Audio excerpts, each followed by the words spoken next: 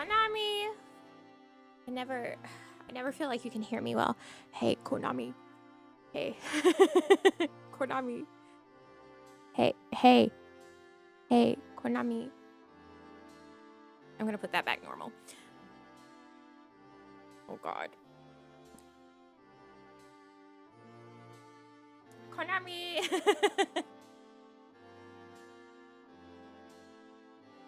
I might put a little gain on me.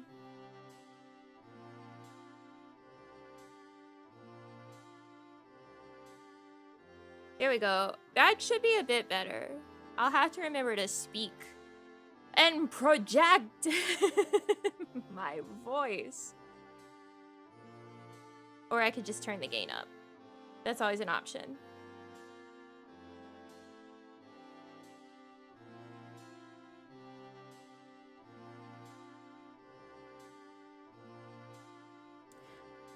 One must project. I don't want to project that much. I'm going to turn it up more.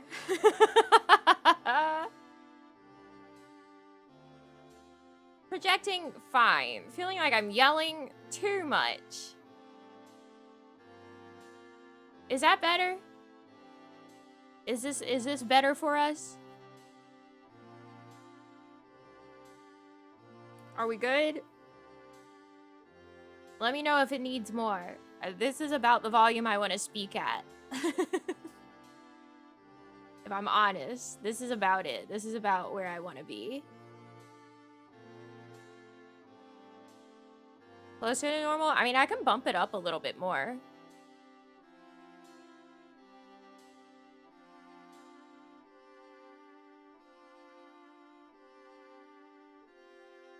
There. That should be better. Right? It might be imperceptible to some of you, but I swear there's a difference.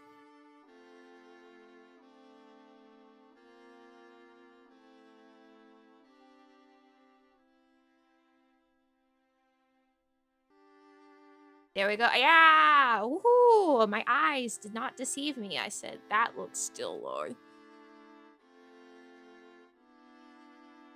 P was Lies of P. Indeed. Look it. We're back. We're back with the camera action. Wow.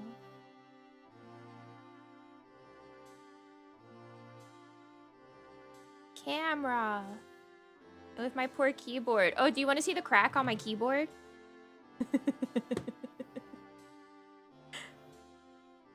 That sounds salacious.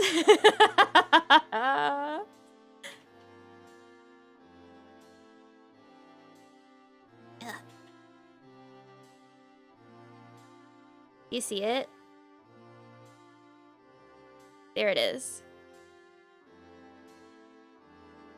It's cracked. I don't know how it happened. But it's got a crack.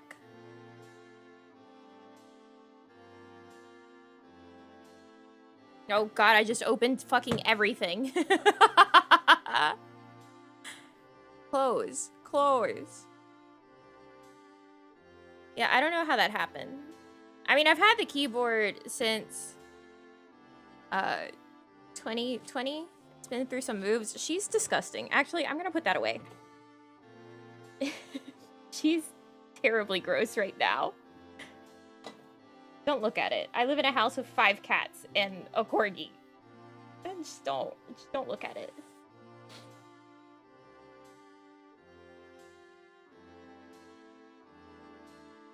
Don't perceive it. You don't have to look at that. Better for all of us if you don't. Now, today's...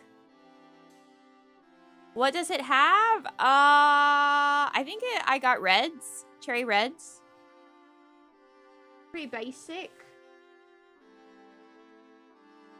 Today's potential craft is this. You might look at this and be like, what the fuck am I looking at? A dress. Can't you tell? This is a dress that I'm knitting.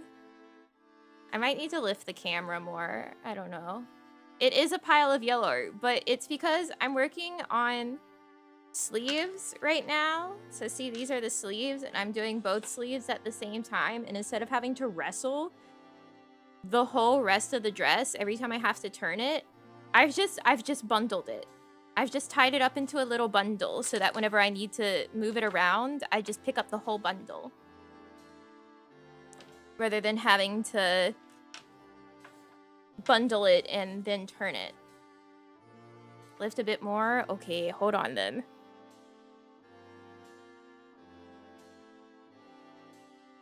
Because it's a whole ordeal to do that.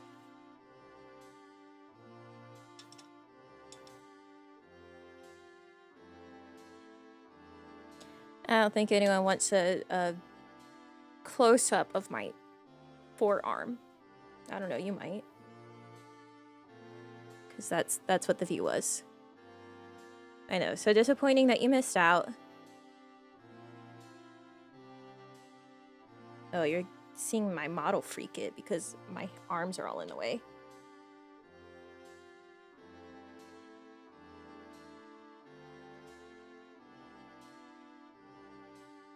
Why are you being a bitch? Because you're caught there. That's your problem.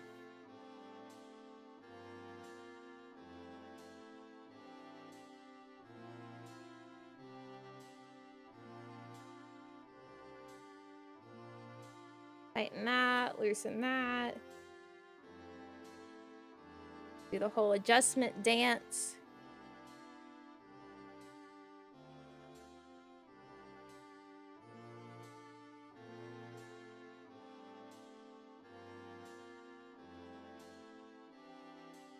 That should be better, question mark.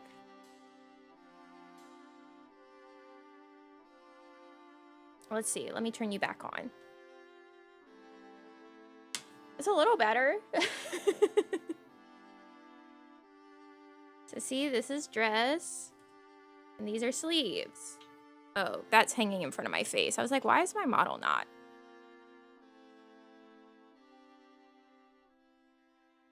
Yellow. And then I could also potentially work on this, which you might see and be like, what the fuck is that? Sock. Sock. It's a spiral rib sock, so you don't have to knit a heel. So whenever they put it on, it just stretches like a bunch.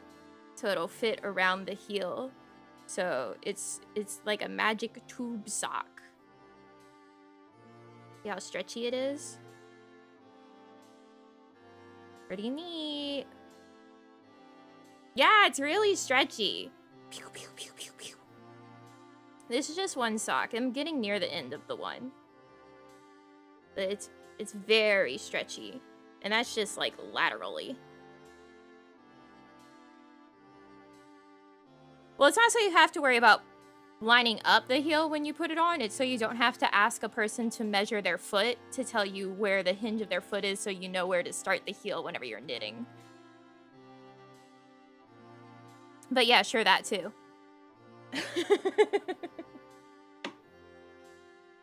But that project tends to hurt my hands. Because the needles are so teeny tiny if you saw. And if you didn't. These are the needles. This is one needle. It's so fucking small. You hold it. And you're like this.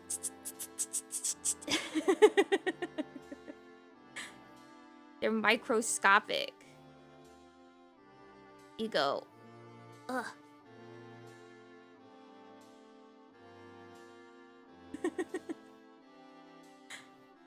They're so tiny.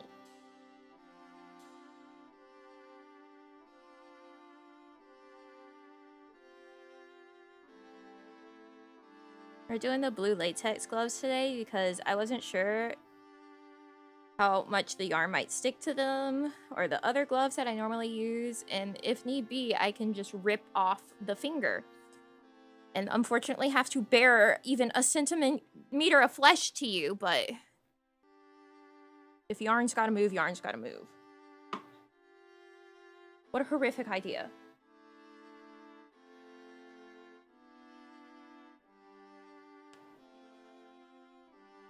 Oh, there goes that cord.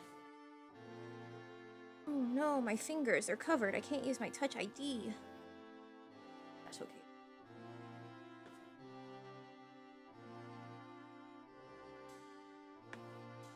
Even a millimeter is too much, I agree.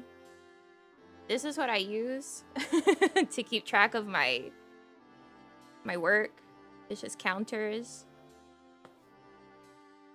But it has it so that you can do like different projects and keep track of everything. And I can be like, okay, this one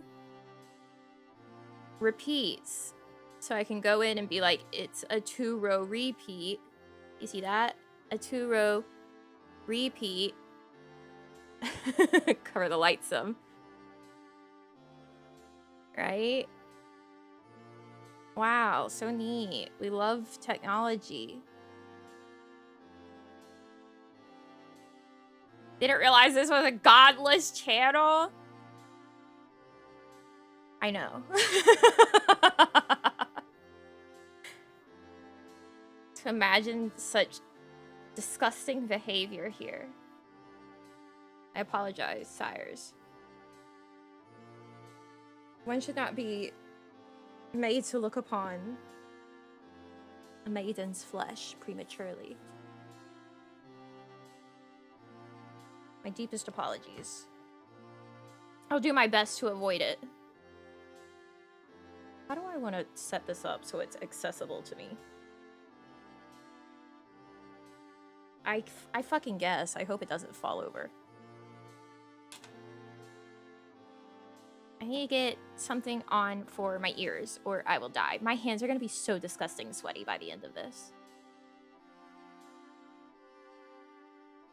They're going to be so fucking gross. Like, she's already sticking to the flesh.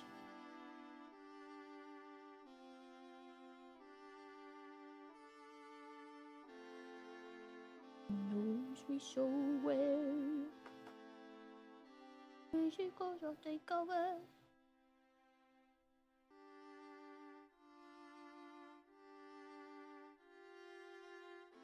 Sleeves are the last part of the dress, yes. So right now, I've done like the main body, like length of the sleeve.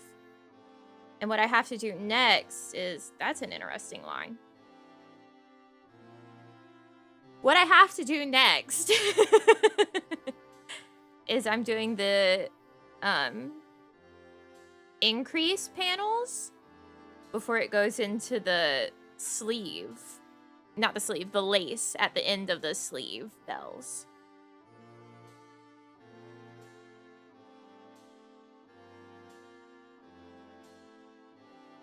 If it wasn't a paid pattern, I would put it on the screen for you so you would be able to look at it and then be like, I don't understand what this is, but okay. But it is paid for, so I shall not do that. Lest I invoke the ire of the designer. Teaspoon of sweat.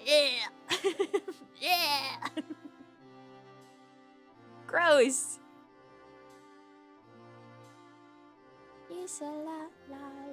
I love having to look around all this shit that is in my way. I'm like looking through a window of like the camera arm. And then there's a cord coming up above that. And I'm looking through like that little window.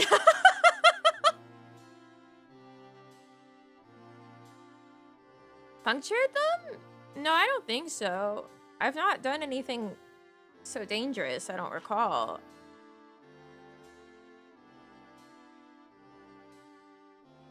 Oh god, is this all twisted? Yes. Fuck me. Okay.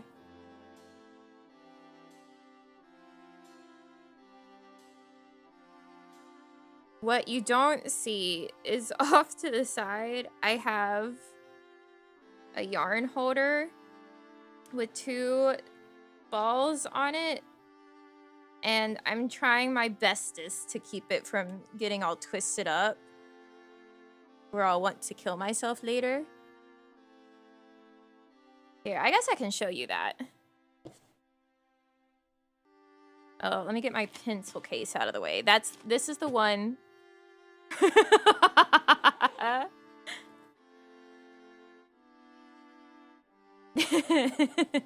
Hey guys, you like my number of pins?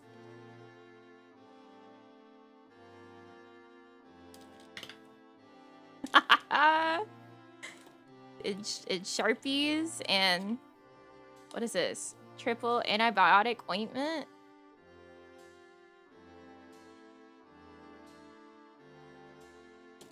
Way too many pins? Nuh-uh. It is a healthy number of pins. Thank you. Get in there. I got this pencil case from a Kimetsu no Yaiba planner, like zine thing that happened. And it's so cute. You've got like Tanjiro's earrings. And the bamboo. It is not overstuffed. You don't know what you're talking about. Oh god, where do I put this for right now? There. Oh look, Julie. Julie's here. I'm probably gonna have to pop her into the dryer. Julie Joyful. See, because her dress is still a little winkled. She's still a little winkled. But she's so cute. She's big. Look at her. It's a large lady. Hi, Julie. Bye. And then someone else very special is also within reach of me.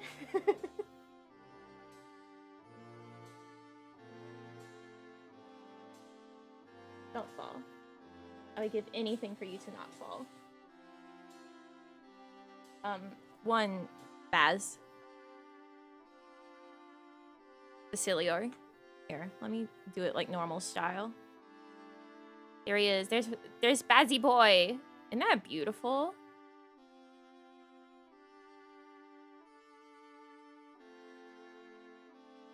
Let's see, it's like a wooden pin. Oh, yeah, and Goofy!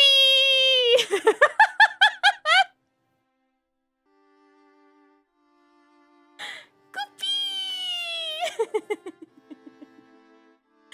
He's my little guy. He's so tiny. I got him specifically so that he can go on like a bag strap or like backpack strap. Because you can put like a ponytail holder around one arm and then loop it around the back, around the backpack strap, and then put it around the other arm. And then whenever you're wearing the backpack, you can have Goopy with you. Because people do it with the new emos, but apparently Disney's discontinuing the new emos, so I just got a little mini Goopy, a normal one. Yay! Yay!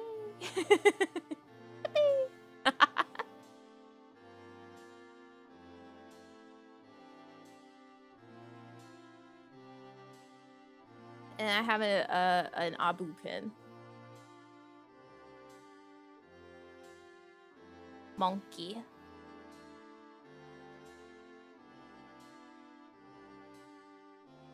Monkey.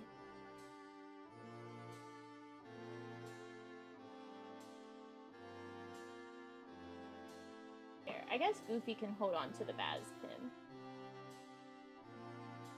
And I do have the Goofy ears, but they're kind of in a bag right now. I haven't unpacked them. See, I haven't unpacked them from whenever they came in shipping. But it's Goofy ears, and it's got his little hat.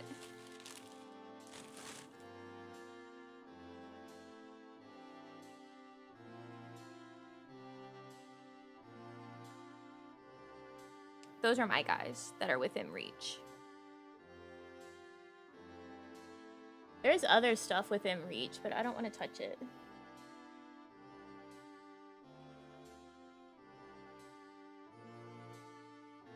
Oh, right, the yarn holder.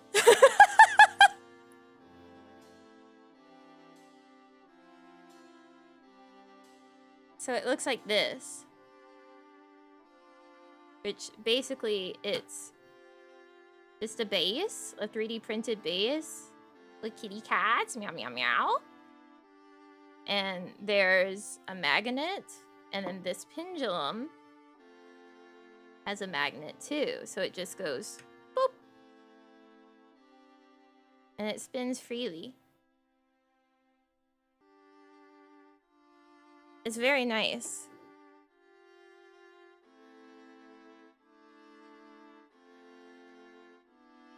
"30 writing tools at reach?" Yeah, you missed me opening this.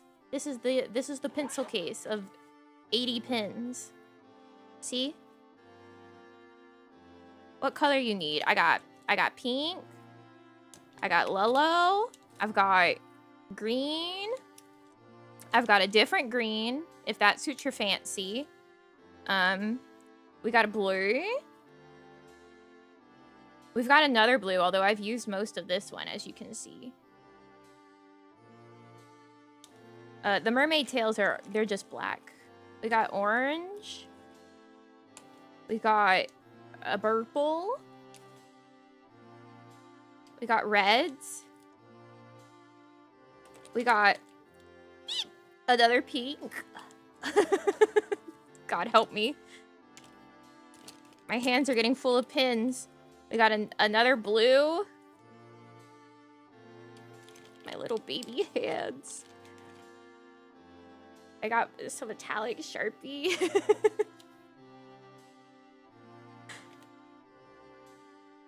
This one's just black.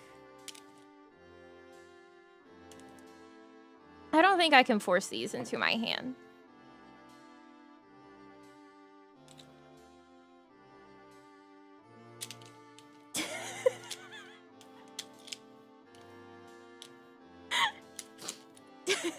It's not gonna happen, guys.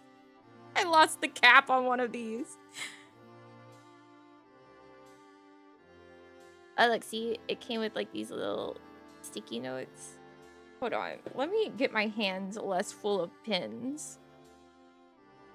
I got SD card reader, I got some washi tape. Oh, this is the washi tape that whenever I was having to like stick notes on the other apartment building's door to ask for my packages, I would use this washi tape. I have more of these like magnetic bookmarks that I forgot were in here. That's cool.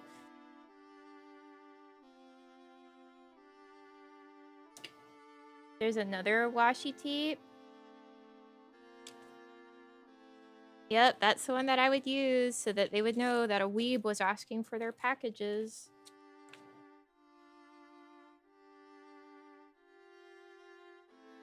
Look, see? How cute! And then it's the other one.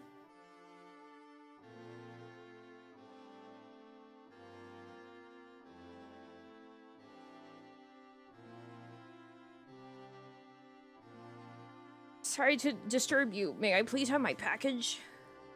Thanks.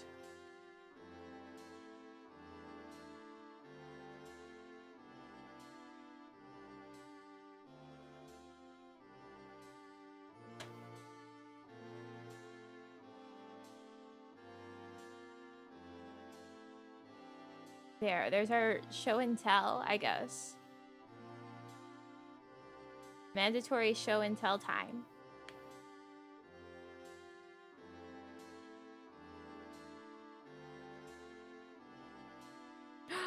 Wait!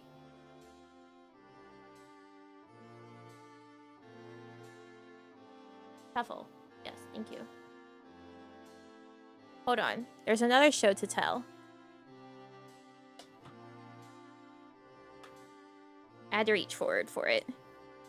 Look! This is a dragon that I painted. I put my phone in it. I use it as a phone holder. Apparently it's a business card holder, but I use it for my phone on my desk.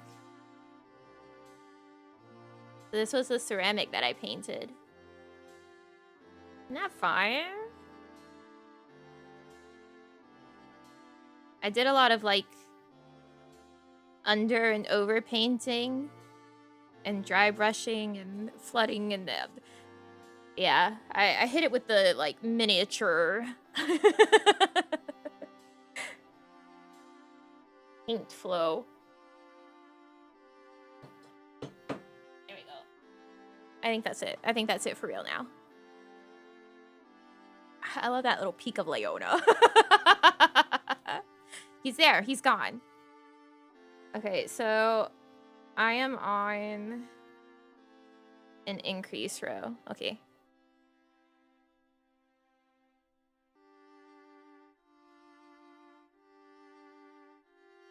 Oh, this is one of the stitch markers that I made. Whenever I went to the movies, I stopped by Hobby Lobby and I was like, I don't know what to pick. And then I saw these, which were not in the initial running at all. And so I grabbed them because I ended up liking them a lot and they were plain. There is a stitch marker in my pocket. I know this for certain. Where did it go?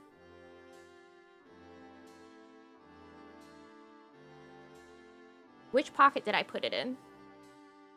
Because it was on the floor. Ah, there it is.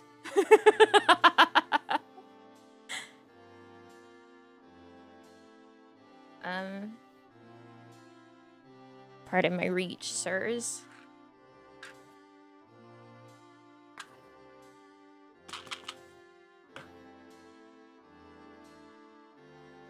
Hope you're good. I'm making a special nightmare refried beans recipe today where I melt cheese over refried beans and then mix sloppy joe sauce into it.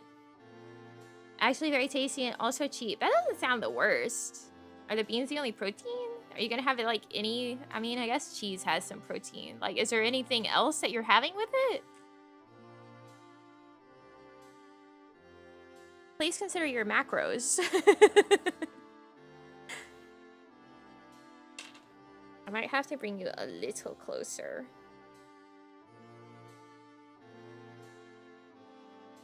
Okay, so this is an increase row.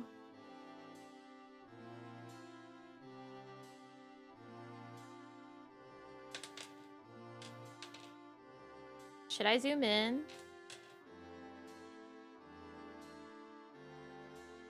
Oh my god, this is so horrific to do with gloves.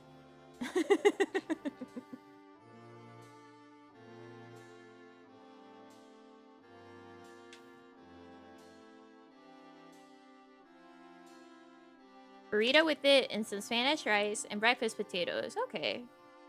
That's fine then. Get over there. You're gonna hear the stitch marker banging around on the desk, I'm sure.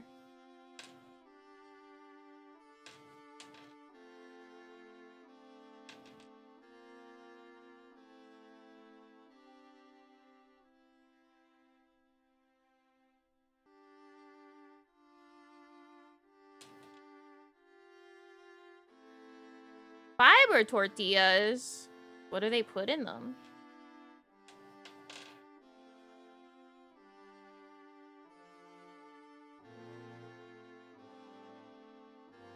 I feel like you could use some leafy greens. I mean, just for the color.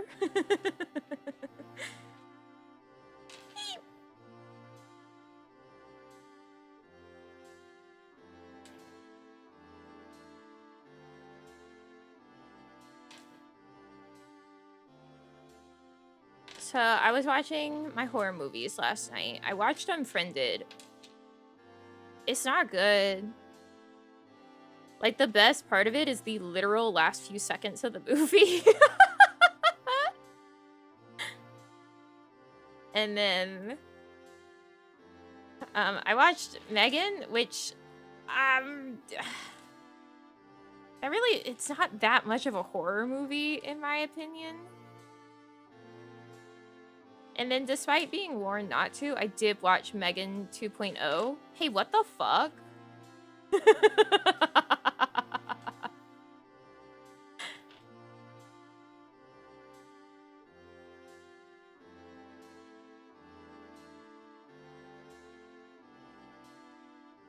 Hey, what the fuck?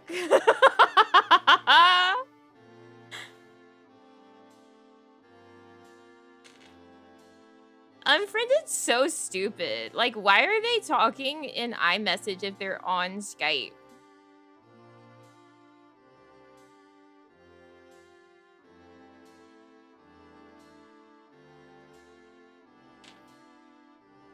I was about to watch Megan, was curious if it'd be as silly as Chucky. Oh, yes. It's a high camp. It's like horror comedy. Much more comedy than it is horror. Although I will say it's not like comedy. You know what I'm saying? Like, it's still like dramatic. But it's not just like straight horror.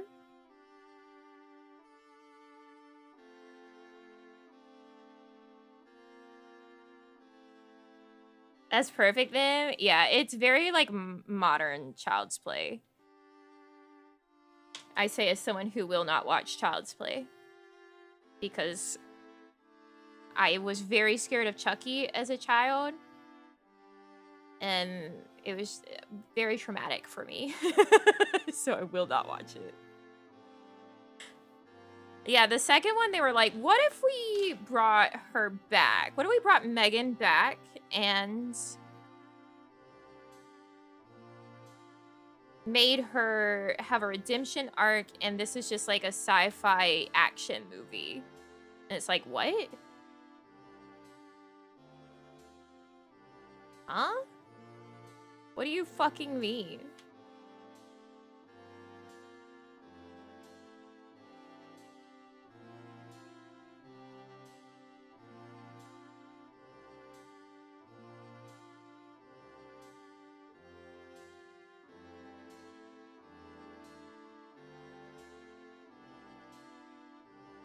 Out there for a horror franchise? See, I guess it's a horror franchise, but not really. I guess only a horror franchise because of the fact it started with a horror movie, quote unquote. They're making a third movie in what they consider the Megan universe, and it's called Soulmate. And it's basically, you know the Black Mirror episode, Be Right Back? That seems to be the premise, is that the guy buys like a robot when his wife dies. I don't know if it's like meant to be a robot of his wife, but it's basically Be Right Back by Black Mirror. So just watch Be Right Back. That's one of my favorite episodes of Black Mirror. I can't lie.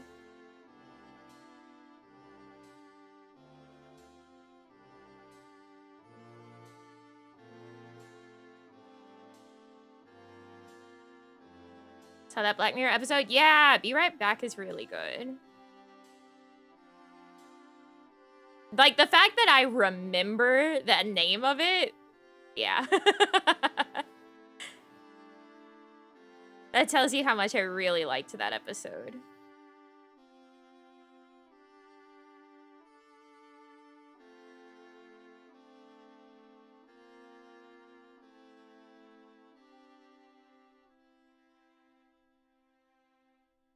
People using AI chatbots and stuff. Oh my god, yeah. There's like a whole subreddit that's like, my boyfriend is AI.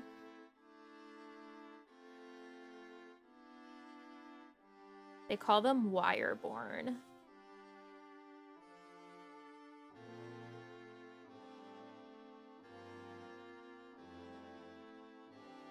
She had to stop because she'd never posted anything about it on socials. Yeah, you didn't know how to act.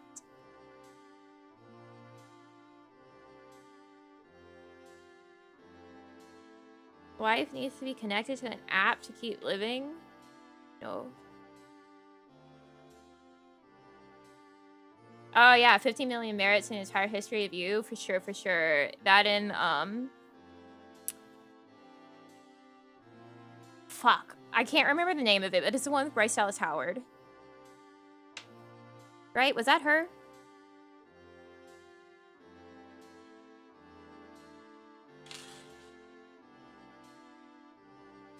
The one where like everyone rates you on social media and you have like an actual social star rating.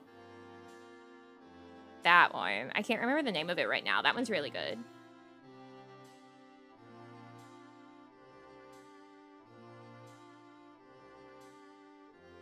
Free fall. Yeah, yeah. That's it.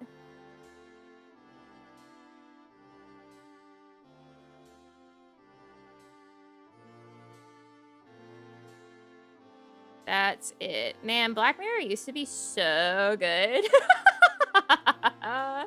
Nosedive. Close enough. Same thing. Oh, and nobody can forget White Christmas.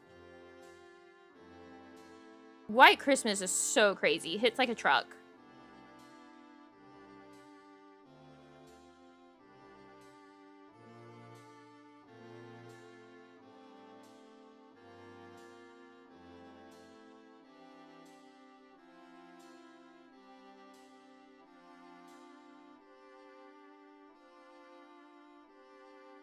Made by someone who lost a friend in a car accident, just like Be Right Back. Really?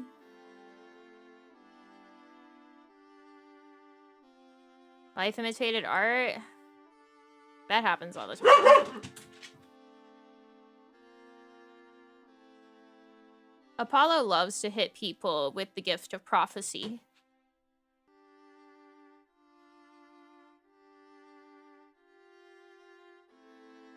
I don't know what we're barking about.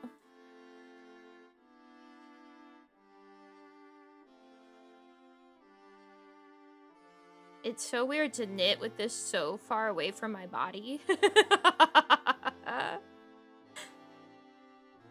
Get on the fucking needle, you freak.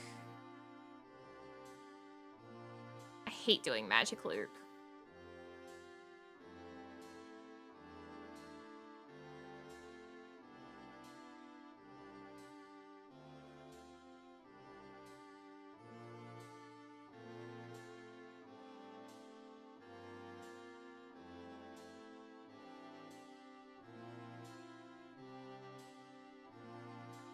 Shrimping while knitting? No, I'm usually like leaning far back in my chair. Sequel to the Star Trek VR game? Why? Guys, do you know what truly marked the downfall of Black Mirror's quality? It was fucking Bandersnatch.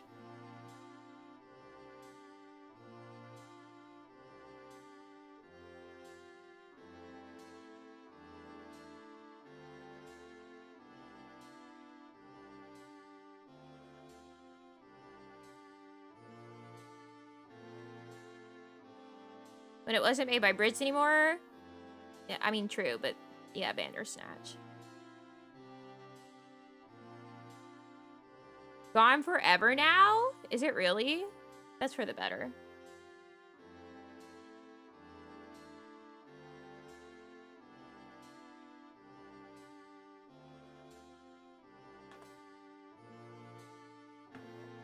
I need to lower my chair because the table's low. My chair is high. I'm having to like kind of squanch. You didn't like it? No.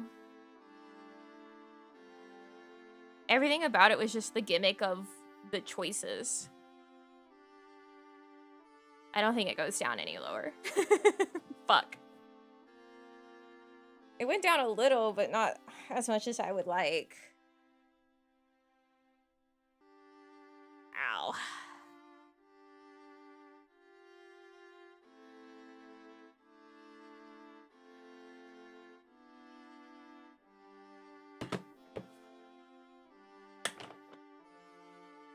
Will this work for me? Striking Vipers was after Bandersnatch? Checkmate? Are you using Striking Vipers as like a good example right now? Hey guys, hold on to this yarn for me.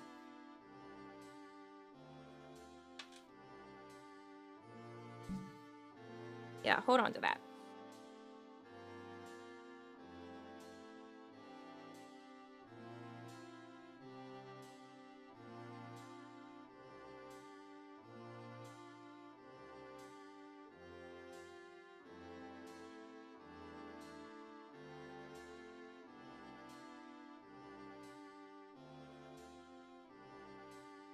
No, Miley?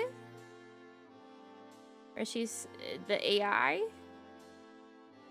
Or there's an AI version of her? Whatever the fuck it was.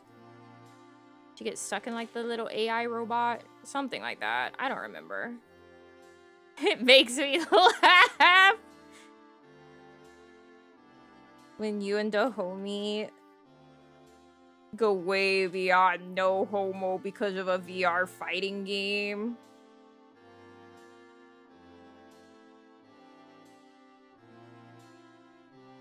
Can't no homo your way out of this one, bro.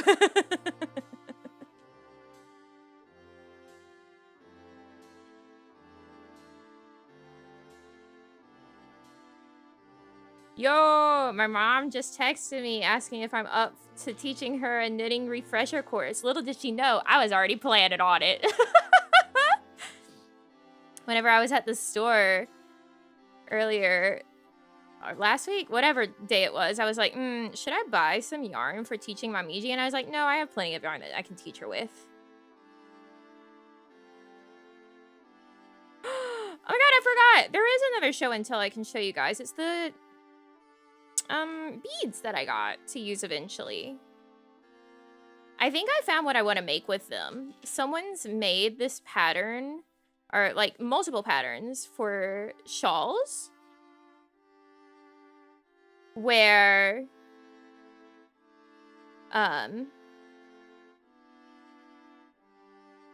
they're like the views of the night sky from either the northern hemisphere, the southern hemisphere, or they have an infinity scarf that's like from the equator, and it's the asterisms from those views. So like it's a big circular shawl that you mark the stars for the asterisms using the chart with like an eyelet and then also a bead. And I think that would be so fun with these beads. Let me grab them. No, they fell out.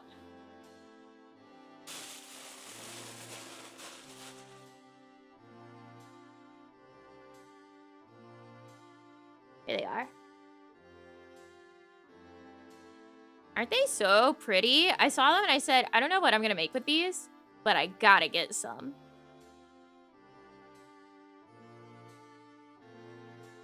Portable star map, right? I think I want to do the southern hemisphere one.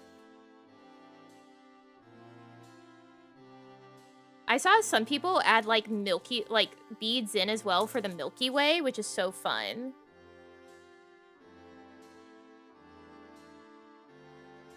But yeah, I saw these beads and I was like, getting them.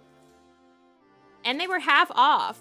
So I got the beads and the stuff for making the stitch markers for like just the price of the beads.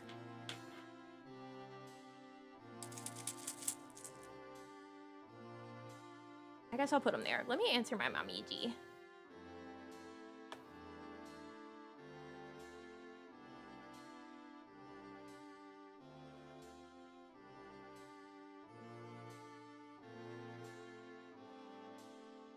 Already planning. Actually, I think she's got.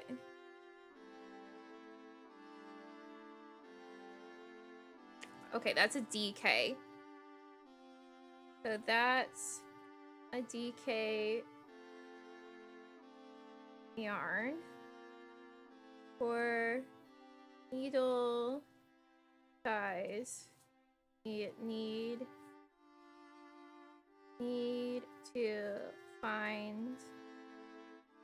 whatever pattern you want to make.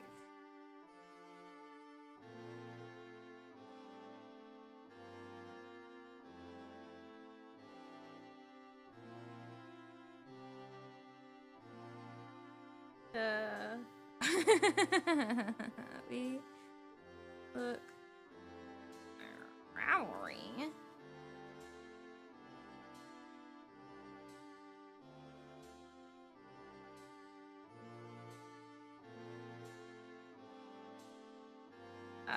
Easiest would be looking on Ravelry for A1 scheme pattern. Okay.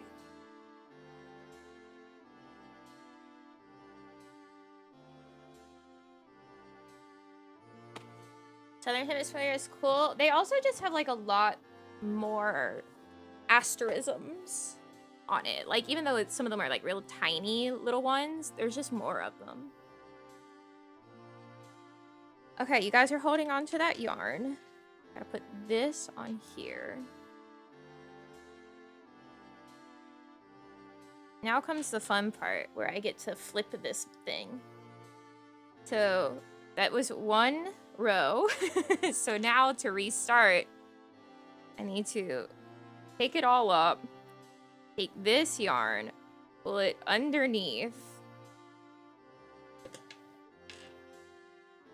turn it,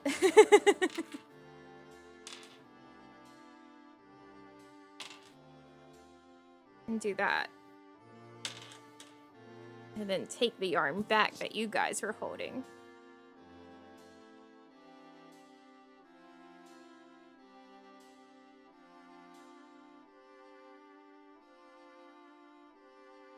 And then pull this needle back through.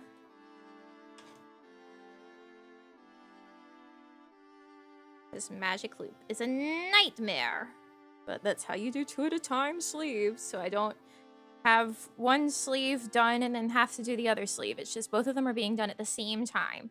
It was a process, and it's only a process because I choose to make it a process because I don't want to deal with the yarn coming off the 2 balls, right, on top of each other. I don't want them to end up going like around each other and then having to figure that out at some point. So I do it that specific way so they don't twist over each other. Magic loop is whenever you take a circular needle, which this is a very long one, right? So they're connected by a cable, and you use it to knit something that's a smaller circumference than the actual cable is. So obviously these are smaller circumferences. And the way that you do it is basically you fold whatever you're working on in half and you pull the excess cable out through the half so that whenever you're working on it,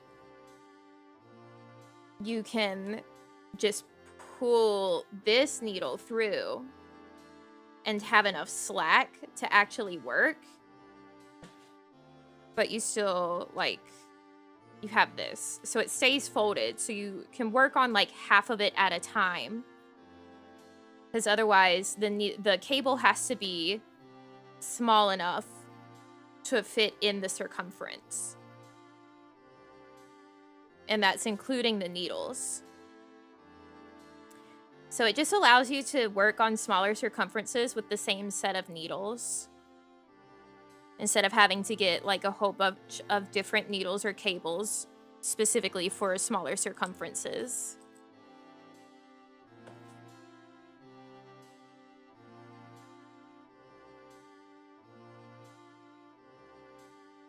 Okay, this is just a knit round.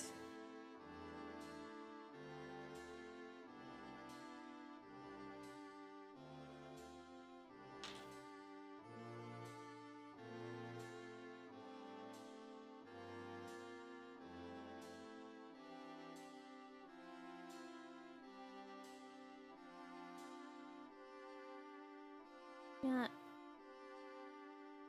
I will do this. Just so I'm not feeling like I'm holding it up.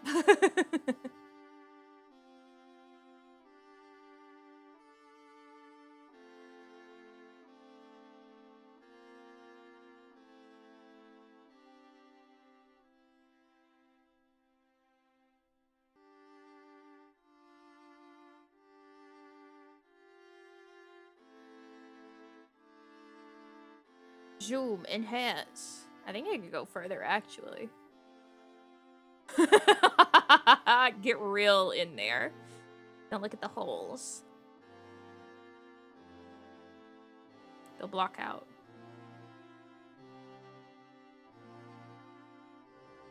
God damn. Here's your knitting lesson. To do a knit stitch, right? You come in from the left to the right of the front loop. You wrap counterclockwise, and then you come back out from where you went in. There you go. You knit a stitch. And then you just do that a whole bunch.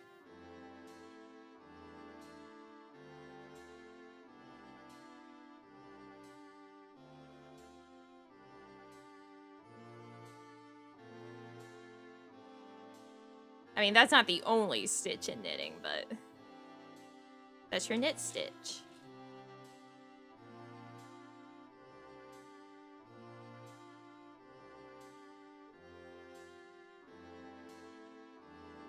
Do that 8 billion times, yeah. Especially if you're working in the round stockinette, which is what most of this is in the round stockinette.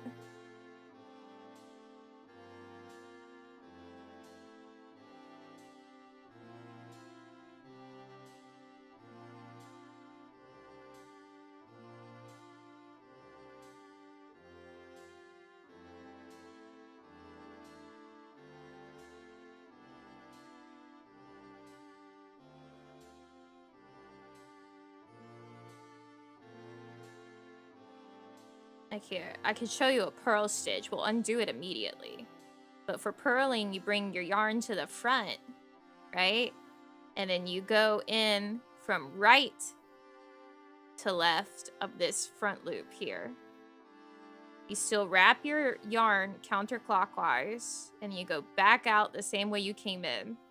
And that's a purl stitch. So you see how you get this bump? That's a purl bump. And a purl stitch is basically just a knit stitch backwards.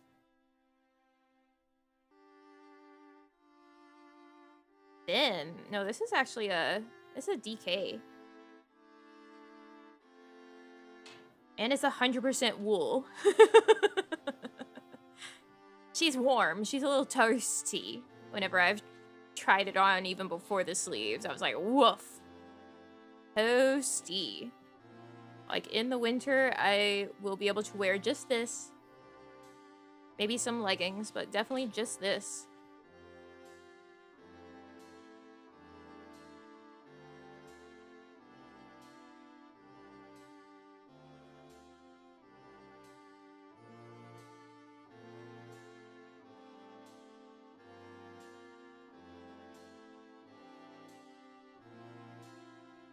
Alright. That's that sleeve. And the reason that we have to have 2 balls of yarn to work on the sleeves 2 at a time is because if we use the same ball of yarn, well, then our sleeves would not be 2 tubes, they would be 1 tube. it'd be one guy.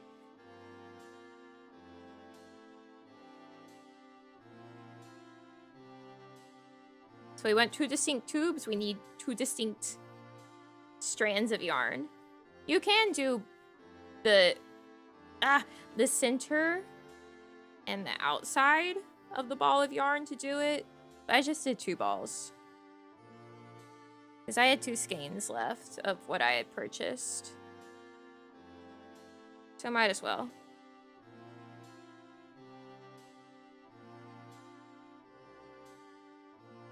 No straight jacket? Well, then you would steek it. Which steeking is scary. It's basically where you knit it in such a way that you plan to cut it open, like vertically. Scary. I haven't done steeking yet.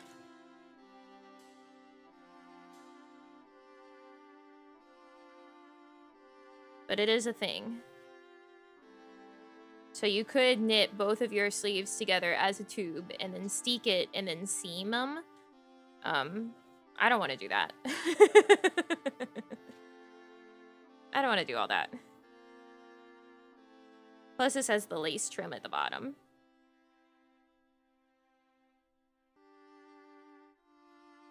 Seems inelegant. Well, sometimes it's the best way to do some things. Like if you're doing color work in the round. Or I should say color work is the easiest to do in the round. You can do it flat, but it is annoying. I did my first color work flat. So if you're doing something that has color work, steeking it is a better option.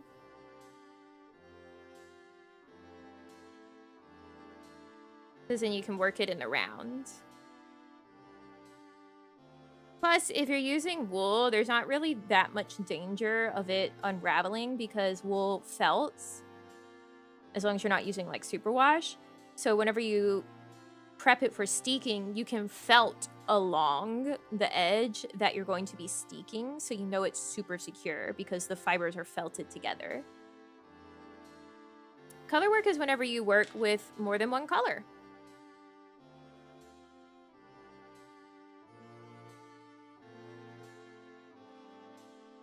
So, like, if I wanted to put a design in this with, like, a different color, that would be color work. Stripes don't really count.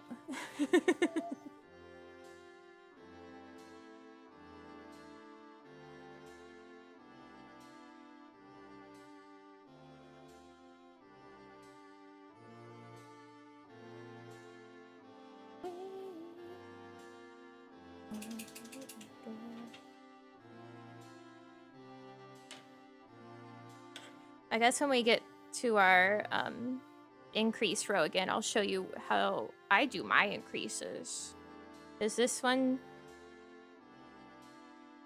It says make one left and make one right, but I don't really like make one left and right, so I use a different increase.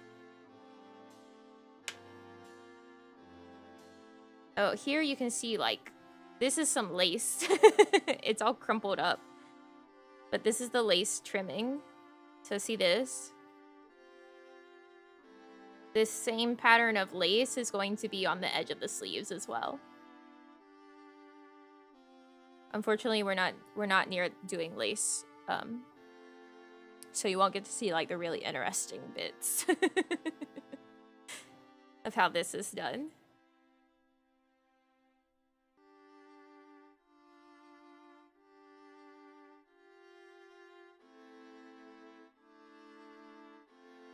Because I have to do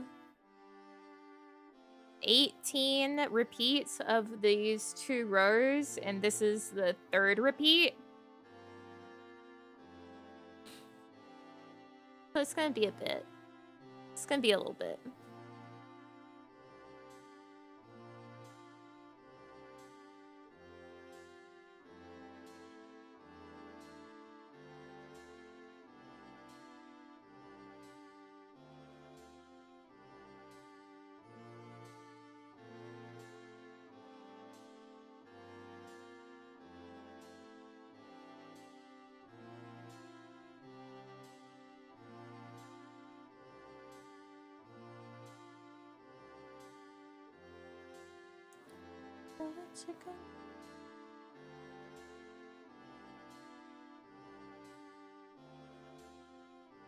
God, things just stick.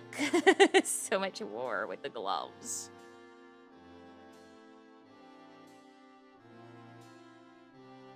Can you get out of there, please? Thank you.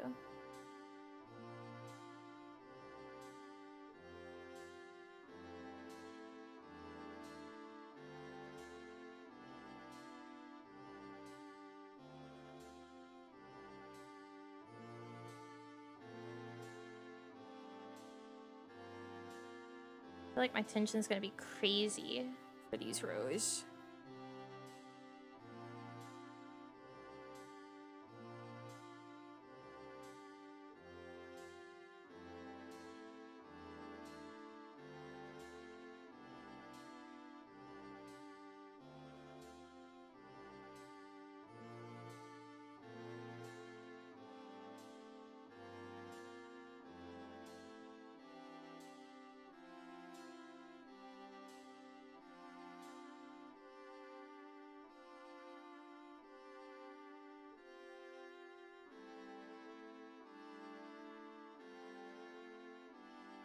I was gonna say, if I get out of frame, you have to holler, but like, I can't hear you.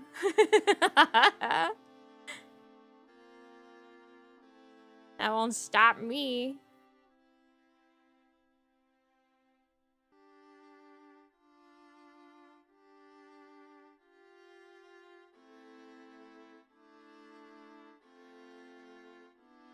Damn, I miss you tonight.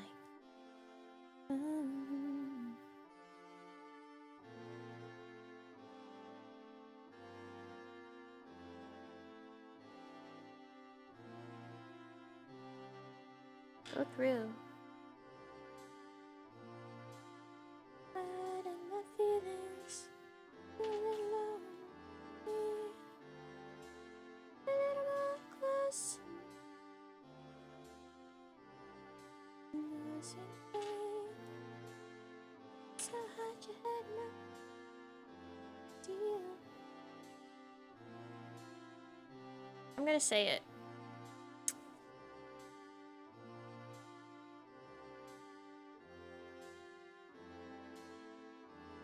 Don't recommend knitting with gloves. This extra bit of like material on my fingertip is so annoying.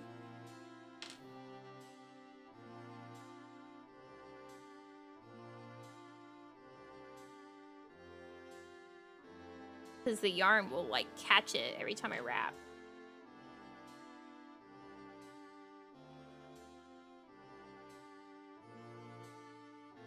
Tighter gloves? What am I gonna do? Shrink wrap them?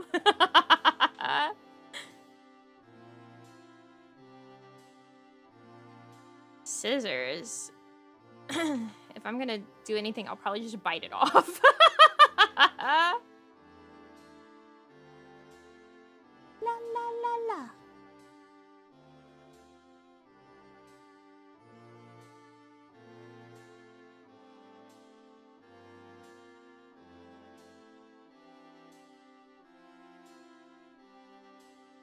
I'll just bite it. You're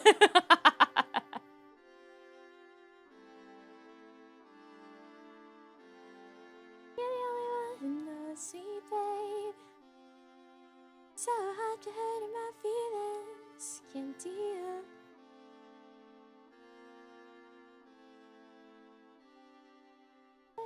Feelings, can't deal. So hard to hurt in my feelings.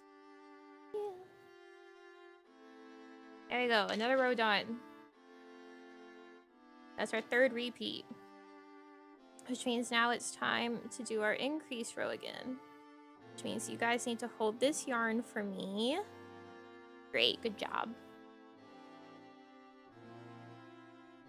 Lift the baby!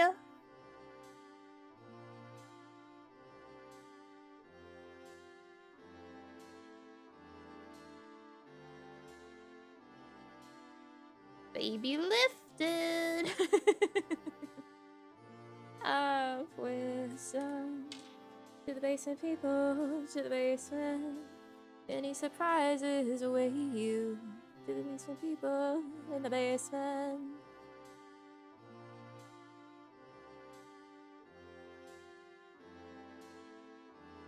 Alright, let me see if Namiji texted me back. Okay. She did. I will say at least I can use my screens with these. Beep. She spoke words that would melt in your hands. Okay, so it's increase row time. Which means we need to go 1, 2, reach that marker, all right? So we're gonna do an increase. This one's it's called a lifted increase. So what we're gonna do is we're gonna come into this. You see this stitch underneath of the previous row? We're gonna pick that up and lift it onto the needle. And then we're gonna go through it knitwise. And knit it. And then knit it. So now what we've done is we've added another stitch by knitting into the row below, essentially. So that's a right leaning lifted increase.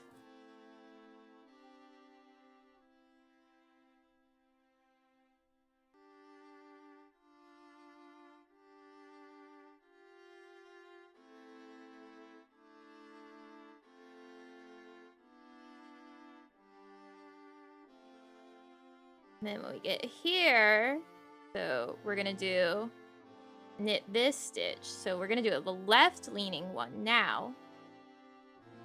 And the difference here is that the left one, you knit this stitch first. So this is the one from last row, but we don't want to do that because we just knit that one. So we're gonna go into the row right under it from behind. Pick it up,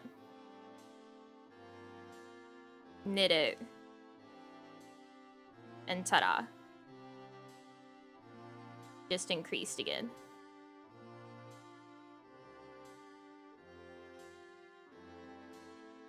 And then we just keep doing that all the way around.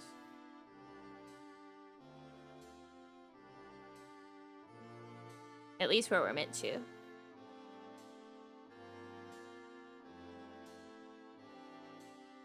We do that so we make the circumference bigger.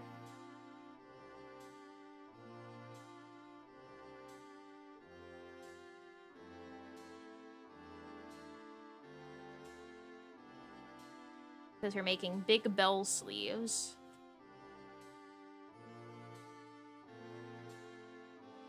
Hope you're all learning.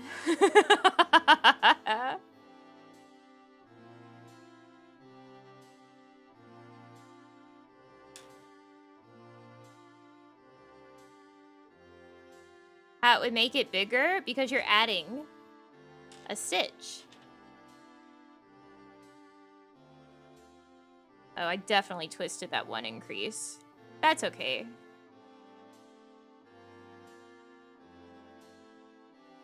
Because I knit it through the front instead of through the back loop. That's fine.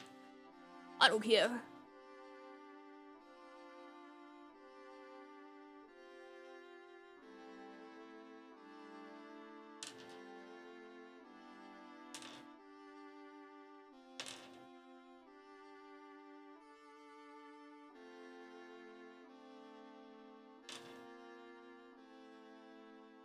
Chopsticks and try knitting. I've knit with pencils before.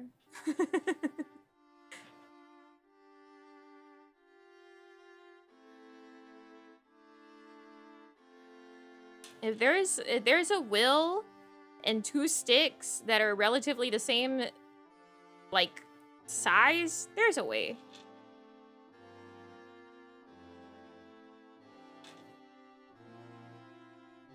Sorry, let me stop lifting this out of frame.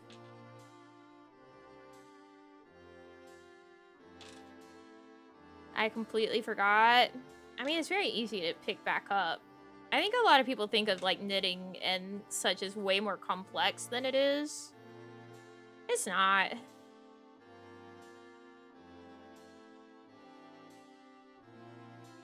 It's just going into loop and make new loop.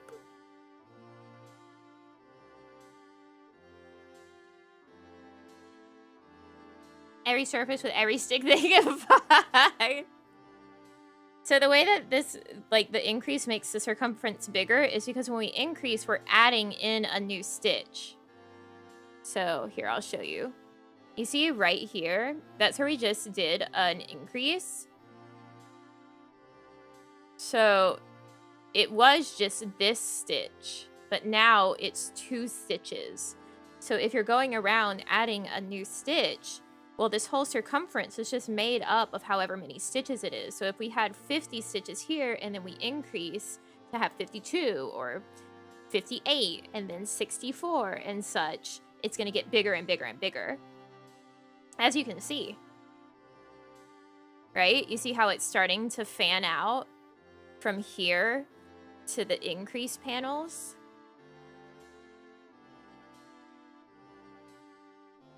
And then the opposite of that would be decreasing, which happened earlier in the sleeve. So you can see how it's wider here, right? And then it gets smaller to here, and then we increase again.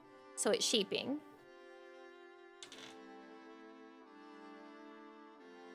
Beginning and ending part was the hardest. Middle bit is easier. It depends. It depends on what you're doing for your cast on and bind off.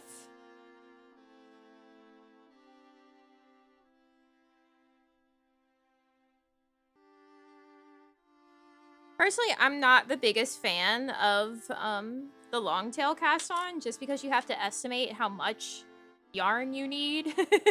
And I find that very annoying because I'm not very good at that. And the ways that they have for like, oh, here's how you can estimate how much yarn you're gonna need. It's kind of annoying if you're doing a whole bunch of stitches that you're casting on. I need water.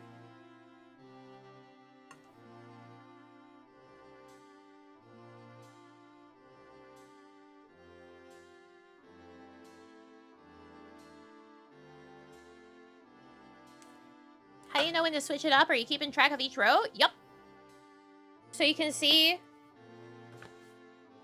here, right? It says total rows and then like counter 2.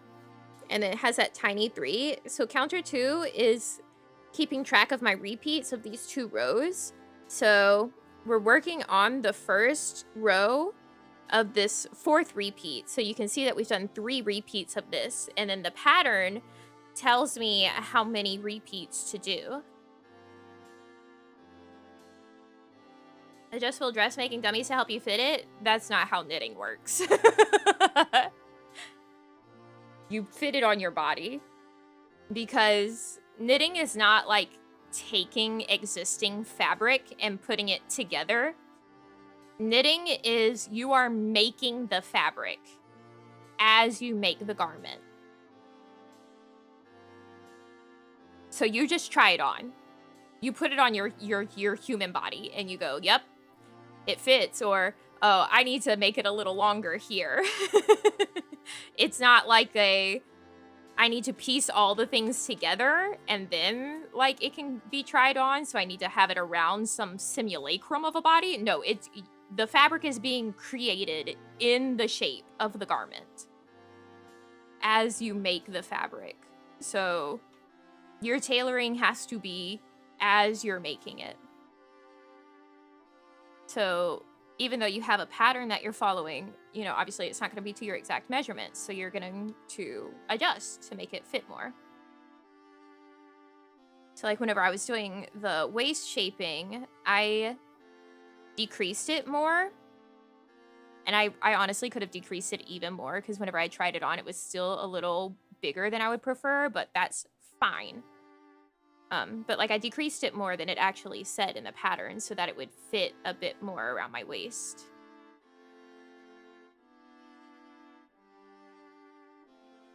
Yes, that is why crazy knitting math is so important, because you need to know your gauge. And your gauge is... Your gauge is... You find it with this thing. Right? Basically, you knit a swatch. If you're a good boy who cares, and then you take your ruler, right?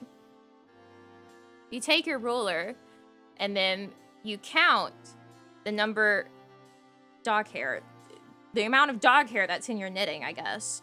I was a good boy. It's true. You take your knitting and you lay out your ruler and you count how many stitches and how many rows are in a square. So that tells you your base number of your math, right? So if you have fuck? I'll count this. Give me a pen so I can keep track of my row.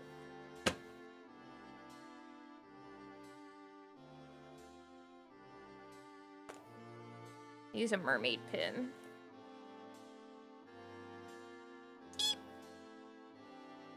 Okay, so we go here and we say like, can you guys see if I zoom you in more? Kind of.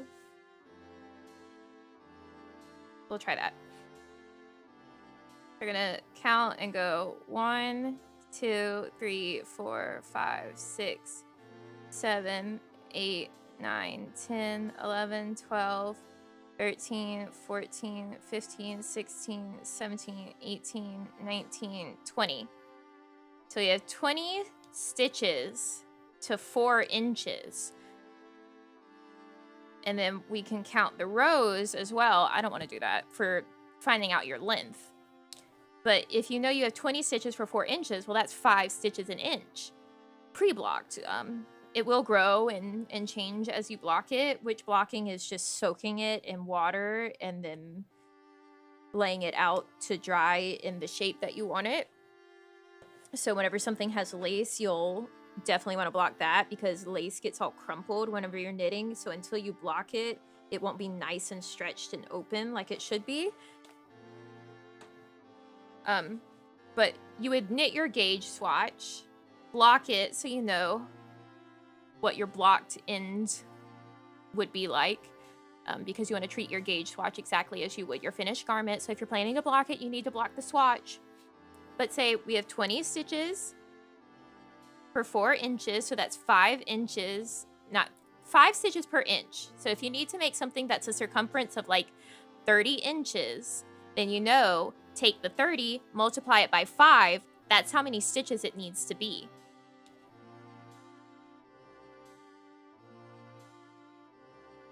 And there you go, knitting math. That's why gauge swatches are important.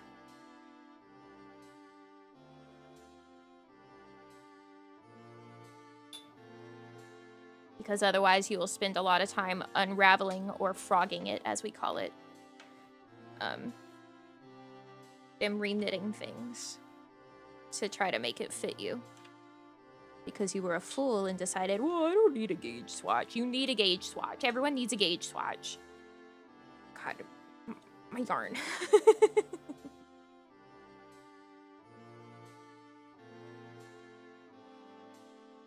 People that say like, oh, but gauge swatches lie. You don't know how to knit a proper gauge swatch then. It's on you. It's your fault. It's not the swatch. It's you.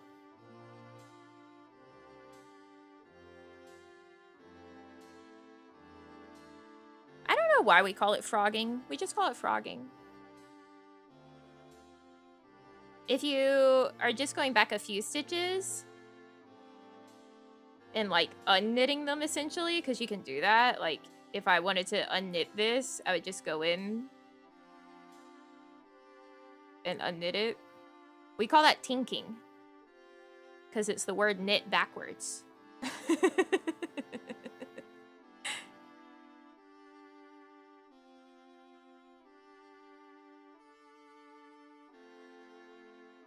So that would be tinking.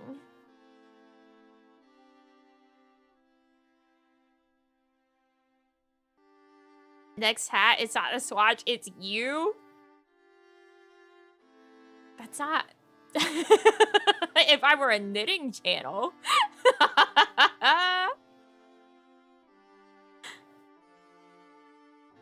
You guys gonna wear it's not the swatch, it's you hat?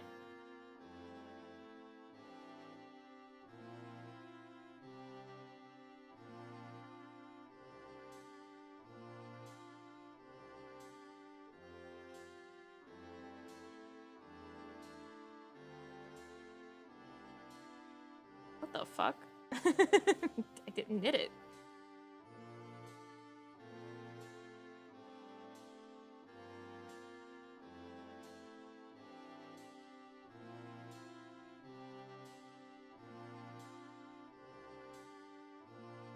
Are you not? What is happening right now? Just because I knit on the channel once does not make it a knitting channel. Although I guess there is the argument that, you know, hey, man fucks a goat once. He'll always be remembered as a goat fucker.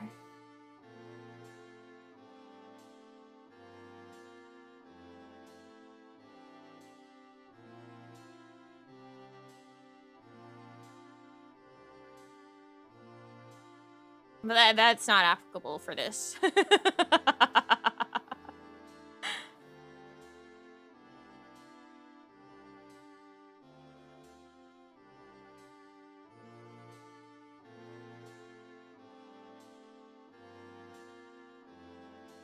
I can't say I was thinking that, but yeah, okay. I don't remember how the saying actually goes about it, but like, that's essentially it. It's about fucking goats, and like, even if you only do it once, you'll always be remembered as a goat fucker. Don't ask me where I heard it.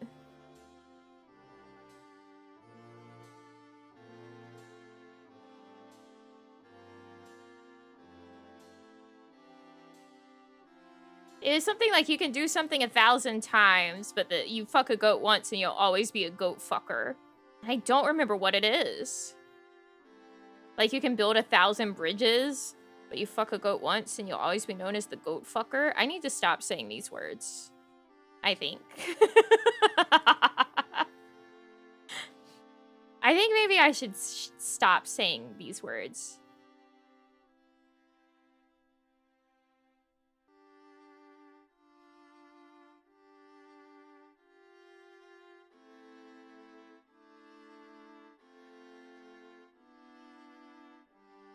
Perhaps that would be for the best. Like that guy in Black Mirror. That was a pig.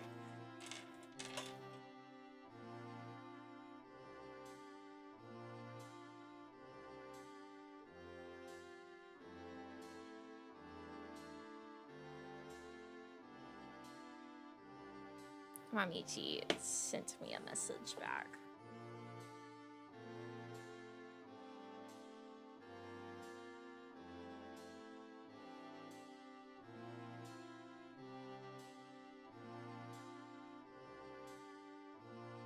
DK 393.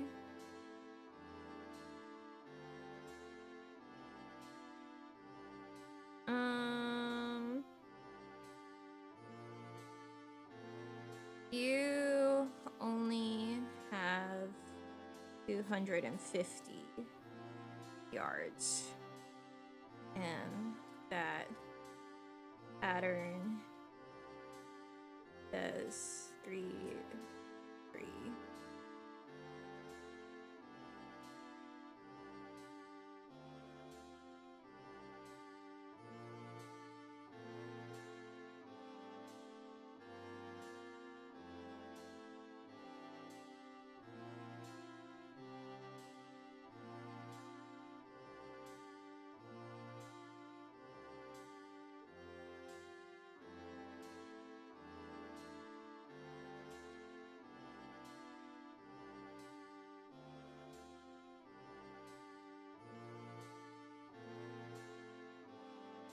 You can filter for yardage.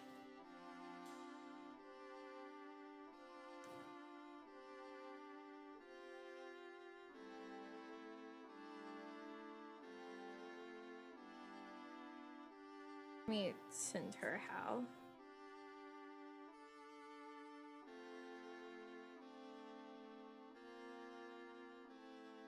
Art. Does she have an account for it? You might need an account if you don't have one.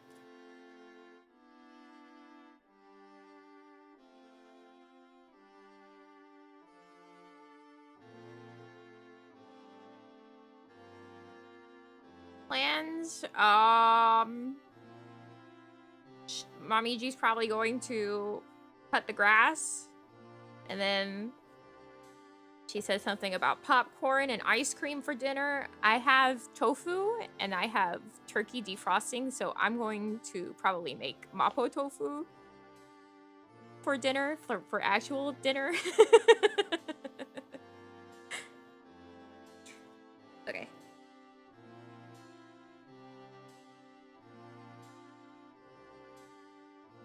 Got my eyeball. Oh yeah, let me just use my fucking Touch ID through these gloves. So I can sign into Ravelry.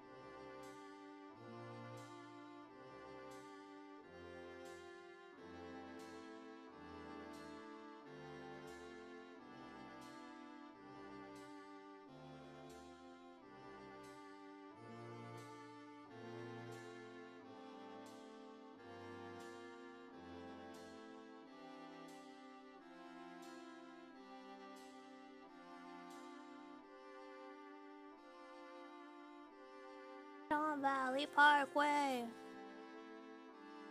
No, she can't have the malt stuff. Malt is not gluten-free, actually.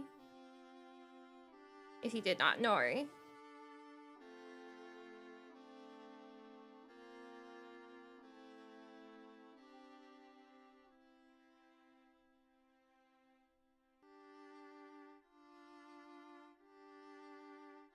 I did not, yeah. So she can't have any malted milk product.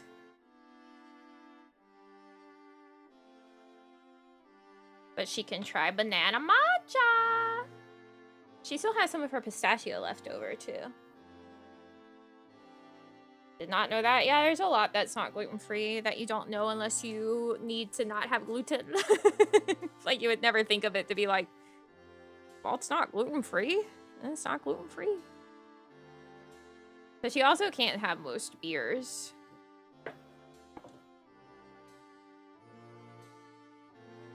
Would you sit upright, you little freak? Behave.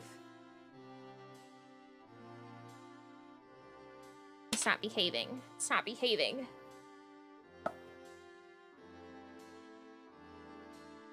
There we go. It's behaving.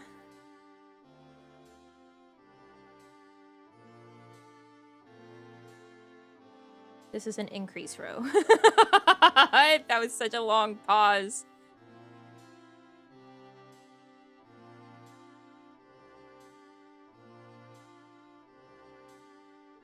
I was slouching. Sit upright.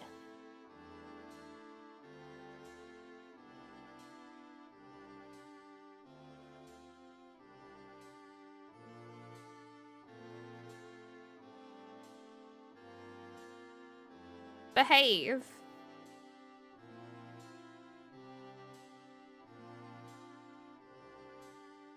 Am I crazy? How am I fucking that up right now?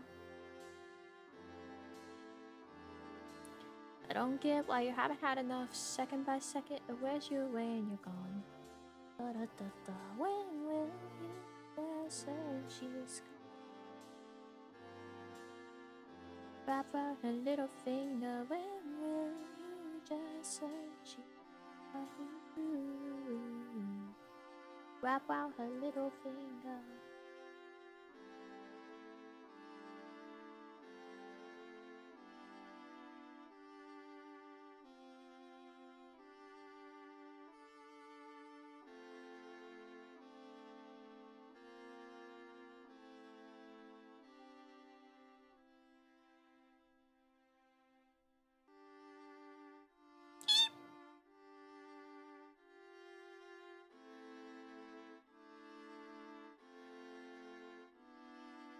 It up, minute by minute, love, sweet love. I don't get why you haven't had enough. Second by second, where's you when you're gone? Get on the needle. Thank you.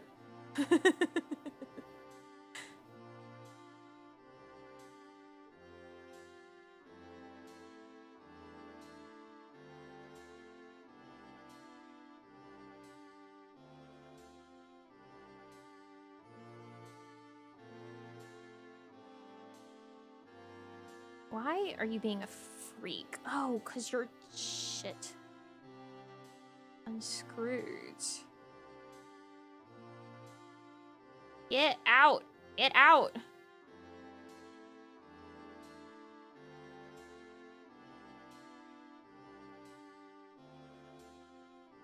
Okay. I use what's called interchangeable needles. So this part can unscrew as you're knitting, and then the yarn loops will get caught in like the groove that opens up in that space. And that's what happened there. It unscrews so that you can change out the cable length.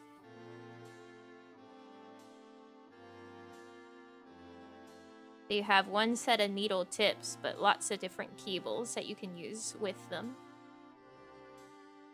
They are fancy. They were very expensive too. But I love them.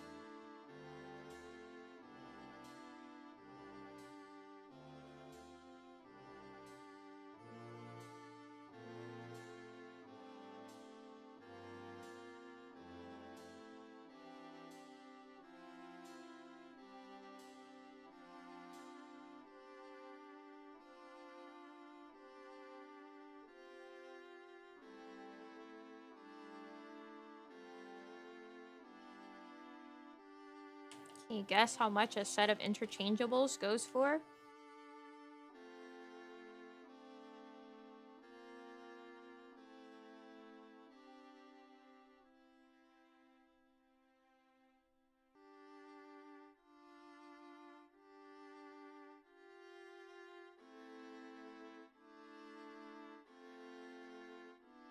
$60? $80?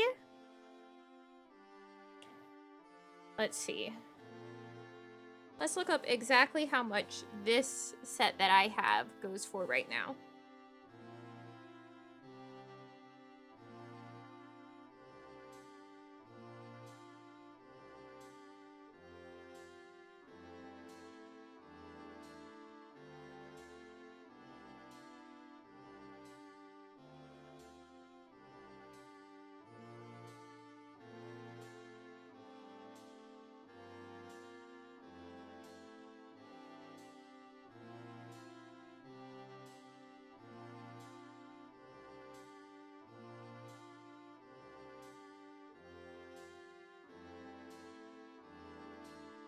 I don't remember if I have the 3.5 or the 5-inch tips. I want to say 5-inch.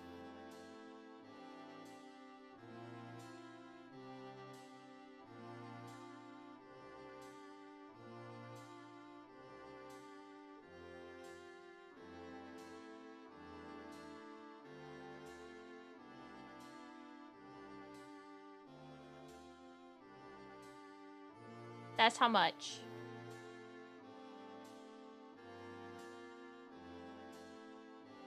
$135.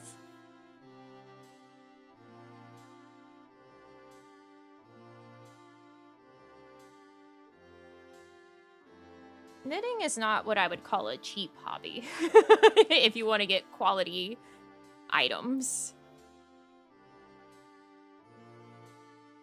Comes with a bunch of stuff. I mean, it comes with different sizes of the tips. That's why it's a set. And then cables. But the cables I use actually aren't the ones that came with it. I use cables from another brand because they're floppier. So they don't like have a memory, because the ones that came with this set very much hold a memory, which means when you're trying to use them, they want to like curly Q and be whatever.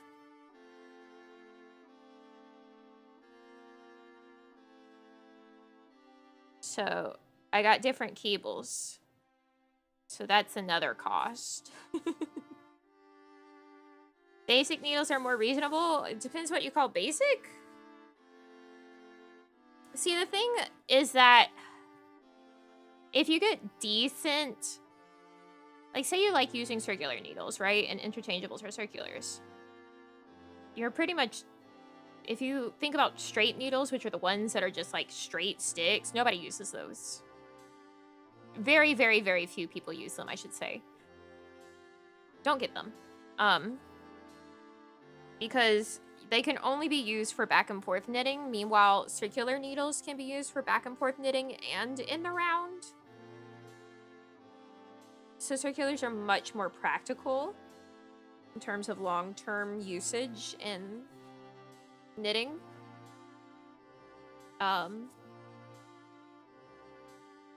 But like I was saying earlier, then you have the cable circumference.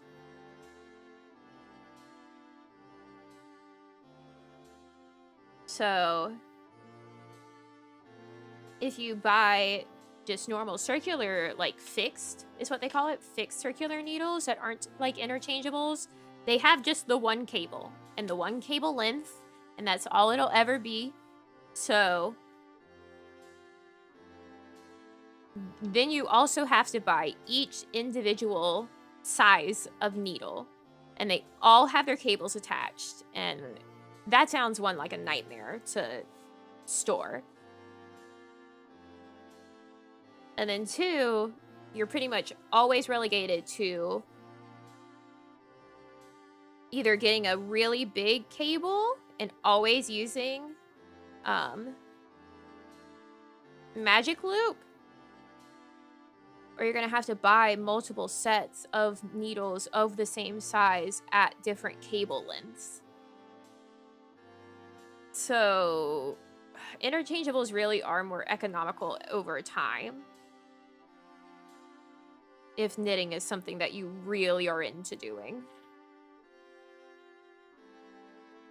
But if you're just getting started, yeah, just get a cable, not a cable, a circular needle that is whatever size of whatever you want to work on.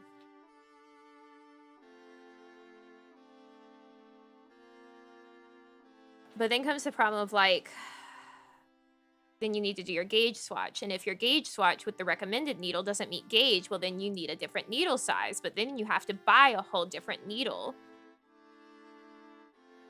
if you care about meeting gauge, which is why you should, if you're going to get started knitting, don't do something that like gauge is super important. Make like a hat.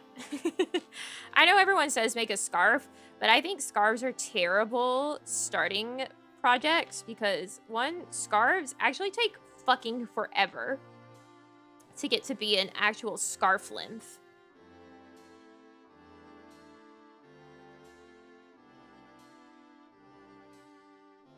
So they just become boring. Like you need to do something that you're excited about.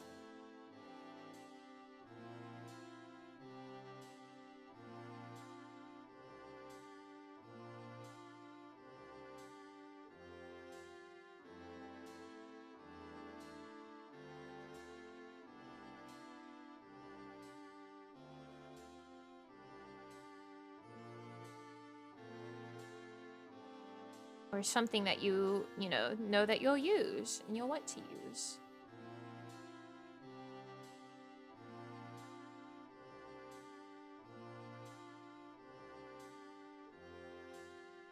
And yarn can be very expensive too, but it can be cheaper if you are able to stand certain materials. Like I personally can't deal with acrylic very much.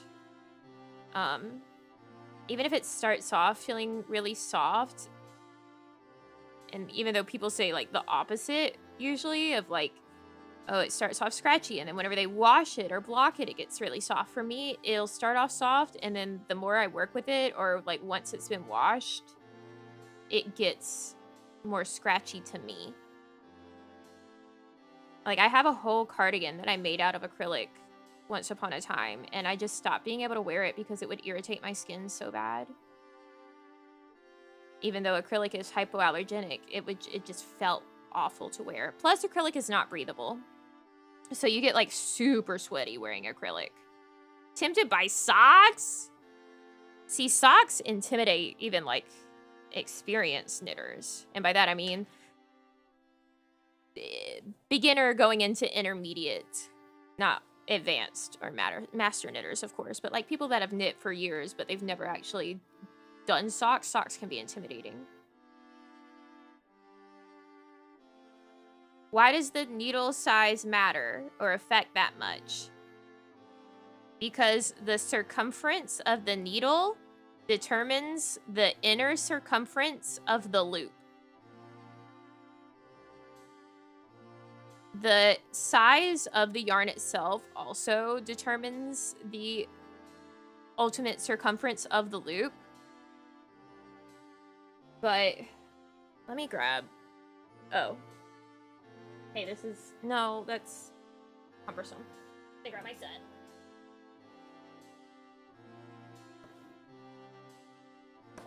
All squished to the same size? No, because I do have to go back on the needle eventually. So, you see this needle? And you see the one under it? If you try to knit the exact same pattern with these two different needles, they're not going to end up with the same fabric. You see what I'm saying?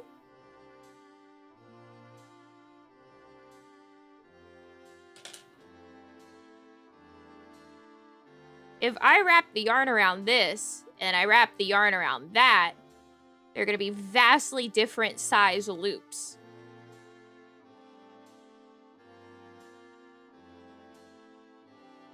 Not more fabric, more loop. Difference.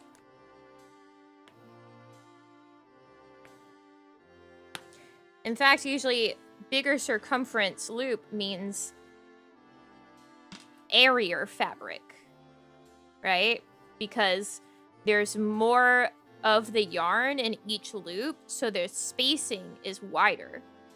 But if you use a small circumference, then the amount in each loop is smaller, so they're more like...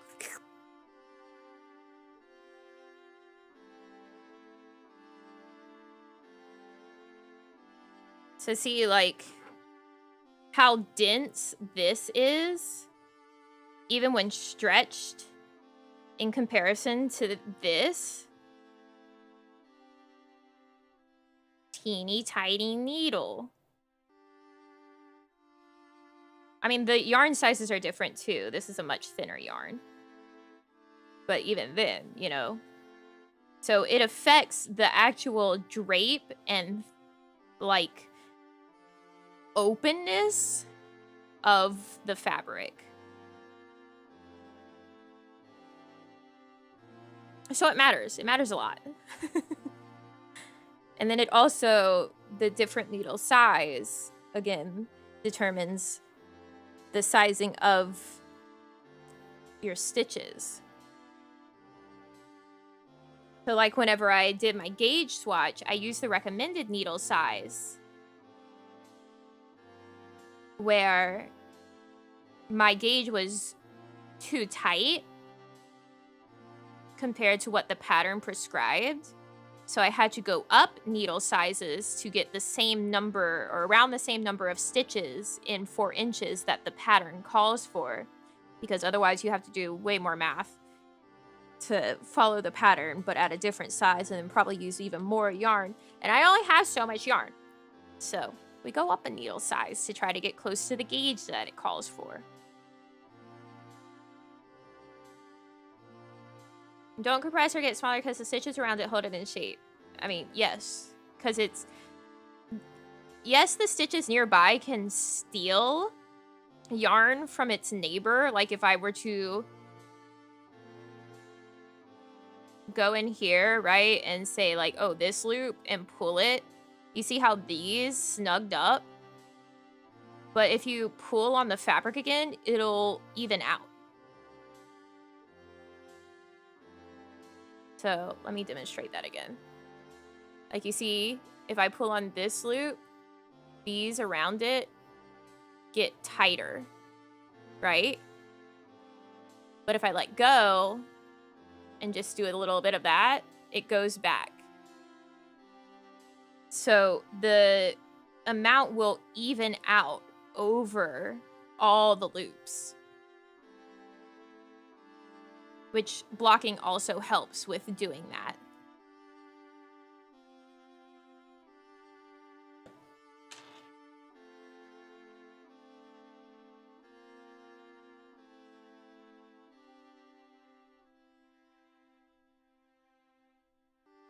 I'll just put that right there for right now.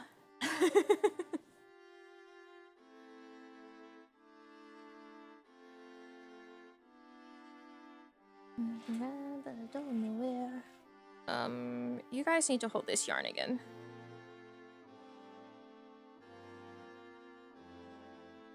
Hold that. Thanks.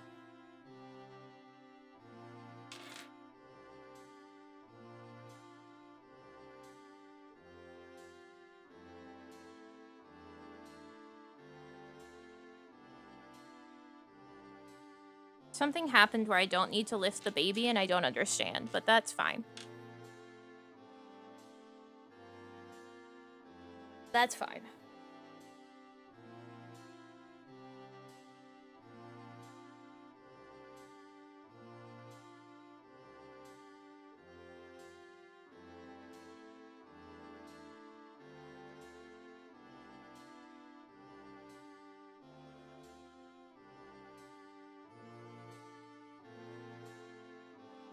Goodbye to Rosie, the queen of Corona. Namiji sent me another pattern that she was thinking about. Let me look.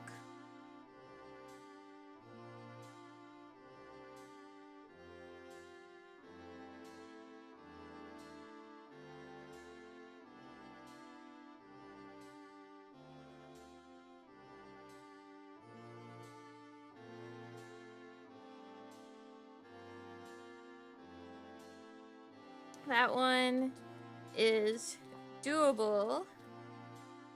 It is fully charted. Oh. So you'll have to learn how to read a chart, which isn't that bad.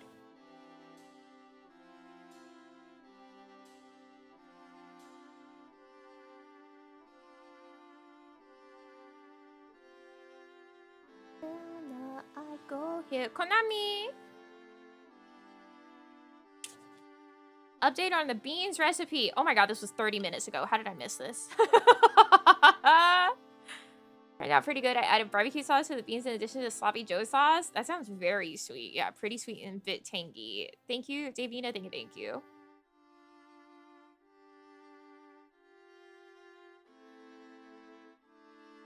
Sounding out the words is so funny. I do it for your benefit. So I'm not just sitting here in silence as I type to my Namiji.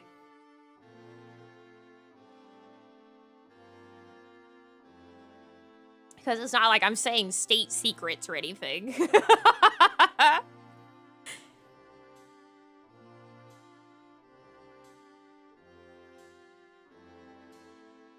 Discussing reading a knitting chart isn't gonna dox anyone.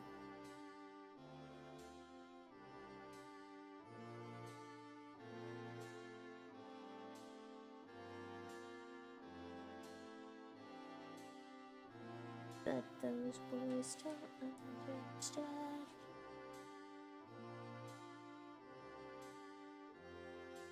Ah! There you go, my stitch marker. Start reading. Oh, that it's part of a knitting pattern notation.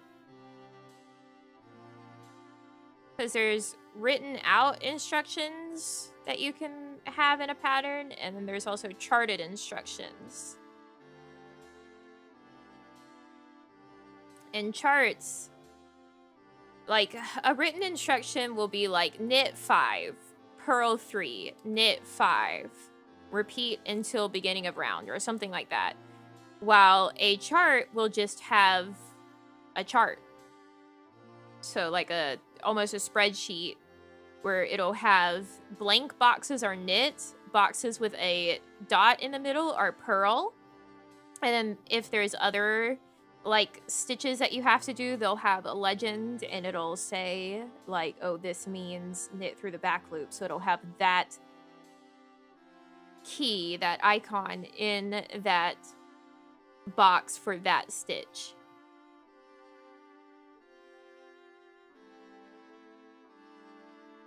Instead of being written out like knit 5.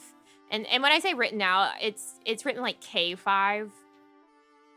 So like K5, KTBL, P3 would be knit 5, knit through the back loop, purl 3. But a chart would just have 5 empty boxes, the symbol for knit through the back loop, and then 3 boxes with a circle. And then the way that you read charts is that when you're going on a right side row, you read it from right to left because that's how you knit. And then if you're on a wrong side row, you're going to read that chart from left to right. And then zigzag back and forth up the chart, not down.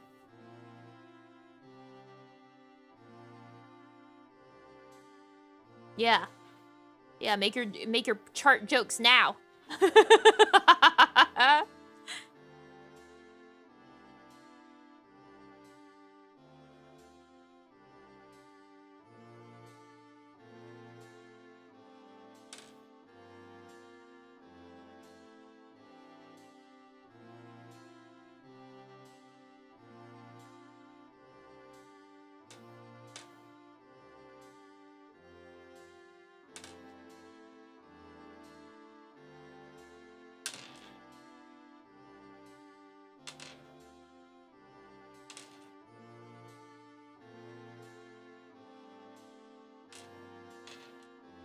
Taking it as it goes. Maybe we were just too young. Body was here and the hair is long. Years are gone. Feel my foot with fright. So come on, babe, it'll be alright.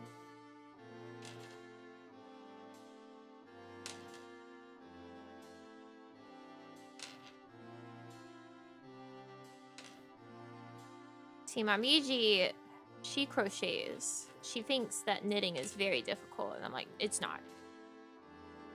I was like, you just do what it says. And she's like, yeah, but that's the hard part. And I'm like, no, you can do it.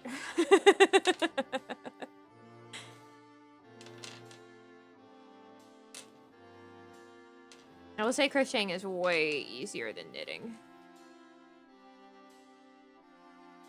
In most regards.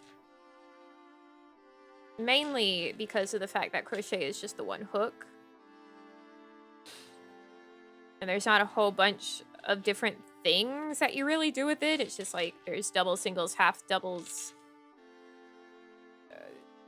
doubles, singles, triples, half triples. Like, it's just the amount of yarn that you pull up, how many loops you do.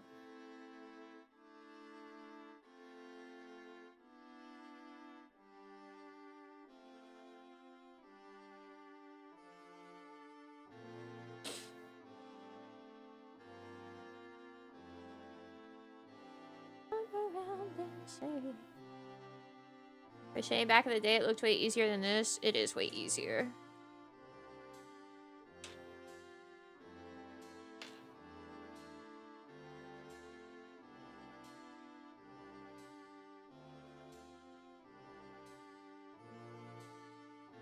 It's also way faster because it uses so much more yarn.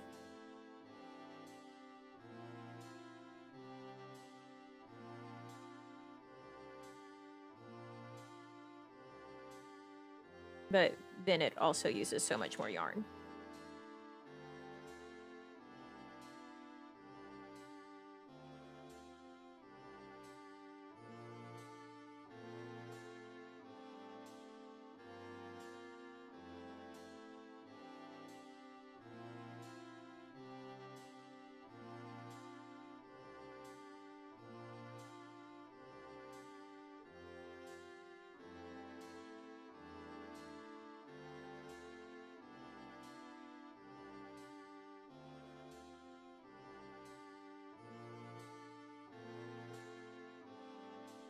And personally, well, I think crochet looks nice on like granny squares and blankets and afghans and stuff. I don't care for the look of a crocheted garment.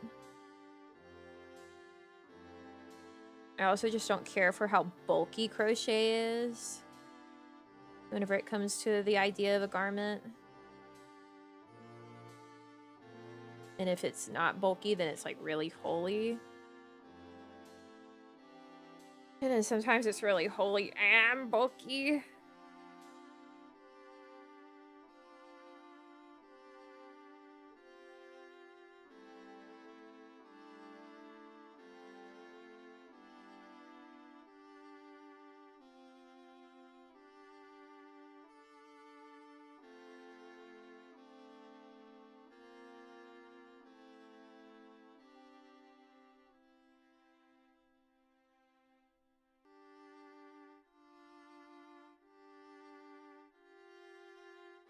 Get on the needle, you freak.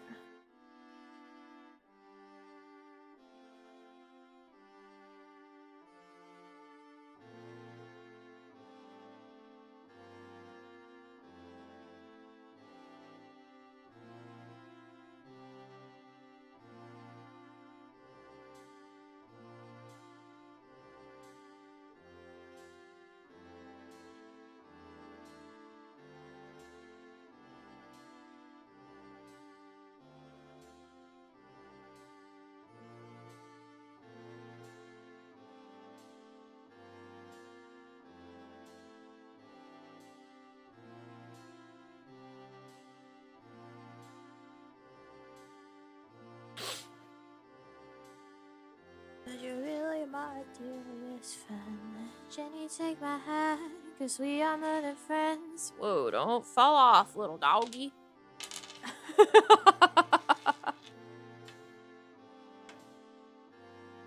Me at my mouse.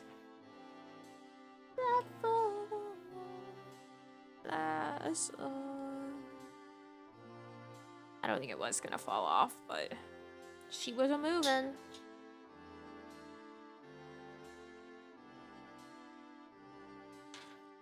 Pull through, please.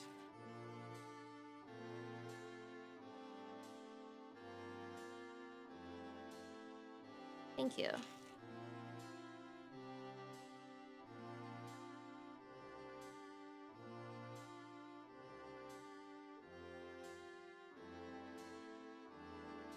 We should be lovers instead.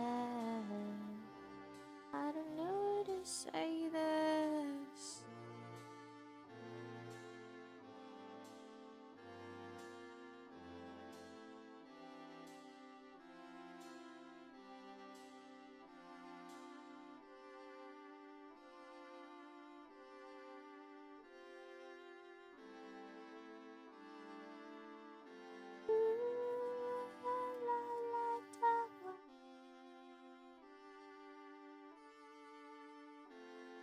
Did you really know?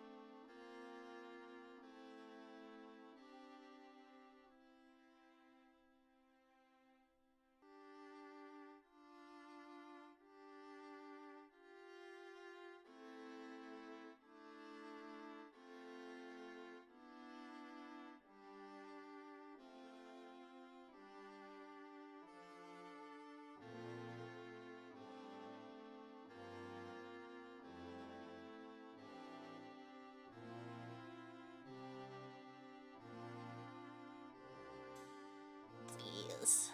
Thank you.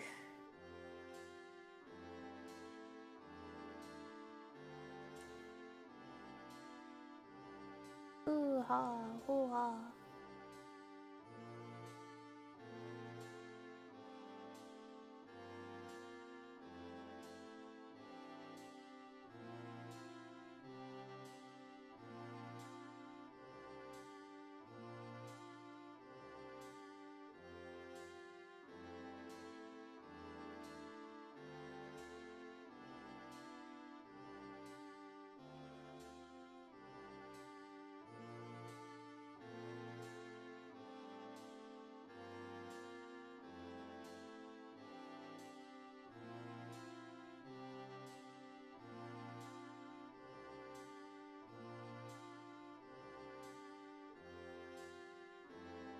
Okay, we'll have a little baby enrichment moment.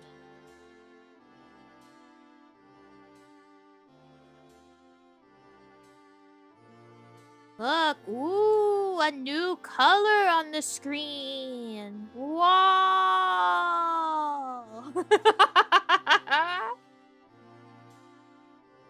Whoa, a new color.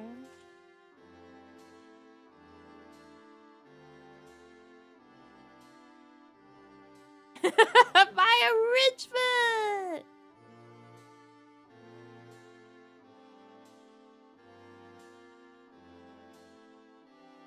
Look. There's another one. And guess what? A third. Oh shit, look. I have another one of these. I thought I was using the last skeins that I had, but I have another one. Nice. I'm gonna have leftovers. What the fuck will I do with them? You're kidding! I so overbought! There's no way I'm going to need this.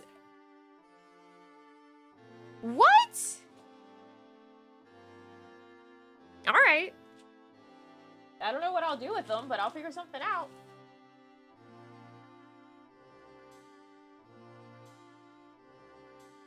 Look, here's another color.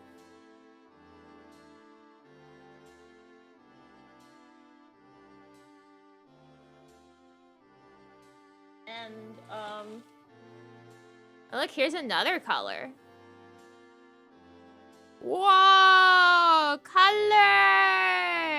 Wow!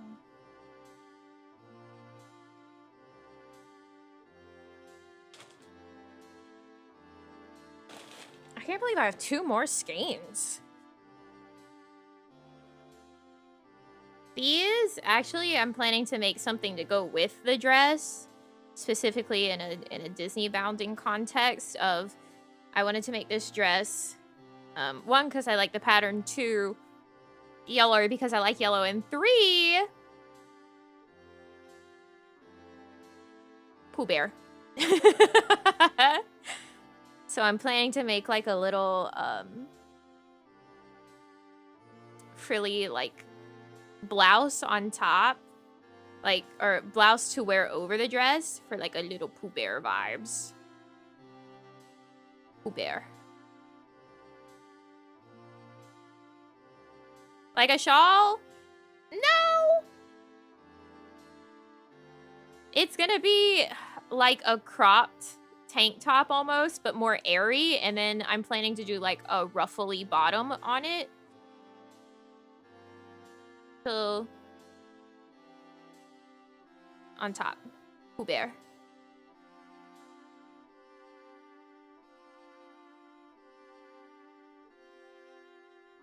I'll probably super overheat because this is mohair. And mohair is very fluffy, if you can see.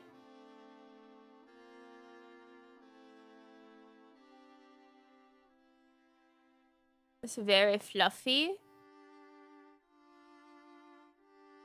But that means it's very warm. And this is 100% wool, the dress. So. Wow, 2 more skeins. I overbought.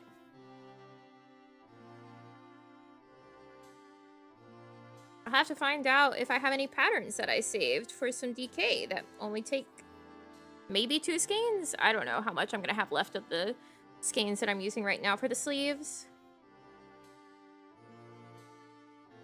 Once they're done.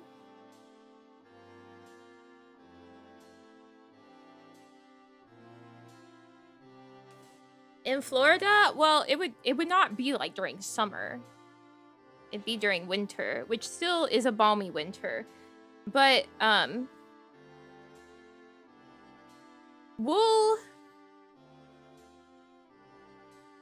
is very insulating and like regulating. So you can actually technically wear wool in summer as well.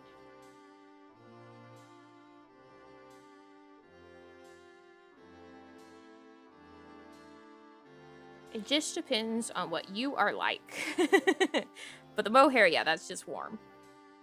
But it's going to be at an open enough gauge that it's going to be quite, like, breezy.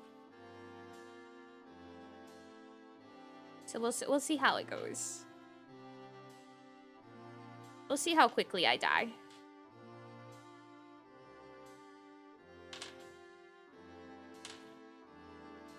I want to get some blown yarn in an orange to make a goopy sweater at some point.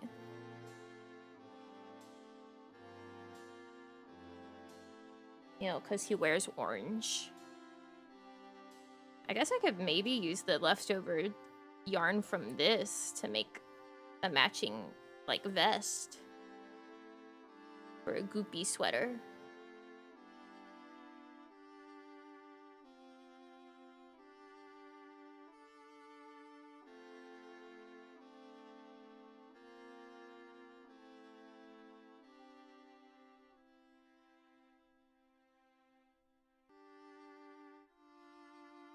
They change up what color Goofy's vest is so fucking much. Like, you've ever looked up Goofy? His vest is always a goddamn different color, I swear. His hat, green. His sweatshirt or sweater, orange. His vest? God help you. Really? Yeah. So, like, his plush has a yellow one, right? But sometimes it's not yellow.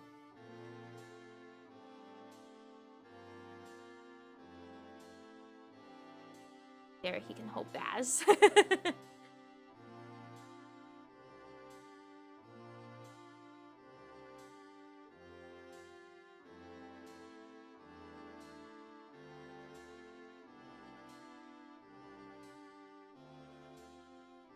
Yeah, if you look it up, sometimes he'll have, like, a black vest or something. Like, yeah, it's just always a fucking different color.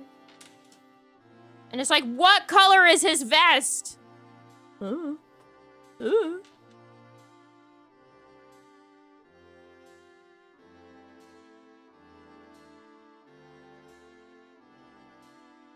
Lift the baby.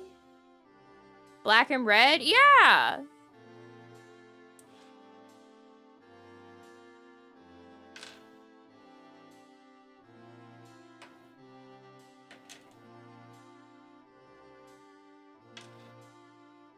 Real Goofy Goofy lovers know.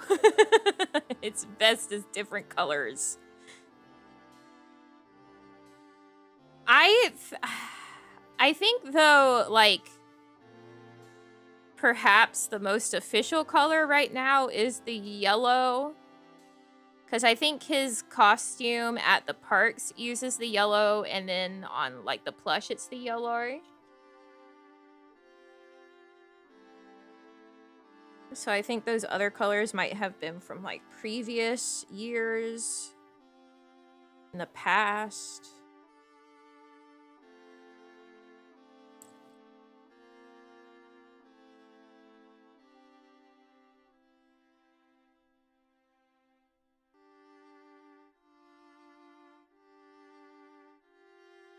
Why doesn't my guy have a consistent color scheme?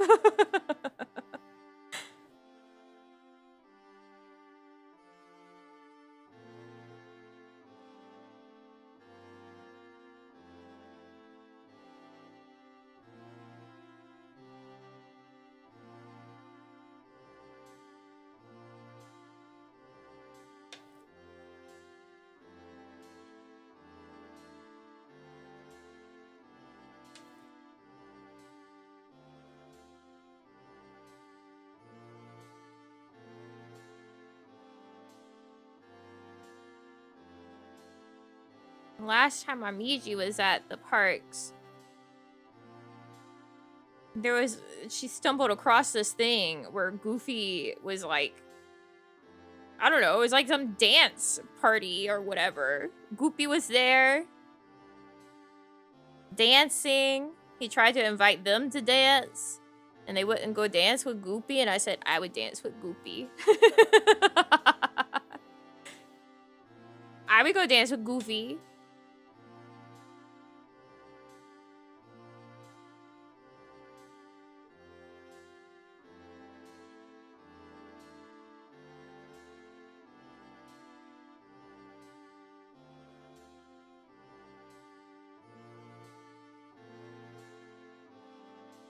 Goofy would have held out his hand and waved me over, and I would have been like, hell yeah.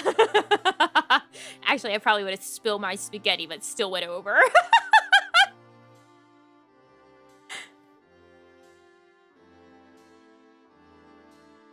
Because they didn't go over to dance with Goofy, and he was like, well, fine then. And he tossed his ear over his shoulder and turned away, like, whatever.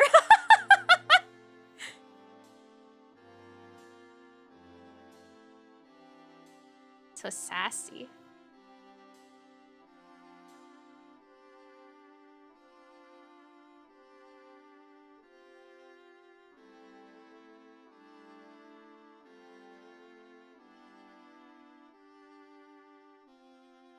Yeah, I would spill my spaghetti. I would still go.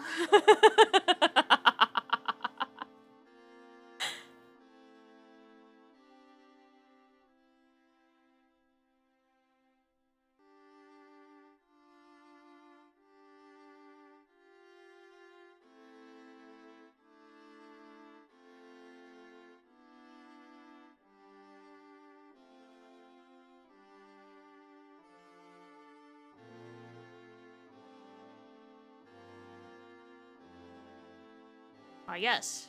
I do get nervous about an animated dog.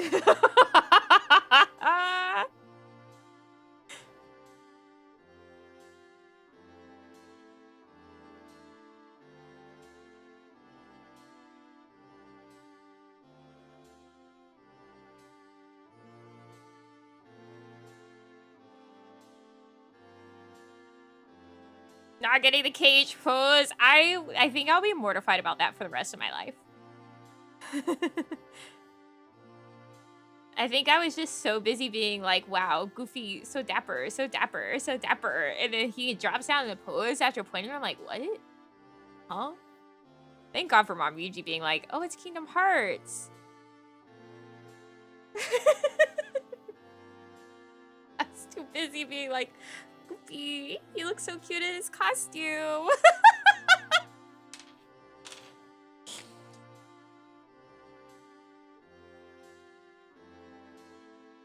I was so embarrassed.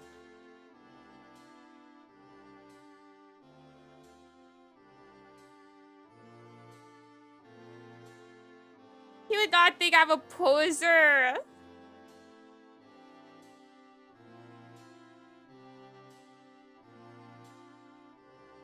I'm just a little oblivious. I forget that things are there.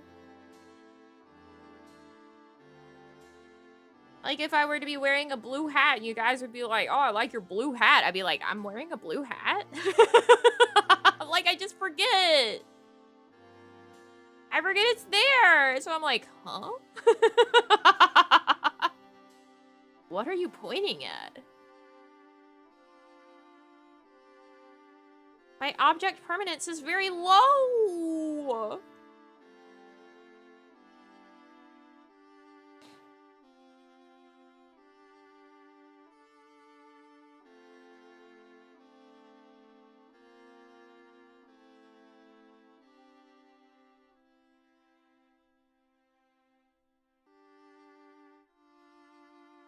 I guess Namiji is a blue hat.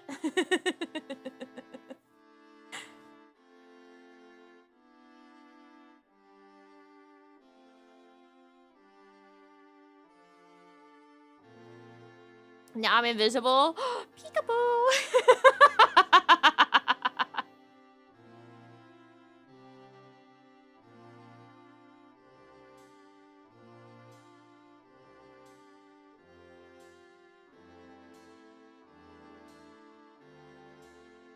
seeing notifications for the static pop up on my phone in front of me. Boy, I wonder what we're gonna be doing this week because I haven't finished patch.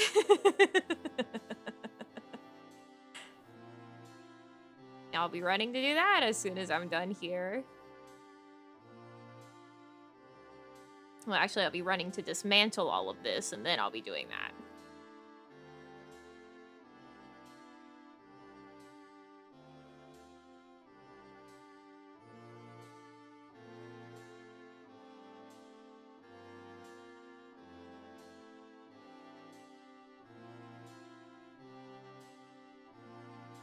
Don't forget to eat? Huh. We'll see. We'll see about that.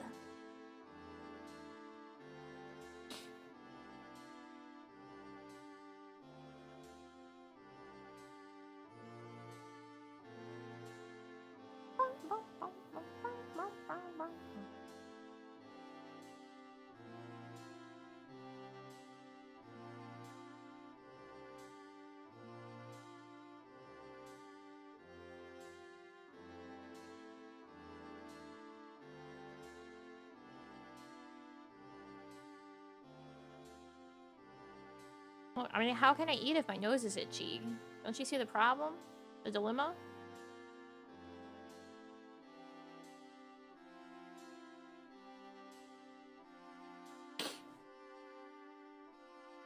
How can I do that?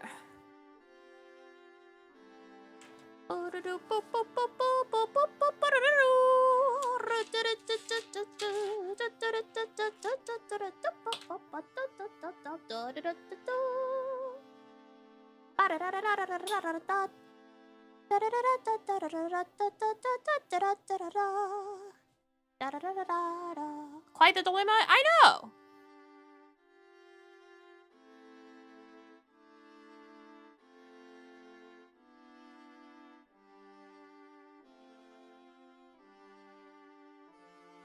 The eating part of the body, the nose. I mean, most of your sense of taste does come from your smell.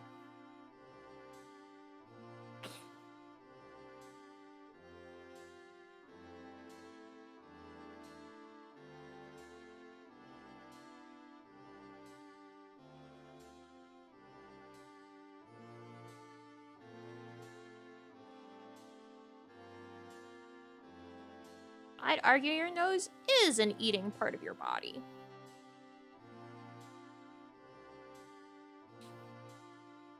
My nose is really itchy right now.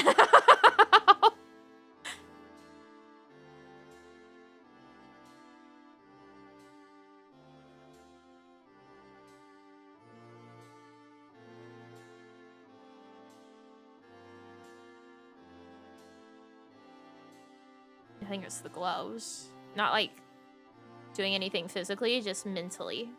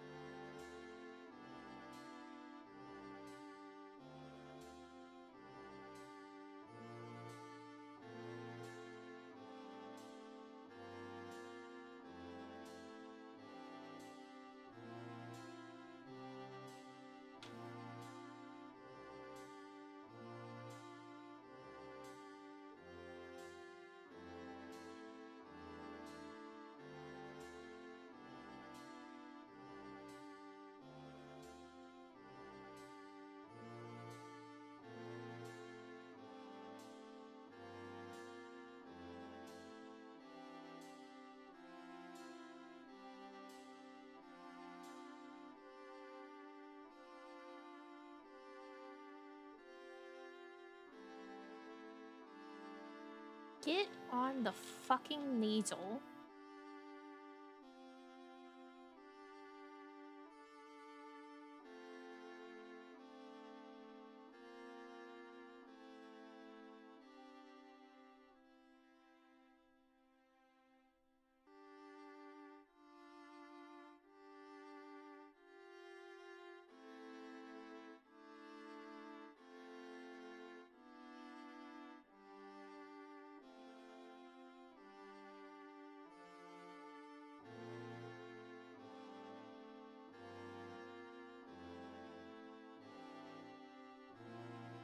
Keep thinking to myself that I'm gonna change the needle on the left side to an even smaller one, but then I don't.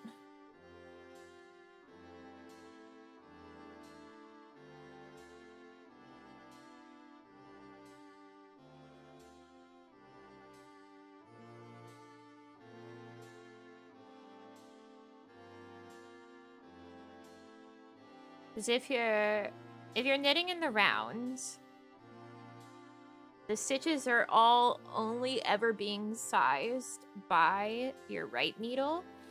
So a lot of people, if you have interchangeables, will make the left needle a size or two smaller so that the stitches glide over that left needle more easily.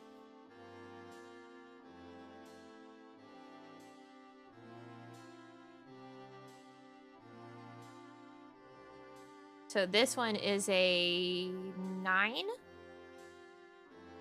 Yeah, this one's a US 9, which is 5.5 millimeter, and then this one's an 8, which is a 5 millimeter.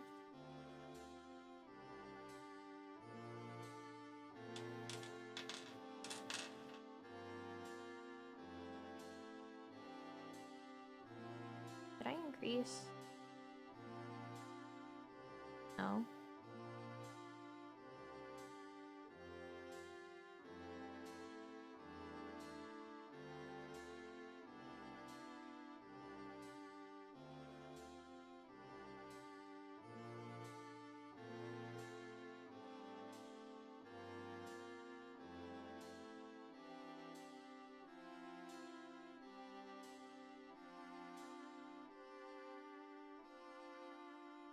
Hey there. Hey there. Hey there. Thank you. Can you do it right now? I mean, yeah, if I pull it forward. Then I have to grab the 7.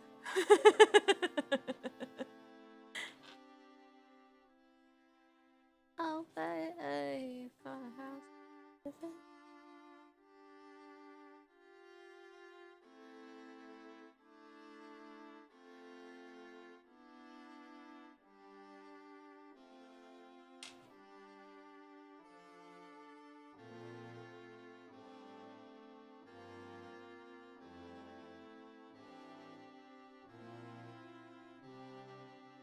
Ugh.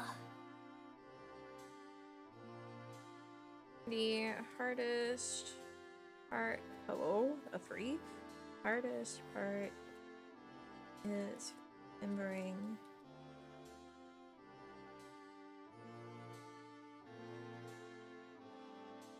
to read right direction. Because read the left. Not Tolbert.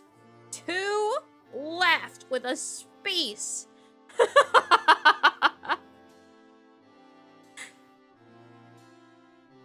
Right side rows.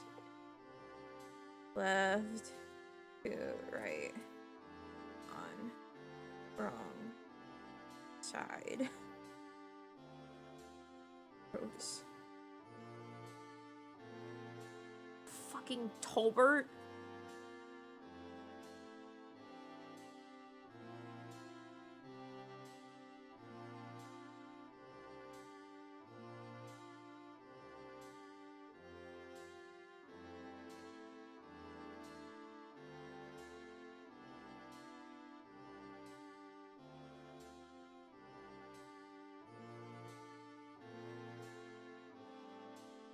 Me, I'm so glad I could use my devices with my gloves on. My gloves. Tolbert?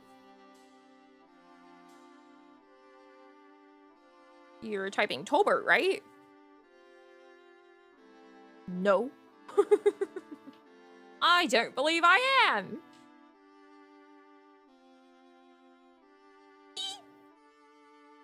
Hi, welcome in.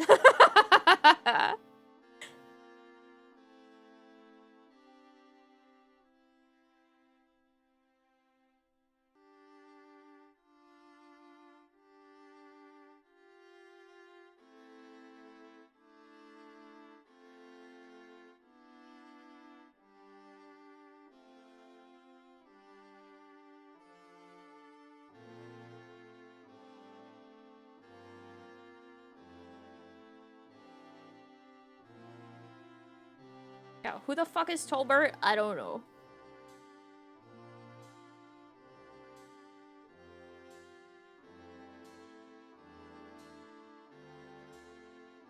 Is that Jimothy's last name? Is this the new lore? What is my phone trying to convey to me? I mean, not my phone, it's my iPad, but regardless.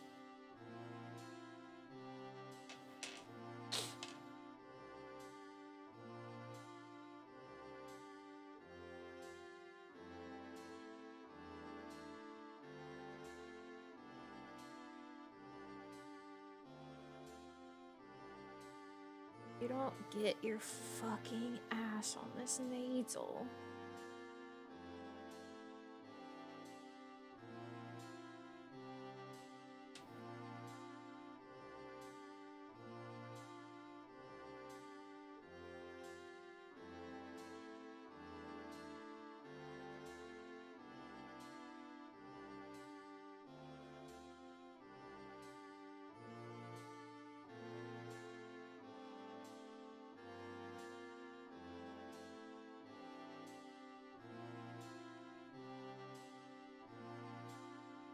AI lore generation. It should be free range. I mean, is it really AI? Or is it just my phone having... Not my phone, my iPad trying to spell check me about something that it just made a bad guess. Is it, oh yeah, you're gonna say right to Tolbert, not right to left. Not even right to Tolbert. It was like, yeah. So you mean right Tolbert, not right to left? Like, are you stupid?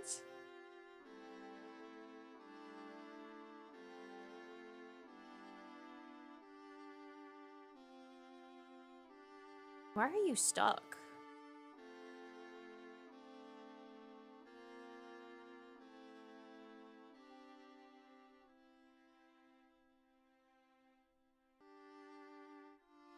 Hold that.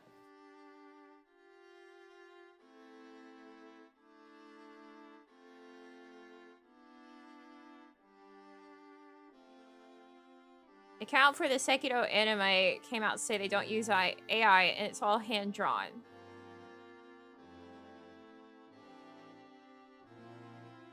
Does that prove anything?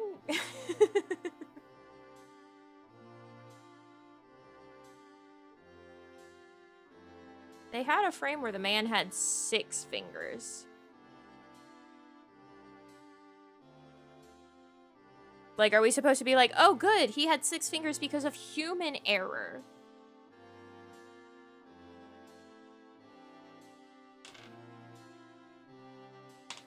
That makes me feel so much better. I just have someone who thinks that he has 6 fingers drawing him. Instead of a computer thinking he has 6 fingers. It was on his left hand. I don't even know if this was John Sekiro who had the too many fingers.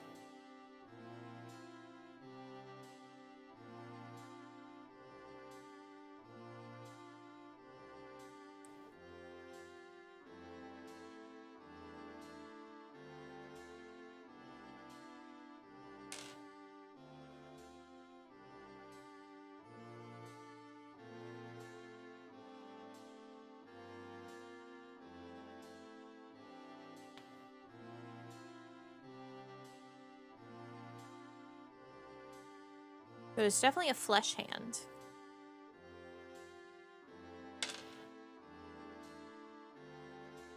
Oh, thanks for holding that yarn.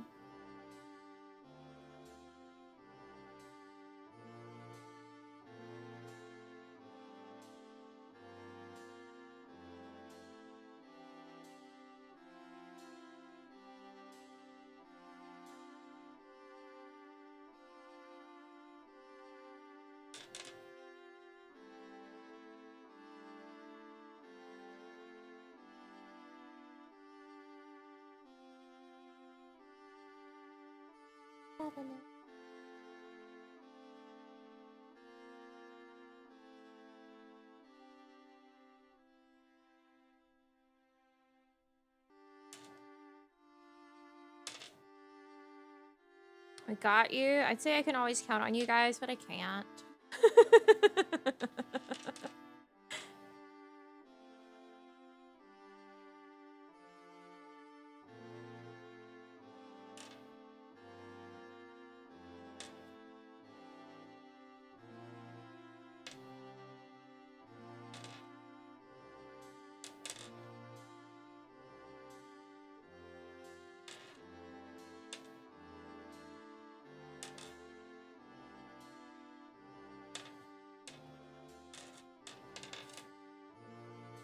I mean, look, if I need to do first grade math, I'm just simply not going to come to you guys. If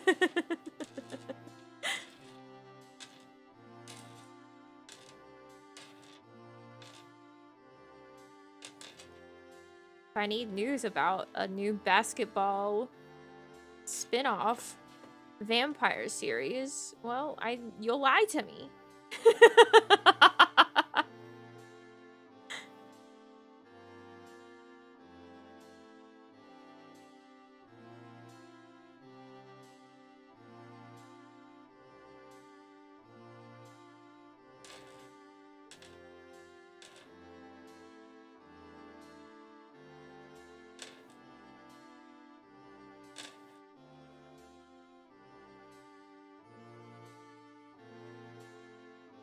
If I need you to understand the difference between a croissant and a crescent roll from Pillsbury, well, you'll tell me they're both puff pastry.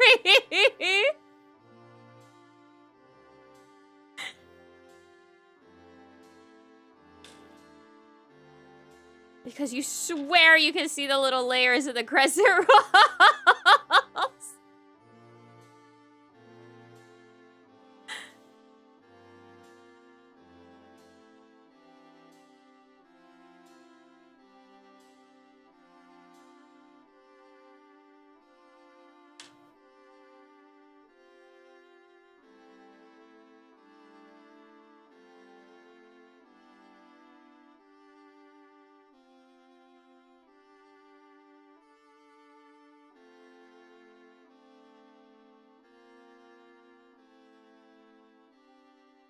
That whole discussion made me feel so crazy yesterday.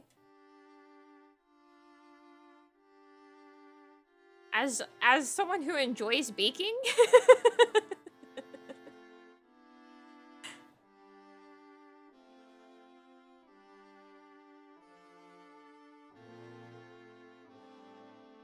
I was feeling a little crazy.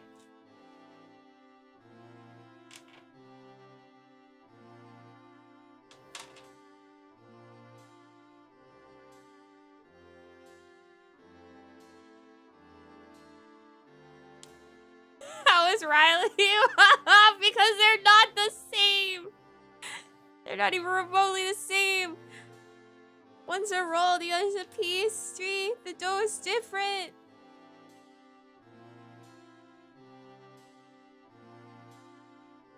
Get off of me.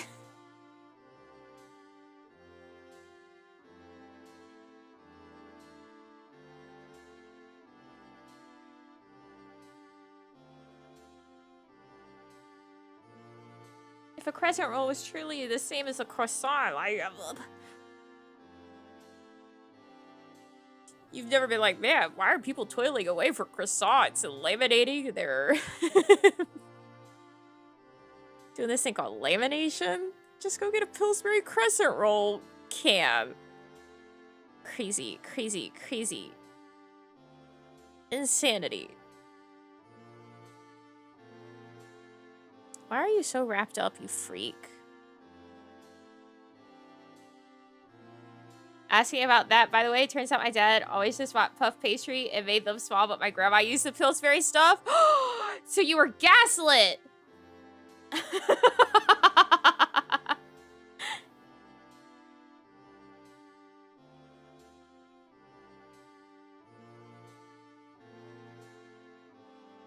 That makes so much sense.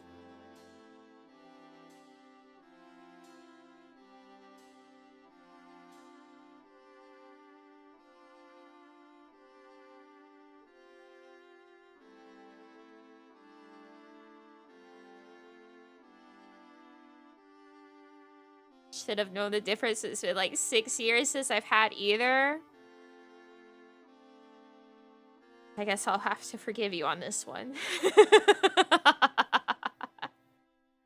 For now.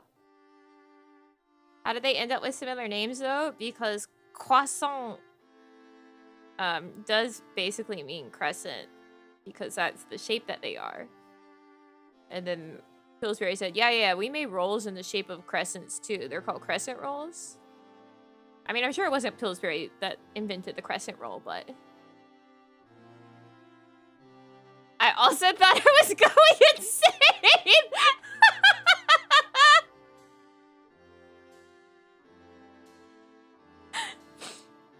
Like, to have someone be like, no, crescent rolls are the same. I'm like,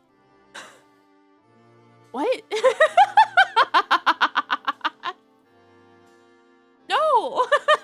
That's bread! That's dough!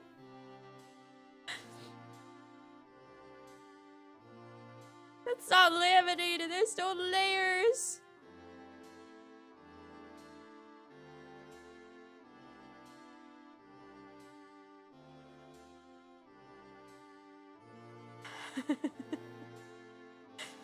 You know how much work goes into laminating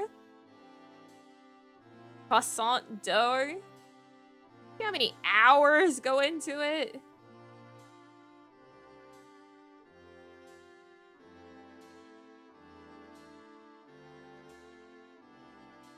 This is part of fucking Pillsbury Doughboy canister.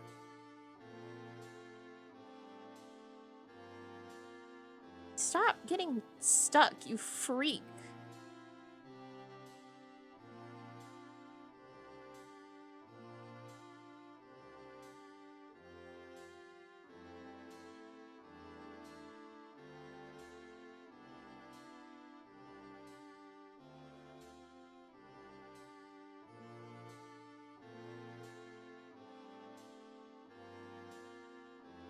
Oh, don't jump. Earn the baby. Tempted to try doing it, then learned that even Gordon himself uses the frozen stuff, so gave up on that dream. Yeah! Yeah! Like, it's so much effort. And it's a whole hell of a lot of butter.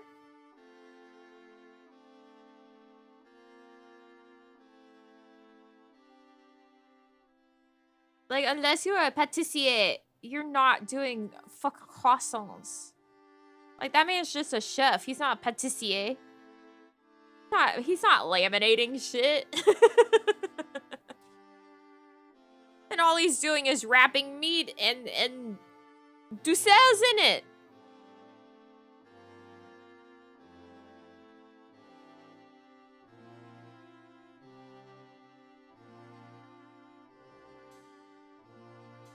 Right, because aren't Wellingtons in puff pastry?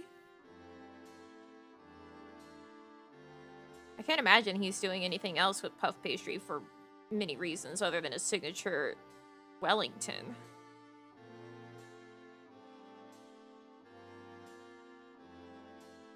I've never made a Wellington.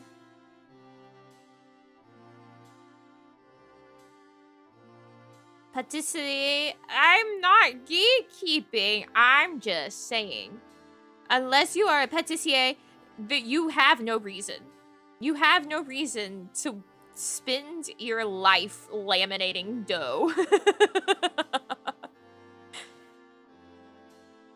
Like, that's not what you're here for. You're not here for the dough. Shortcut crust pastry. Ah.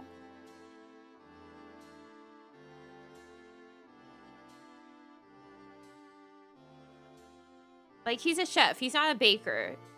He's not here to make laminated dough. Pigs in a blanket are just beef Wellington? No. Even if you use all beef hot dogs. It still just says.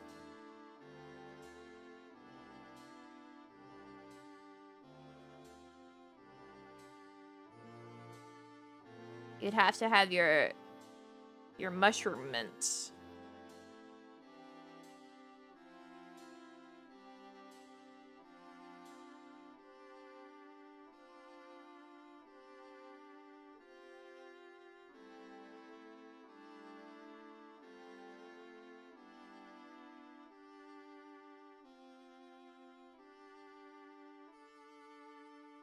I think I've seen it like one of those, like, is it a sandwich, but like beef Wellington infographics. Mustard and mushroom relish on them just for you. Thanks.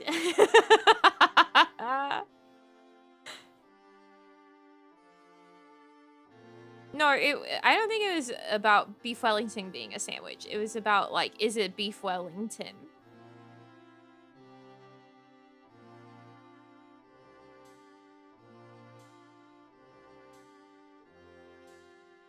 I don't remember what was on it.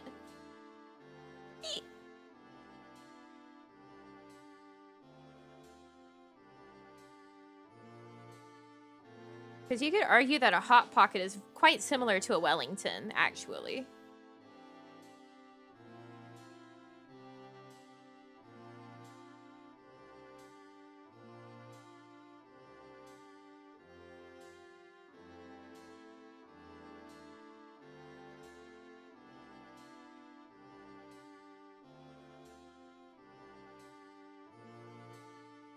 Hot Pocket is a calzone. Only certain types of Hot Pockets would be a calzone.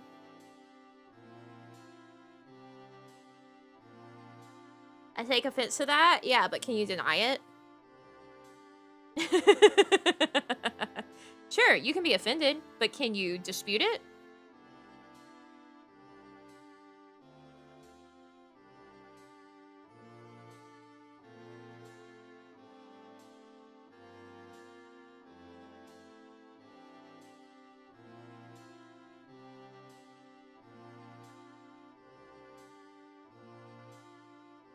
It's not a Hot Pocket?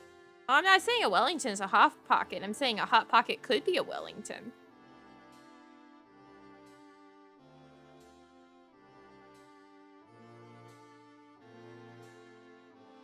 Why are you being so sticky? Other than that you're wool.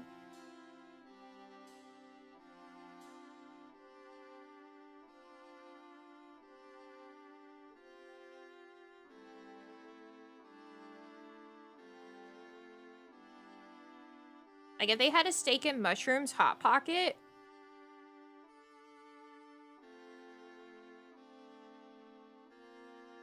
Ew, imagine, like, steak and kidney pie Hot Pocket.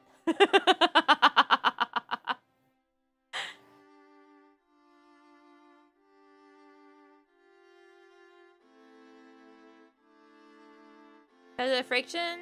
No, it's just a more rustic wool, so it tends to kind of grab onto itself sometimes. Because it's the strands that are coming off of the cakes that are kind of sticking to each other. It's just the fibers catching.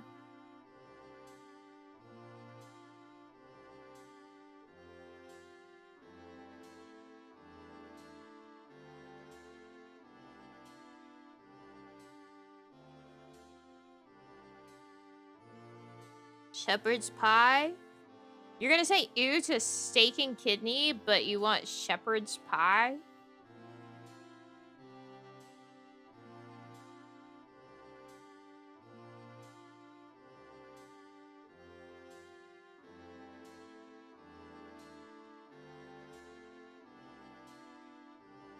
Absolutely.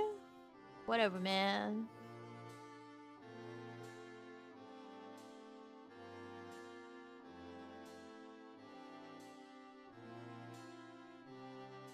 Awful is awfully good for you.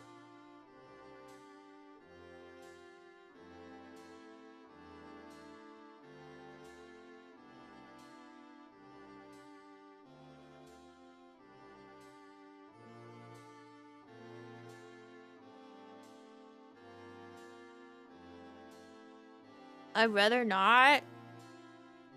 You guys just don't get it. There's something that I eat regularly that has liver in it, and it's delicious.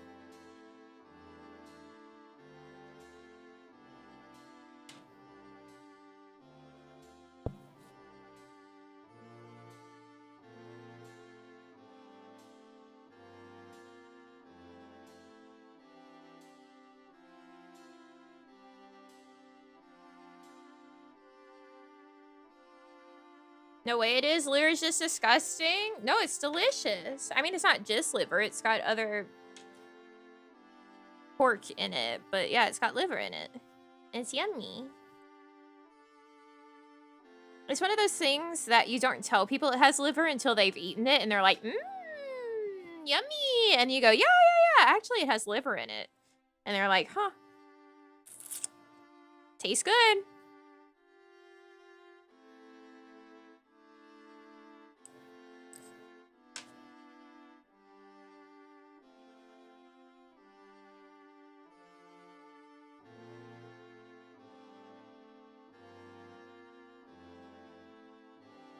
So they're like, what? No, they're usually just like, really? You don't taste it. It just tastes like pork. Like yummy, delicious pork.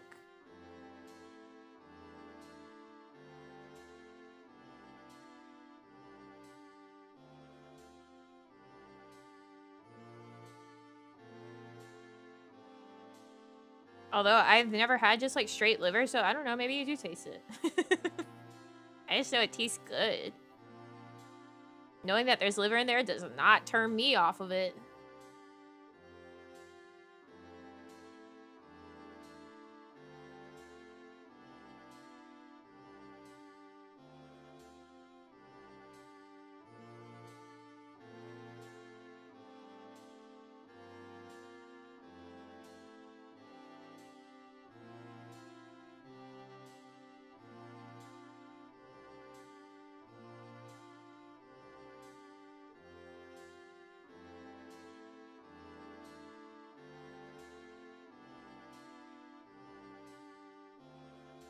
Straight liver is bad. I mean, a lot of like offal is not the best when you eat it straight because it's very organy.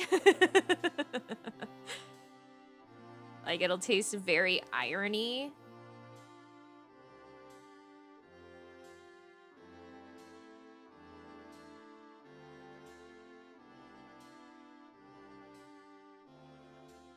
But it is good for you.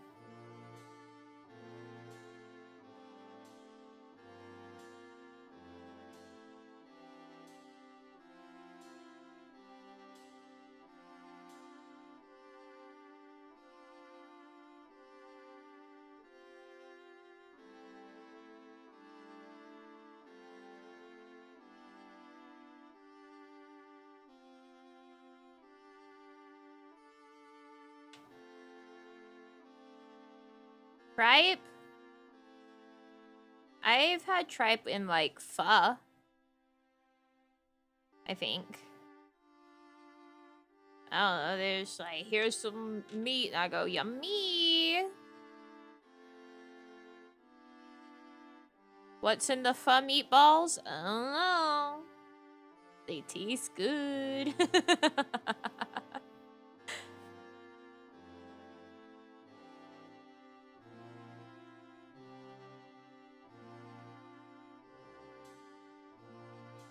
I'm a simple man. If it tastes good enough, I don't need to care.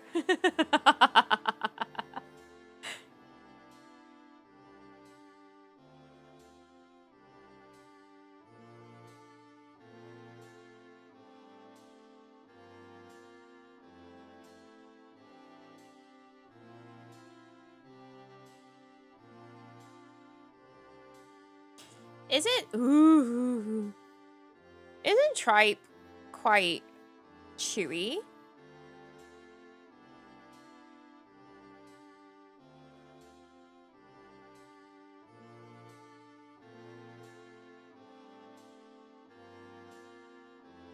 That's how it should be? Excuse you, you're the one that was saying, like, no, that thing with liver can't be yummy.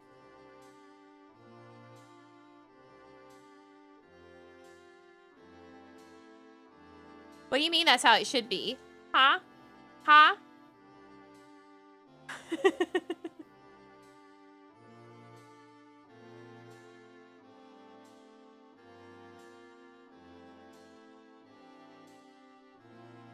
How dare you call me out like that? Yeah, that's right. Get called. Get caught.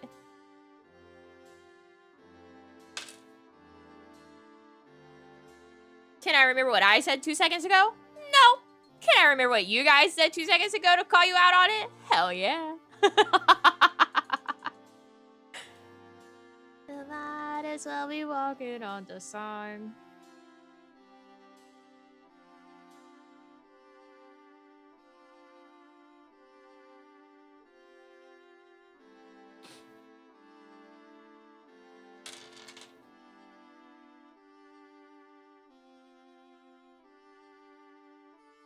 Had a really bad tripe dish as a young kid and still struggle to eat it nowadays. That's understandable.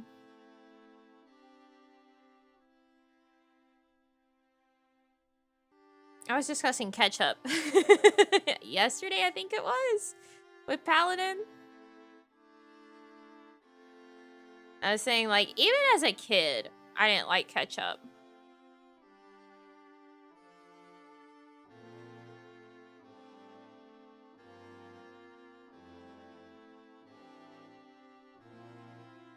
Chitlins? Is that different from, like, pork rinds?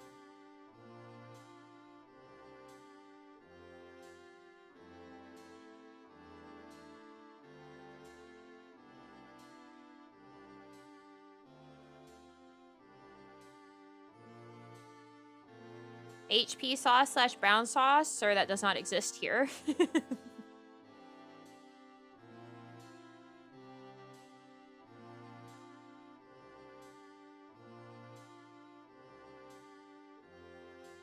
I wouldn't even know what the nearest equivalency to that would be.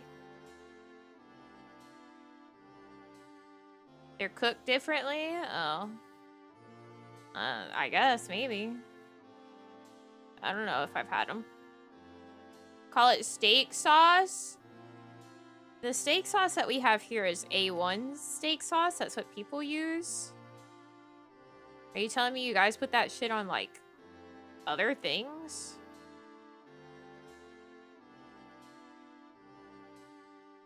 I would not put A1 on other stuff. A1's okay, but I've lost my taste for it as I've grown older.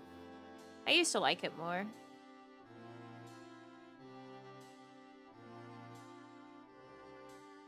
The lip of the bottle / hole. I just think ketchup's nasty because it's too sweet. It's just tomato syrup.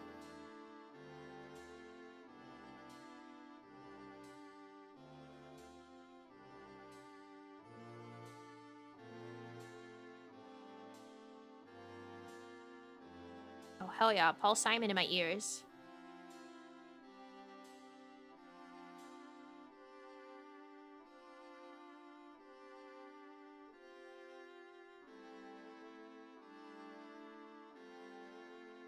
Cartoon graveyard. Bone digger, bone digger.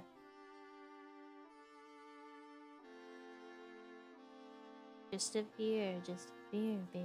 Get into action.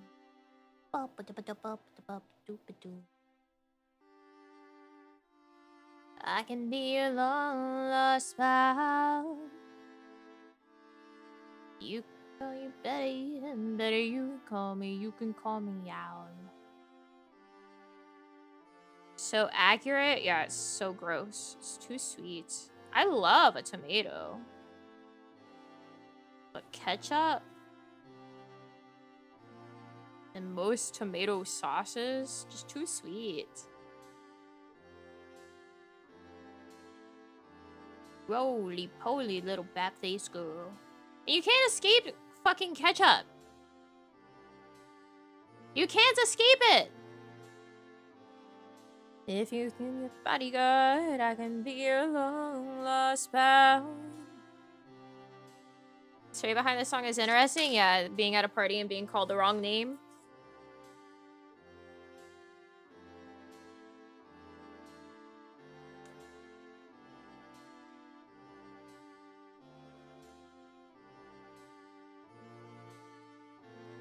Cause like you go to a fast food place, right? And you get foods, and whether or not you ask for it, they're like, here's 20 ketchup packets. We're just gonna fucking destroy you with ketchup. And it's like, I don't want your devil sauce. Keep it.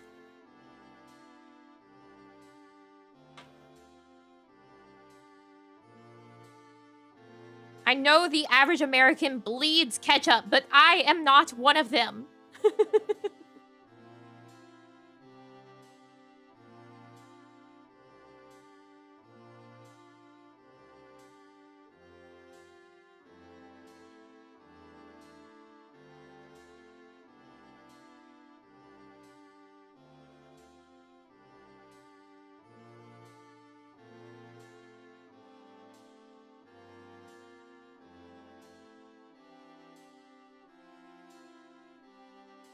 My blood is barbecue? That's just a sweet. It's just ketchup with some extra shit.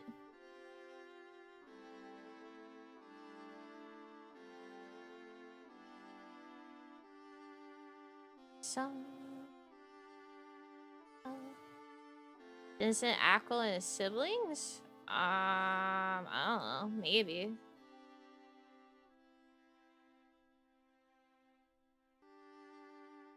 Not vinegar based? I don't like vinegar based. Like a vinegar based hot sauce? Blech. But I love malt vinegar. And a good vinaigrette. Just some things should not be vinegar based. Jesus Christ, the yarn.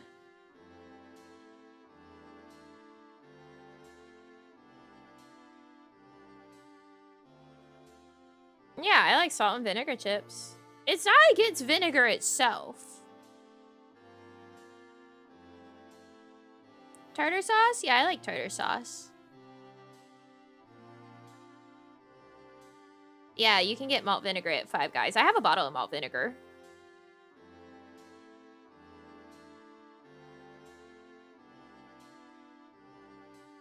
Like, at my home.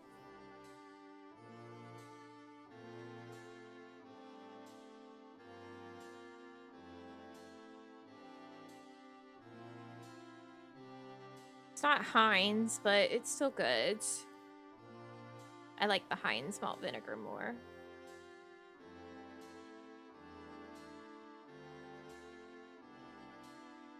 I thought I knew well. I completely forgot to order some? Oh, you don't order malt vinegar. It's just, like, out there. It's over by their ketchups.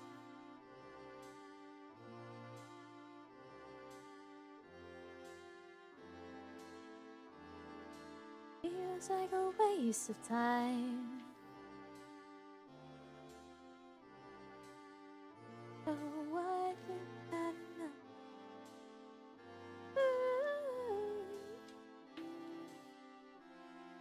Yeah, they just have bottles of it over by the ketchup zone. It's really good on fries.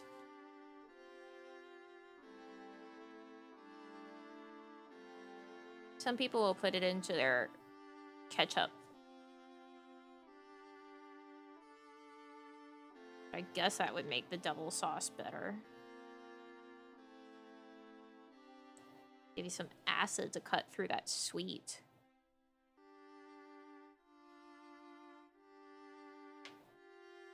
Cause it feels like a waste of time.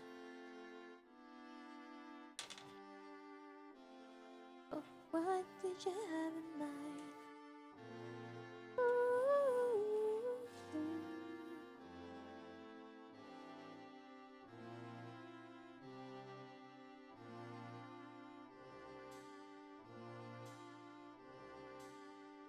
I mean, if you just want to taste malt vinegar, you should be able to find it.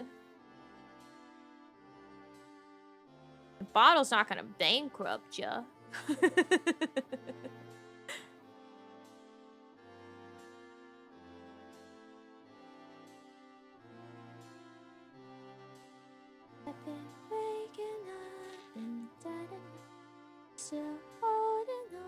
to fly like I'm waking up, to holding on, I'm waking up in the dead of night. You haven't found any? That sucks. A lot of malt vinegar not actually being vinegar? Is that a thing?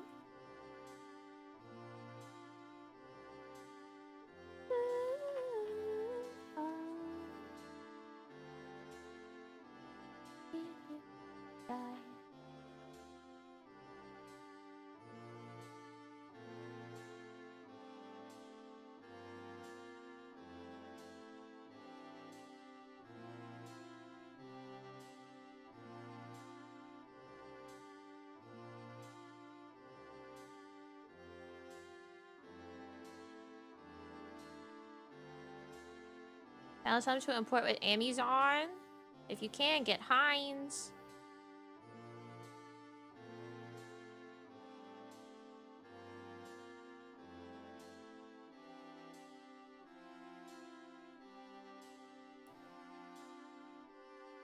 The playlist is attacking me now. But, what if Stand By Me, Florence? $30! Shite. Maybe it will bankrupt you.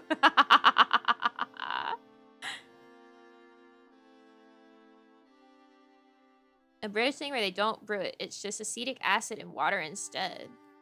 Huh. The bottle that I have is like, we're super British. Maybe that's what's wrong with it.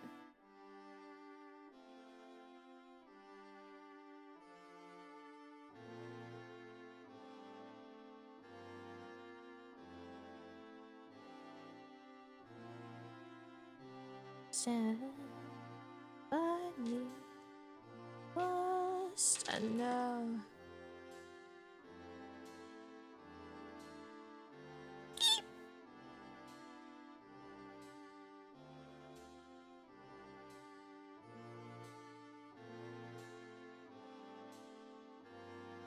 Oh God, turn the baby. Oi, our vinegar is fine. You know what? Let me go get my bottle of vinegar. Let's see what it's about. Ah.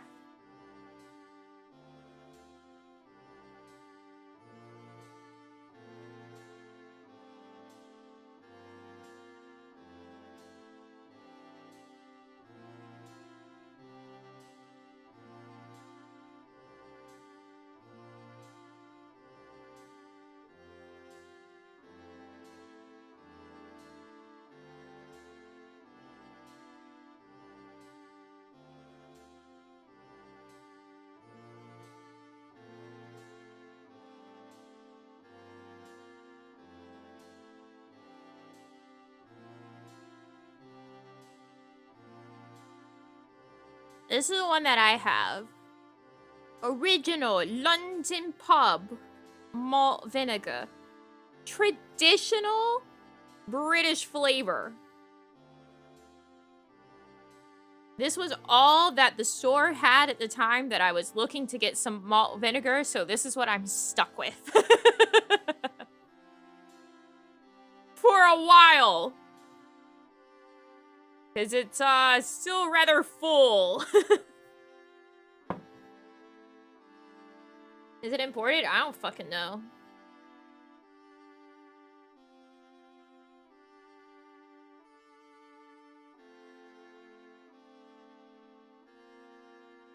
But it was all I could get my hands on. I want Heinz.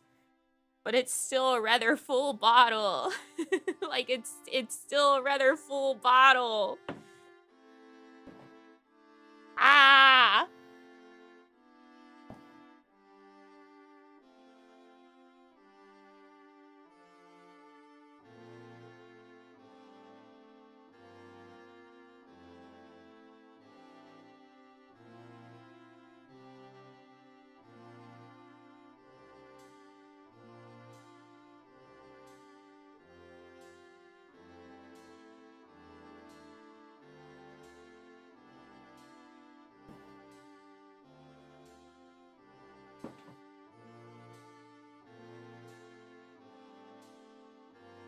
Hellmann's and mayo. I don't think of Hellmann's when I think of mayo. I think of Blue Plate.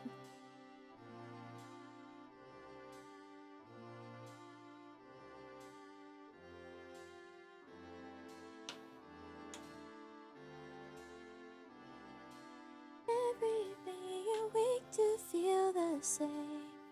Oh, wow.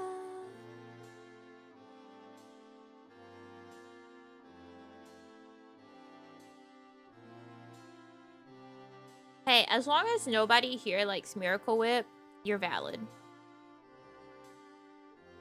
I think Miracle Whip might be more evil than even ketchup.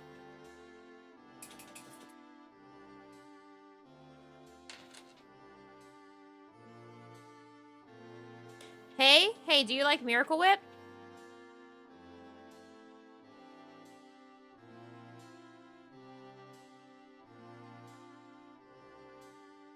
Resident Miracle Whip liker here. All right, you're getting tied to the post and flogged in the town square for your crimes.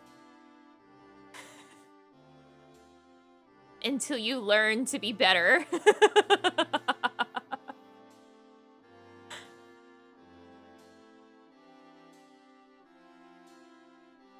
Yes, Miracle Whip is very, very sweet.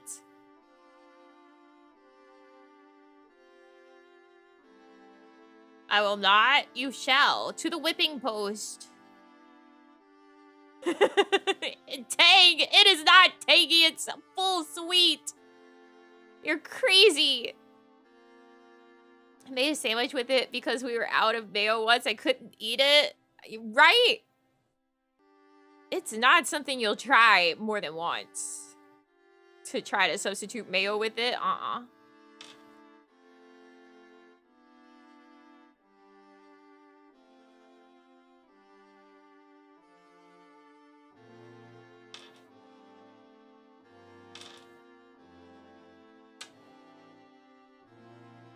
You're so sick. You're so fucking sick in the head. You're so sick in the head. To the pillory. Throw tomatoes. Boo, boo, boo.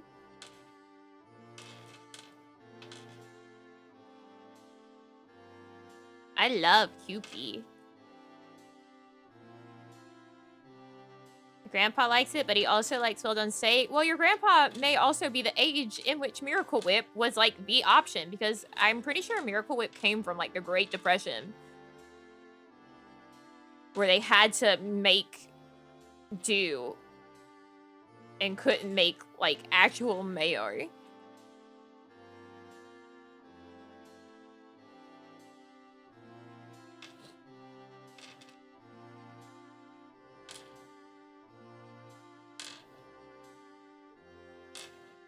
Oh, that umami flavor? Yeah, it's the MSG. That might be it. Yeah, it's probably just because he's old.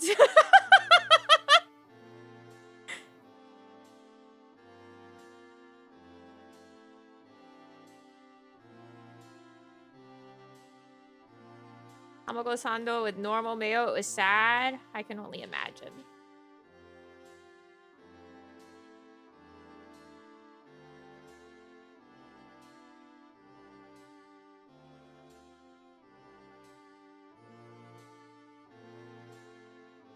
Wandering the streets of through the night. Never acknowledged the MSG? No, MSG is not evil.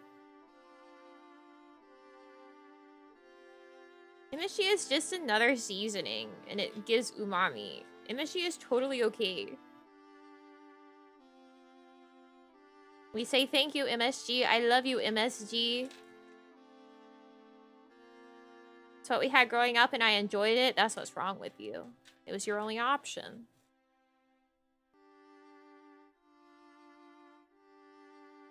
It makes me think of like this post that I saw that was like, having roommates is fun because you get to find out what their parents think needs to be refrigerated.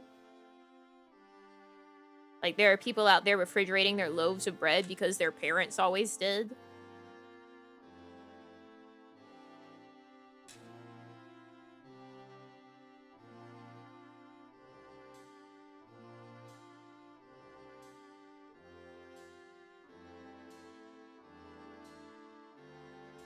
See, Miracle Whip is... I was gonna say Devil Whip. Miracle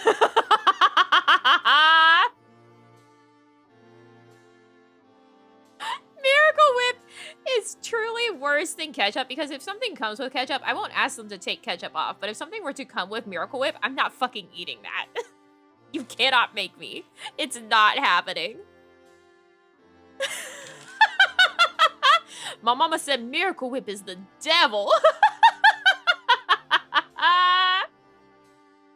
Oh yeah, Miracle Whip. That's why you gotta go to the whipping post for it.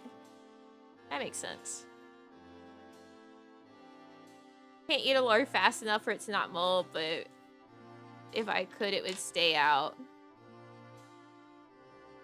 That's fair.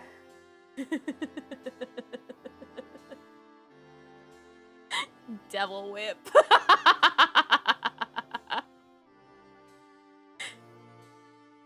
No way it's that bad. It is. I've had Miracle Whip literally once in my life, and that's enough. It was too much, actually. I should have never, ever, ever, ever, ever had it.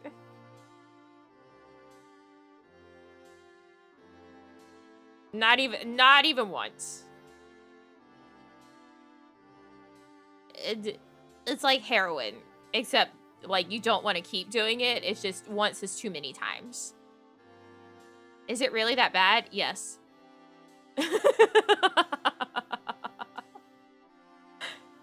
Yes, it is. Am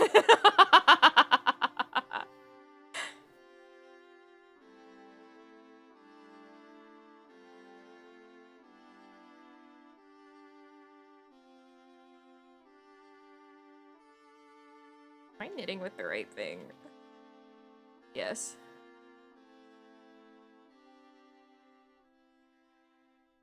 Am I? God, everything's so fucking Willy Wonka.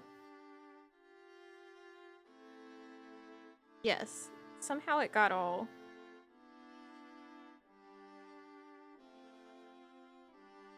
twisted. How did this happen? I make sure that the baby's not twisted. Untwist the baby.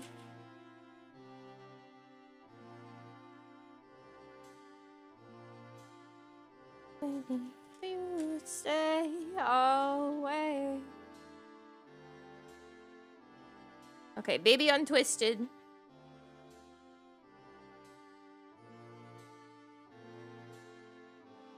It's not bad. Yes, it is.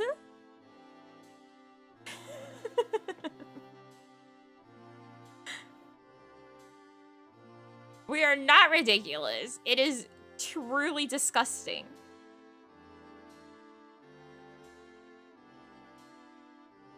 You know what they don't offer little single serve packets of?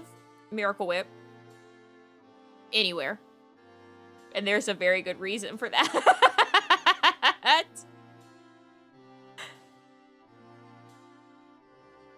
Can't even get a fucking sampler size of that shit. If you want to try it, you gotta commit.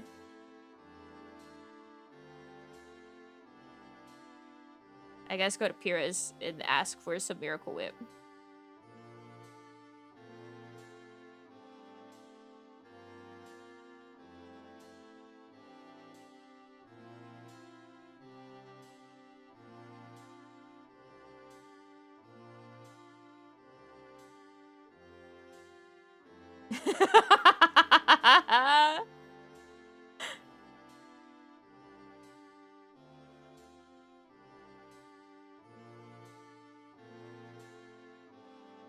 Just to try Miracle Whip? Yeah. Trust me, you don't want to spend your money on it.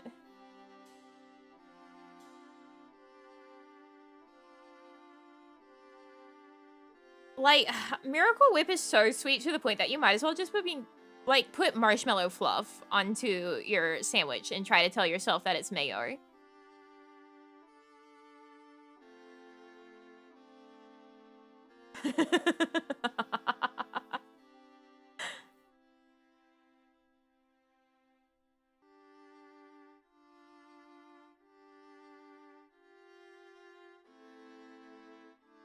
I don't really like marshmallow fluff.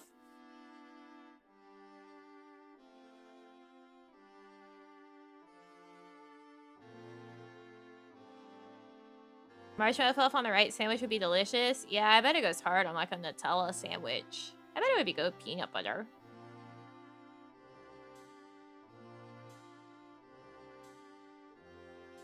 I know that like marshmallow fluff sandwiches are very like much a regional thing. Where they're like, yes, put that fucking fluff in between 2 pieces of bread. That's my lunch. I think it's like Massachusetts that does that.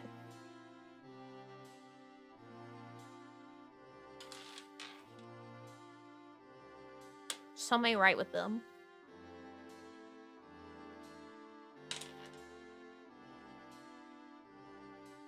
That explains it.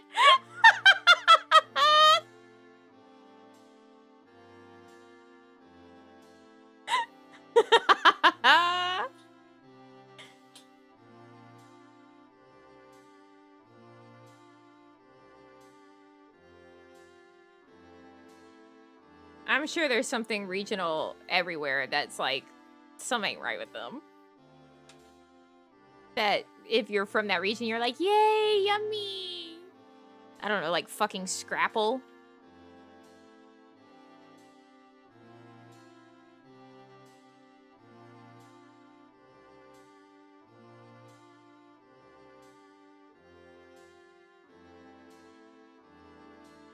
What the fuck is that? You don't want to know.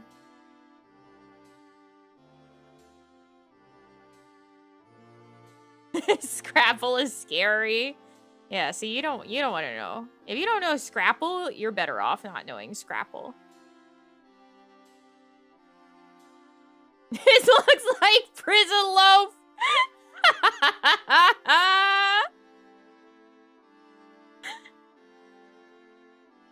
I'm not making it up. It's real. I think they do it in what, like Pennsylvania? Isn't it like a Philly thing?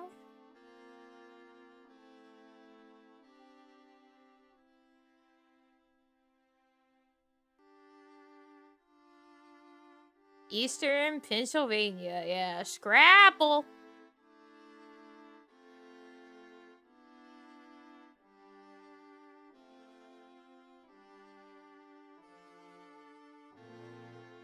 Welcome to my random regional food knowledge.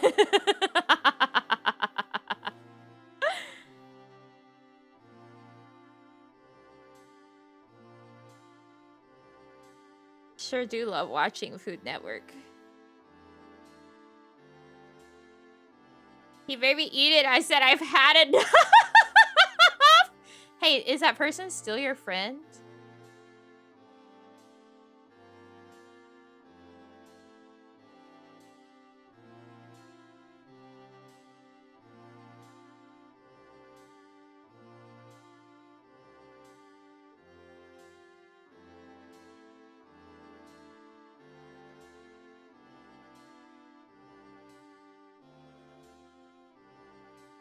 Because I think being asked to eat Scrapple is like, that's grounds for terminating that friendship.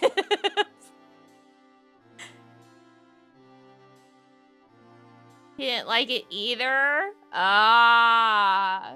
It's like a, whoa, this smells so bad. Smell it. And then, yeah, I understand. Did he at least bring you for cheesesteaks after?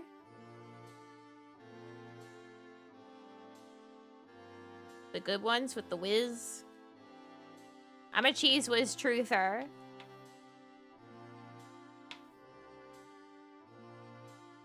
Just by the way, that's my stance on a Philly cheesesteak.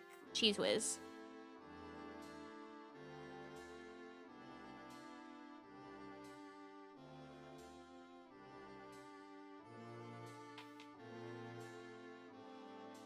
Not the 2 big famous places either. He had a little hole in the wall that he liked more. Well, that's nice. Did they whiz or did they provolone?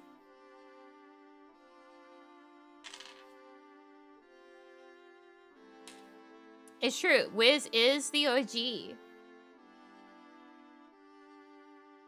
That's why I'm a whiz truther. You know, for all the Philly cheesesteaks I'm eating.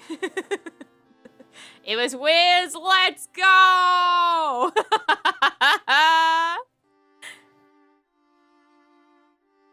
Wiz, Wiz, Wiz, Wiz.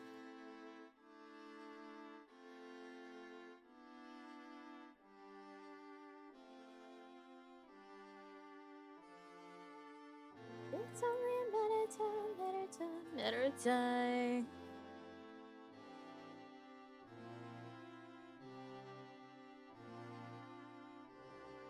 To go visit him again? Yeah. Not have Scrapple.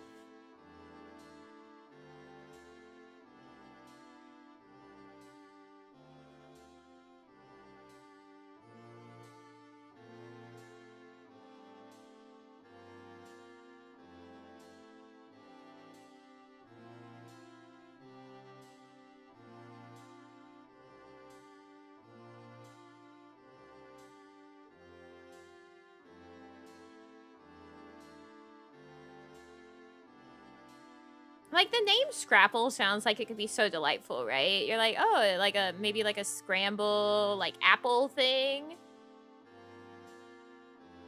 No.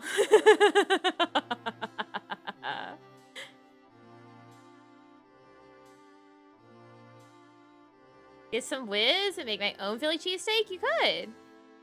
You do need to have mushrooms and bell pepper and onion on it.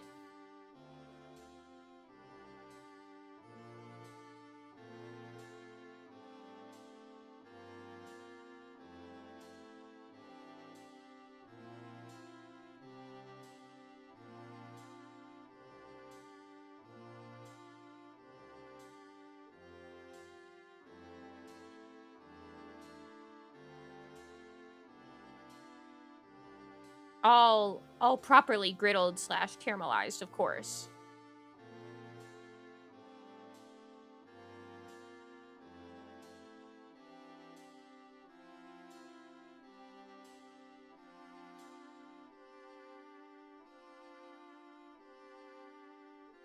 Stop getting stuck, you little freak. My yarn's being a real freako right now.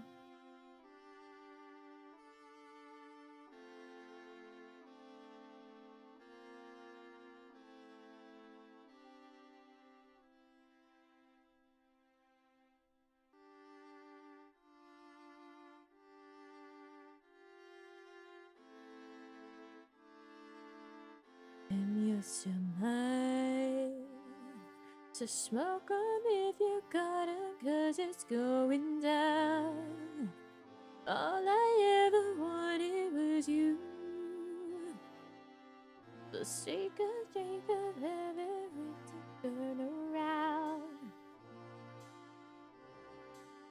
Oh, to all the things I lost on you. Oh. Hold that.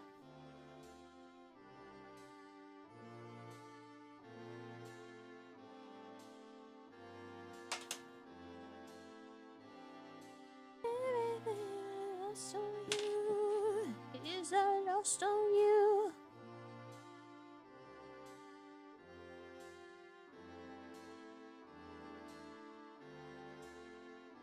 Classic Chicago Italian beef? I don't know that.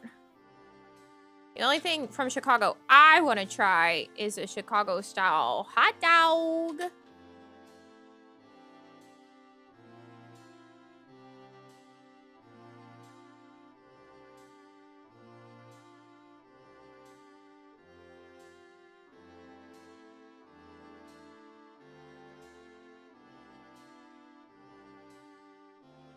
You might say, but oh, what about deep dish? I don't care for pizza.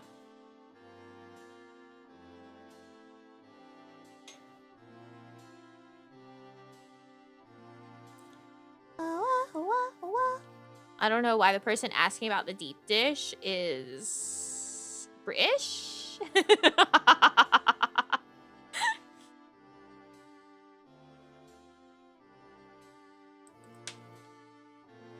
It's a casserole. It's a... When they say pie, they mean pie.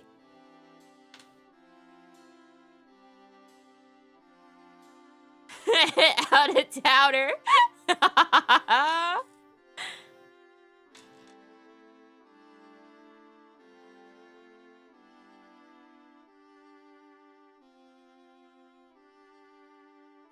Chicago style dog has, it's the poppy seed bun, right?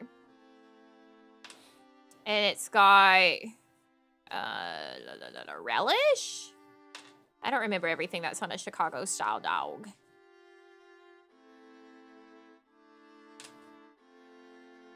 Is the deep dish? There we go. There's our British voice saying, what about the deep dish?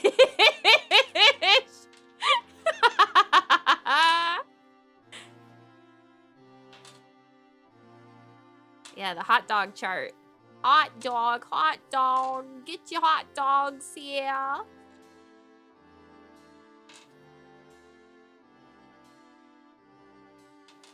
But I think it'd be a casserole since it has a crust, but it's certainly a pie. Yeah, I wouldn't say casserole, but definitely a pie. They said pizza, pizza pie. Da da da da da da da da da da da da da da. Oi, what about deep dish, mate?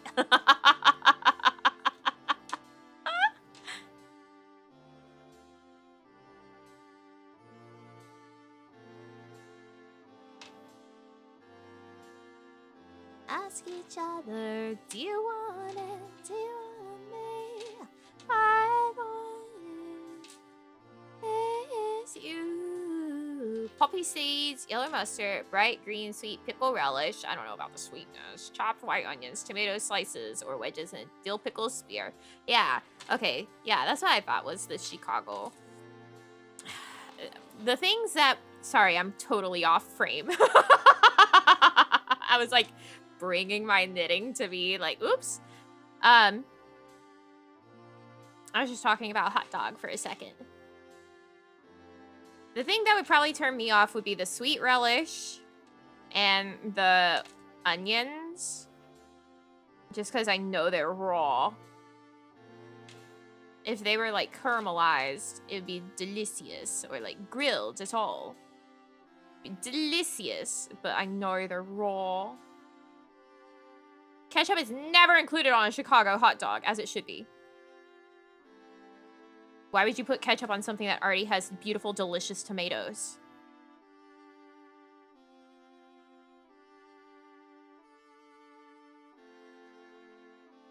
Freaky sandwich / baguette roll. It's a whole ass meal, baby.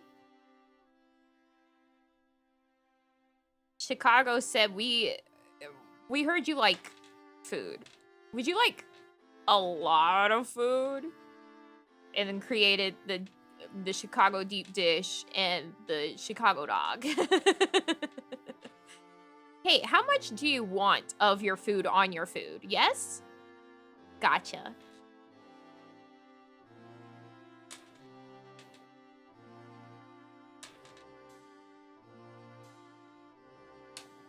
All the toppings? Good, good, good, good, good.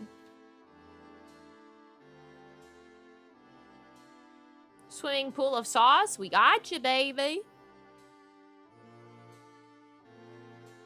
You know, they need to have all of that to hold down the items, right? The food items, because it's the Windy City. So if they don't have all the toppings, they'll just blow away.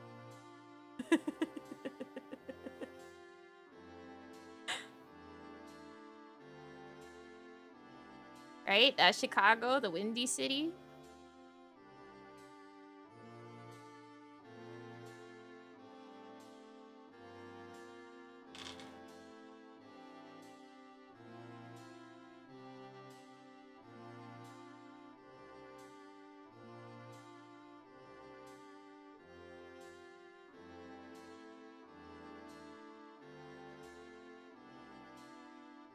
Has anyone here ever been to the Mall of America?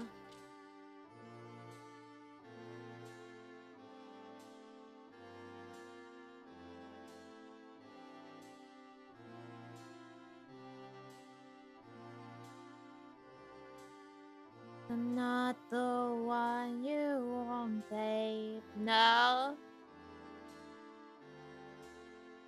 No. Nope. Sounds familiar. Where is it? It's Minnesota.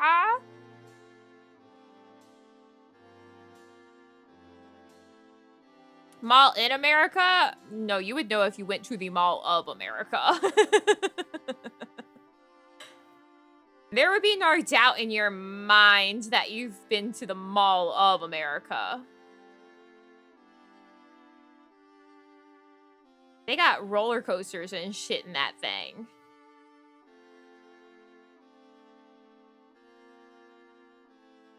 I want to go to it.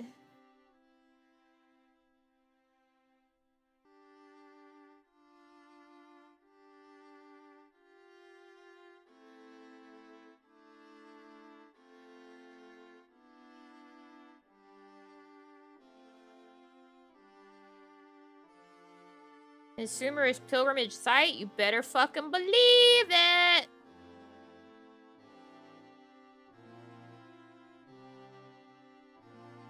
The Great American Mall!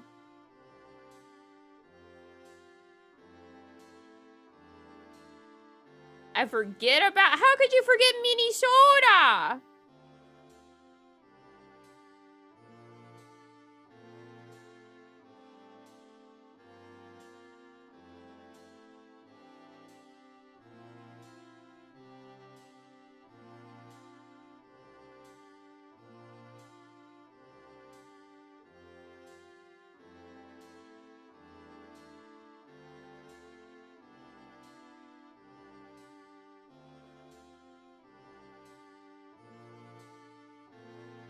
Giant fishing pyramid. What is that?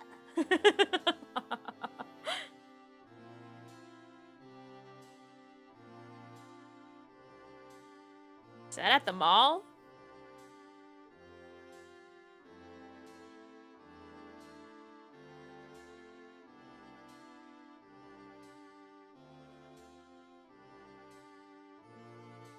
Oh, Bass Pro?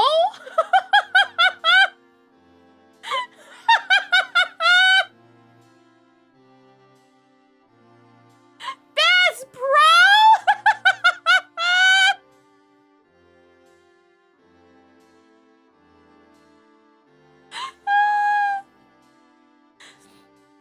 That's just an outdoors store. Oh my god.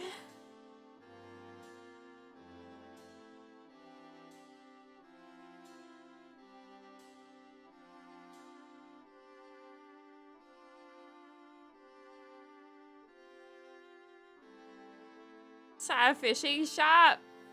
I mean, kind of. They have general outdoor stuff. You can get guns. You can get camping shit. You can get bows and arrows, like archery stuff. You can get fishing stuff. You can get hunting stuff. It's an outdoorsman shop.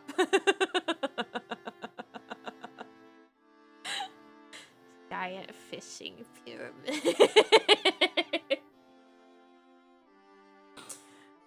God, my eyeballs are burning from the light. Yeah, jerky! And they also have fudge. Hey, Bass Pro actually has some pretty tasty fudge.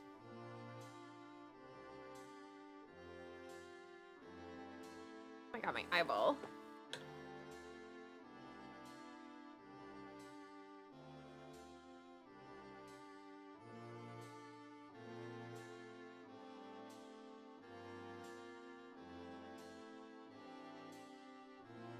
You wanna see my glasses? Aren't they cute? They're hearts. Wow. Some Bass Pros have a restaurant and everything too.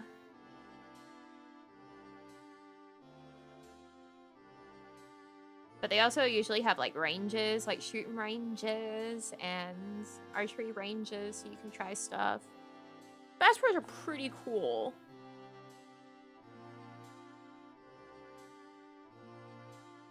Actual heart-shaped glasses? Yeah! Like IKEA with their meatballs? No.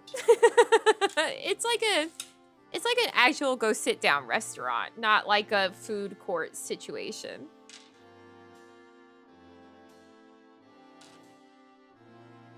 You will have a waitress and you will tip them.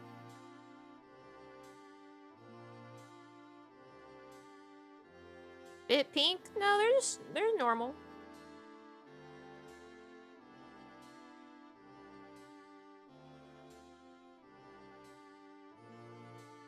They're fun because, you know, they don't have any, like, frames around the lenses. So usually it takes people a little bit to realize what they're looking at, and then they're like, oh, I like your glasses. I'm like, thanks.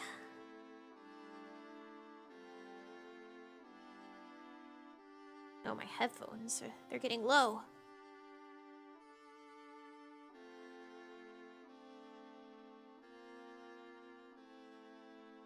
Didn't increase on that, right? All right, just making sure I didn't go crazy.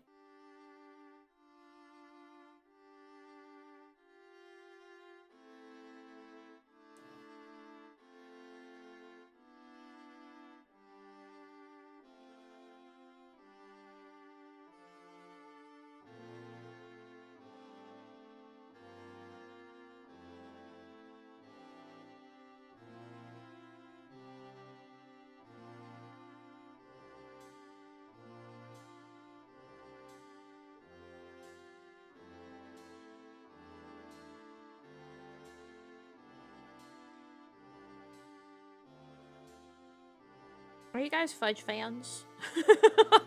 Now I'm just thinking about Bass Pro and the Fudge. A Buc-ee's? I have yet to be able to go to a Buc-ee's myself, unfortunately. I've driven in areas where Buc-ee's existed, but they've been, like, out of the way of the route that I was on, so I never actually went to a Buc-ee's.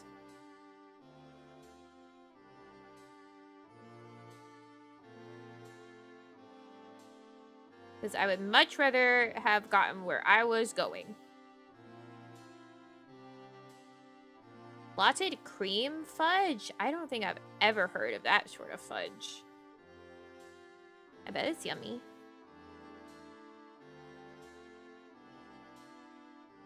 So fun for no reason. I'm just a big gas station.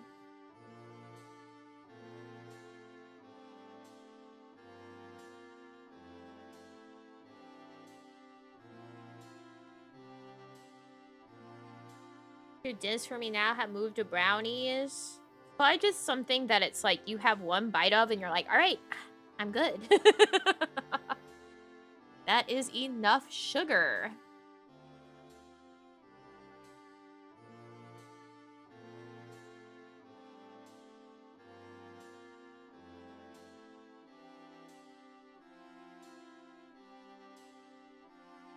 For the week, actually.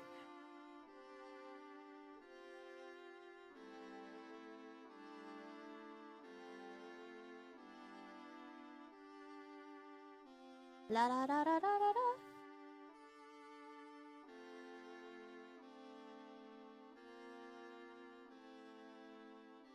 See, the thing with brownies is that you can't get all the flavors that fudge has. Because they have so many different types of fudge. And brownies just, they don't have all those flavors available.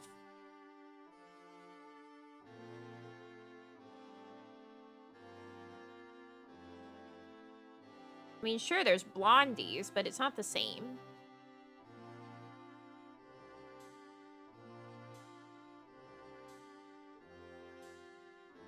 Fudge rounds? Yeah, the snack cakes. Love them things. I like to peel them apart and eat the middle.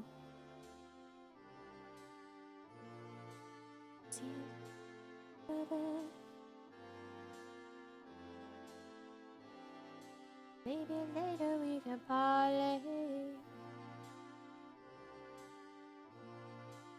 Got me caught up in faded and low. Looking back.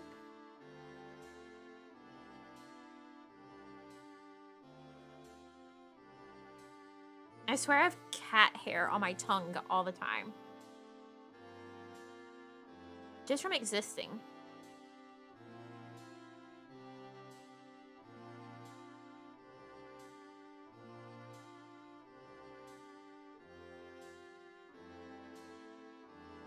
Like, I'll be sitting there and I'll be like, that's a hair on my tongue.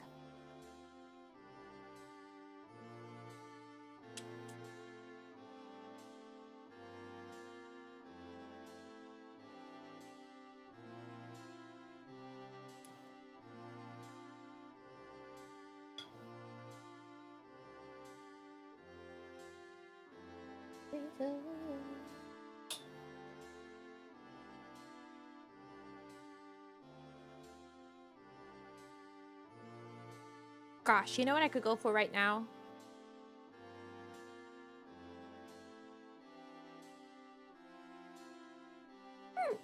Stuffed grape leaves.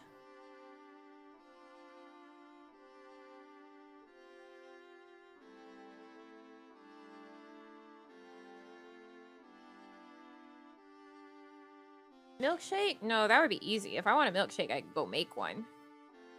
I desire something that I don't have access to.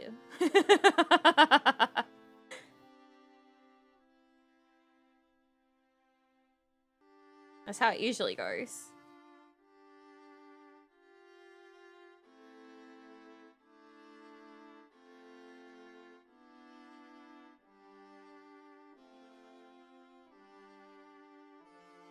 I've been waking up.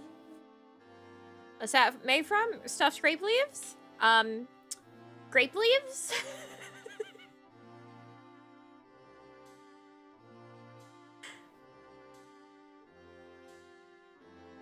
and rice and sometimes meat. Spices. Thank you. Yeah, I got you. I got you.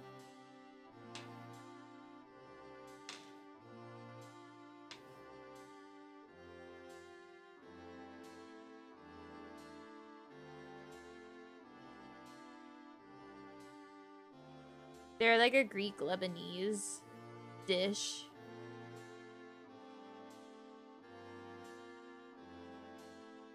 Oh my god. Stuffed grape leaves and spanakopita. Ah! That goes so hard right now.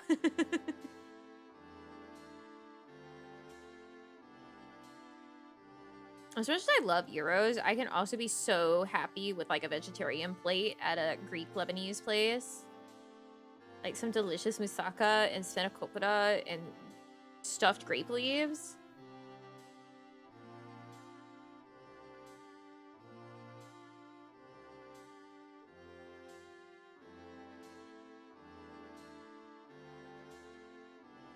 Do not forget the tzatziki.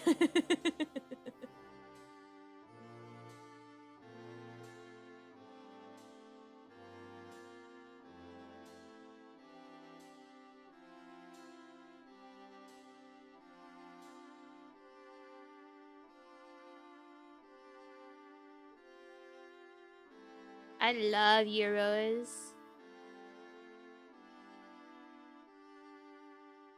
I'm also craving that. Good, join me. Because I sure as hell am not going to be able to get my hands on it. Suffer, suffer, suffer.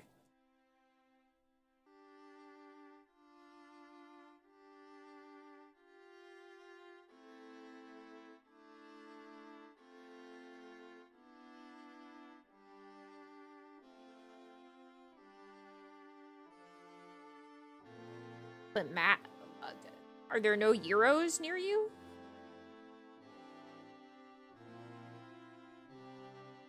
That's me, I'm Ramatra.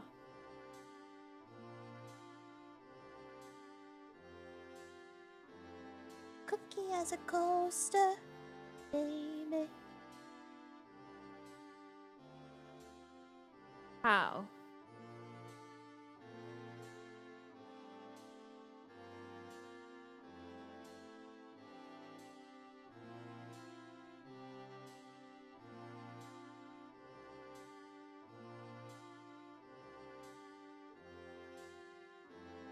Leftover breakfast, cereal for lunch.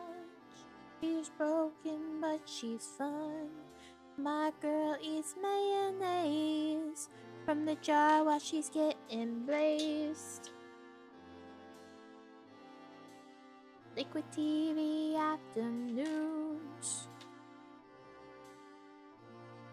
Sometimes it makes me sad. Don't you need me, baby boy?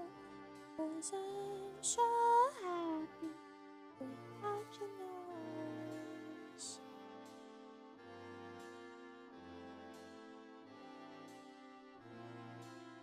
Imagine needing to be blazed to enjoy mayonnaise from the jar.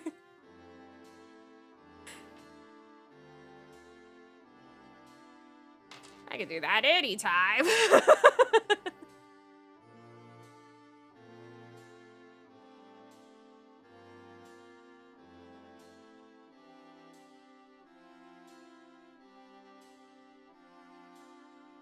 I'm so happy. Miracle Whip from the jar tastes good. Get in the corner. And turn around. You're in timeout.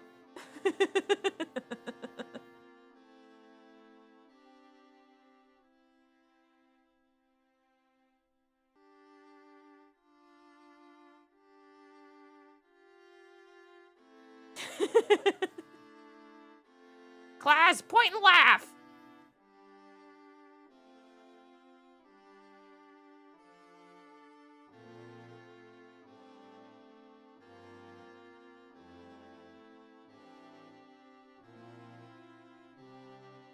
Tear in my heart. I'm on fire. She's a tear in my heart. Take me higher than I've ever been. Oh, wait, no. Look at this guy. He pointed at himself.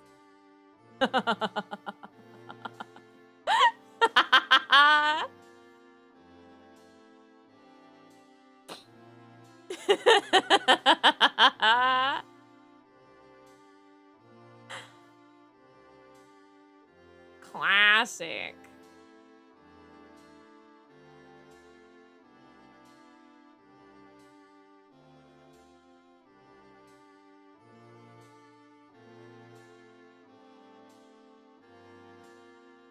Makes us this the other way. You could point up.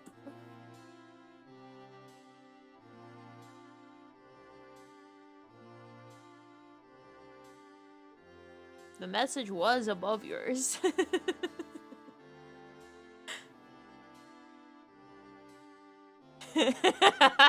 Join me in the cutter.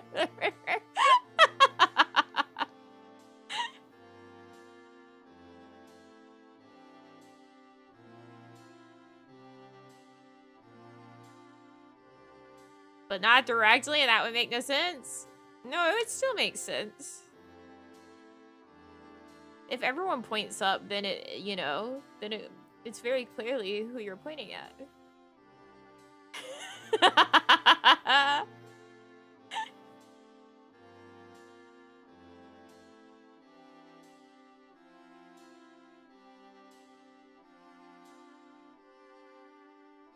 On fire, she's a tear in my heart. Take me higher than I've ever been.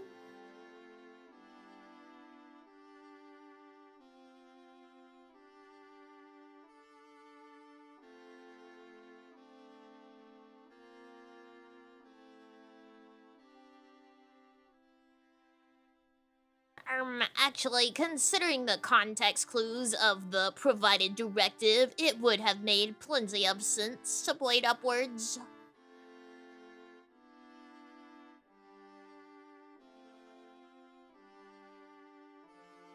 Why you twist? I thought you were not twist. Why you twist? You lied to me. She lied to me. I thought it's not twist. It's twist.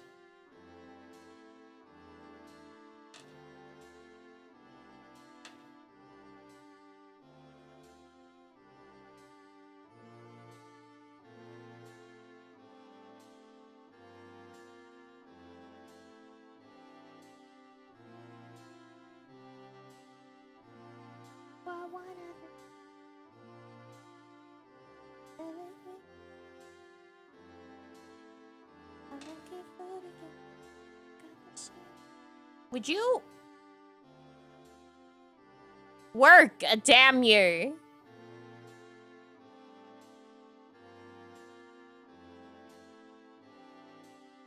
What the fuck is your problem today?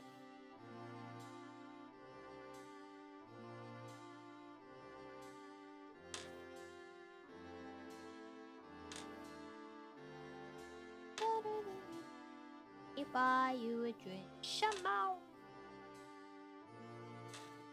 I'll meet up bitch.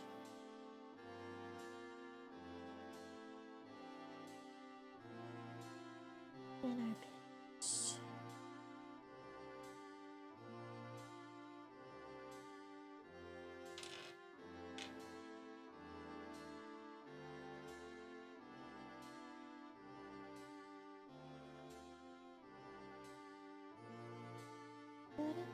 Yeah. Flip the baby again. Okay.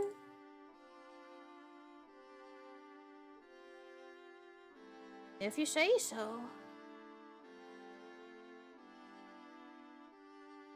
We'll play when you hear him say. Oh, strong. Listen, oh, I am better than you think. Let me buy you a drink. Shamo. All men are pigs.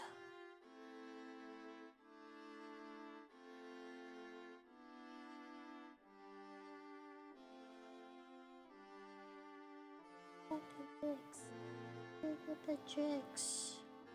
Men are pigs. All men but me.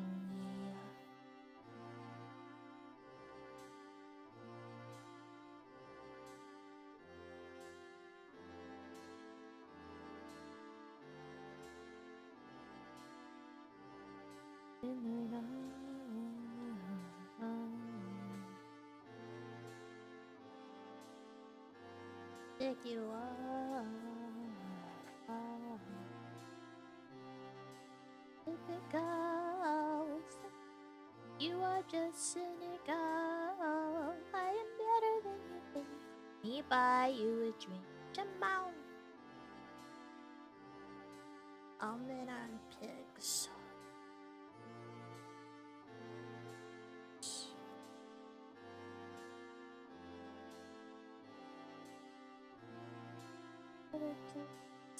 Look at the chicks. I am better than you think. Let me buy you a drink. Shema. At all. All men are pigs. All men but me.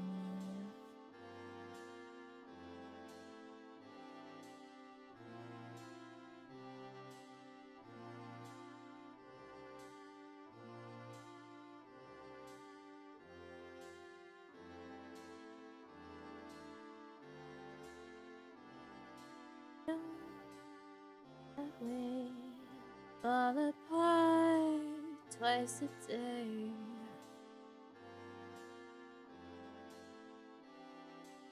You say,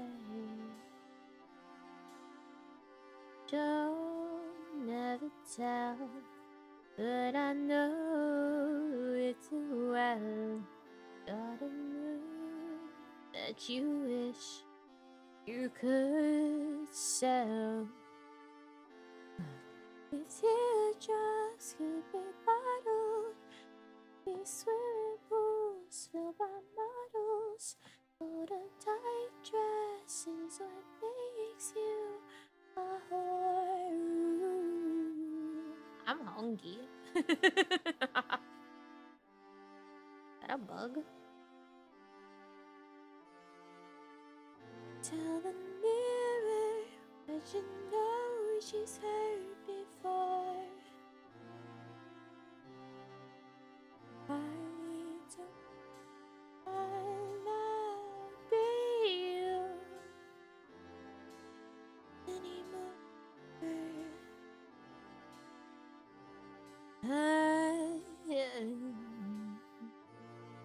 Hands It's getting cold, losing feelings, getting old. Was I made a broken one?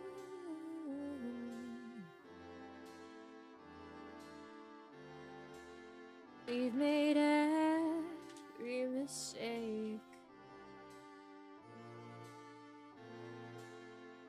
that I break. I'm here. Every swimming pools filled by models, told to tight dresses what makes you a whore.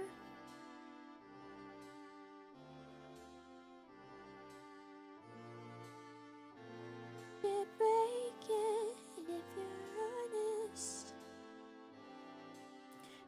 You know she's hurt before. I don't feel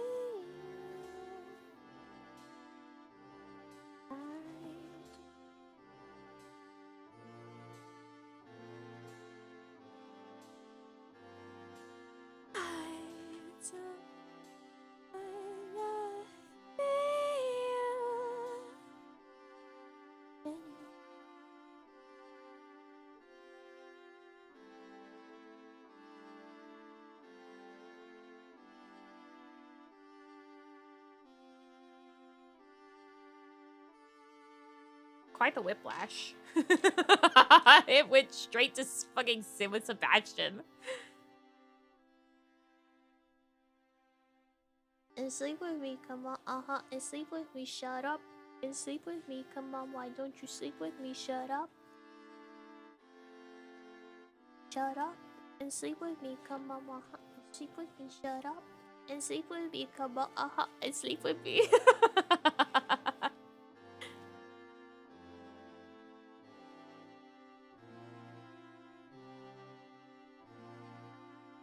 Shut up. Not so much, I like your mind.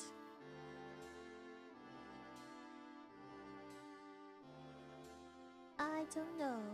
Will you shut up? And when will we go? You are young, you're free. Why don't you sleep with me?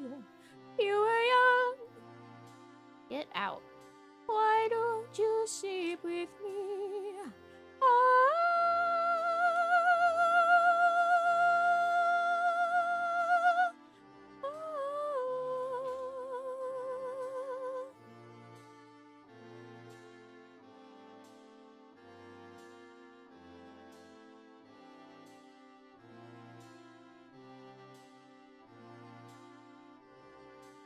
What the hell?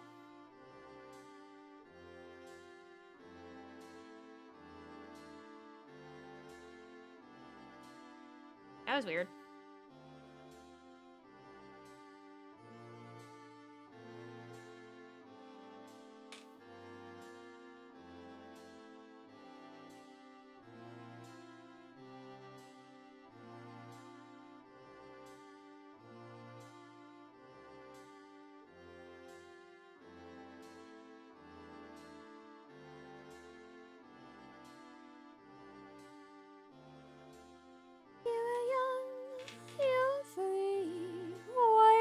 You sleep with. You're free. Why don't? Yeah, why don't you do that?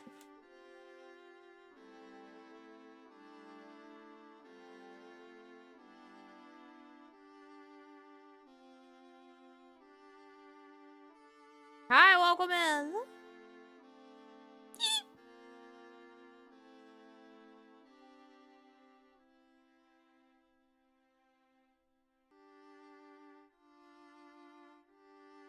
Wow, the coveted Eep greeting.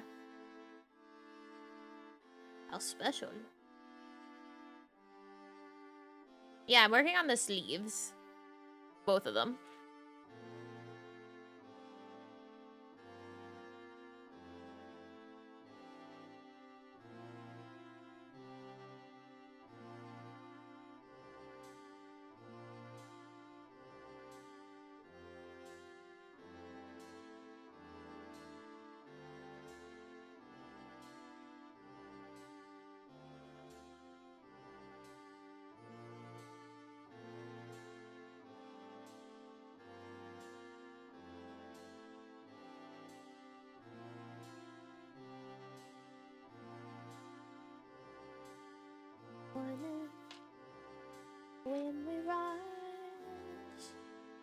the time. That's the time. I love the bear. I have hydrated recently, it's true.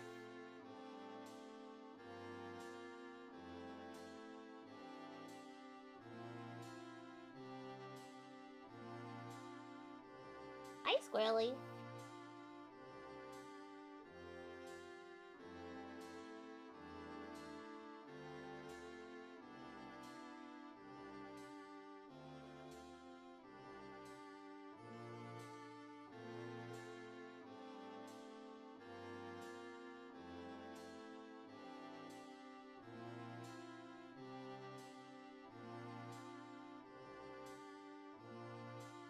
At least I think it was recent.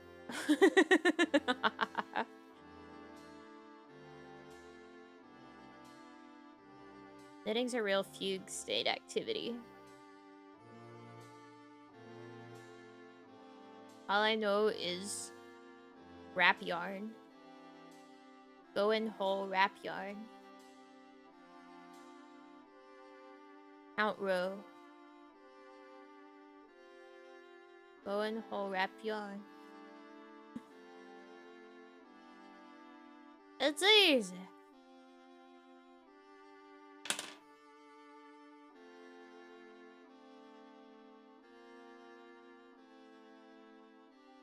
I think.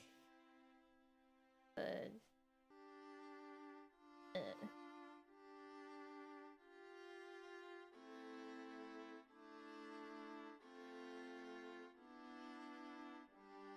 I'm not looking forward to taking off these gloves. My hands are gonna be so pruny.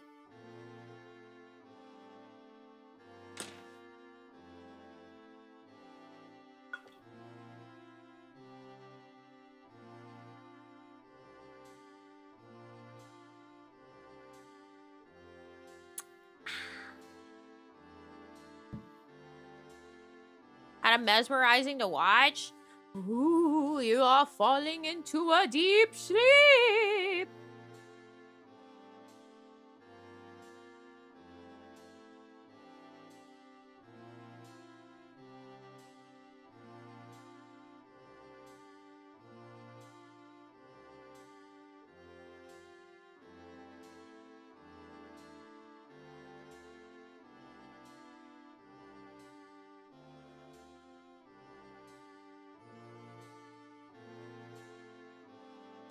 Hulk chill. Can you believe it? It's almost time to go. Not crazy.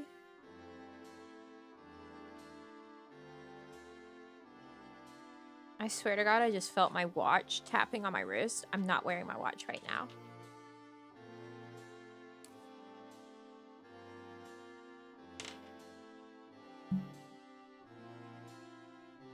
What in the phantom?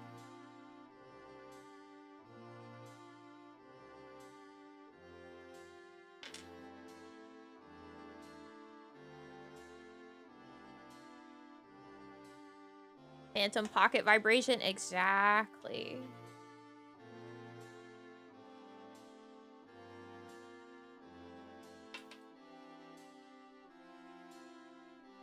Open your eyes and see.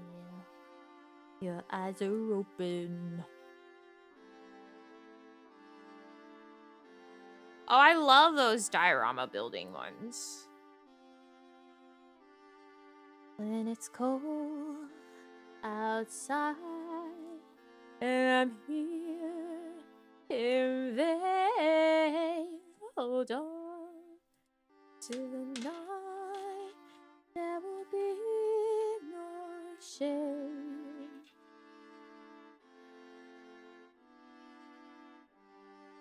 And make believe with you and live in harmony, harmony, oh love always.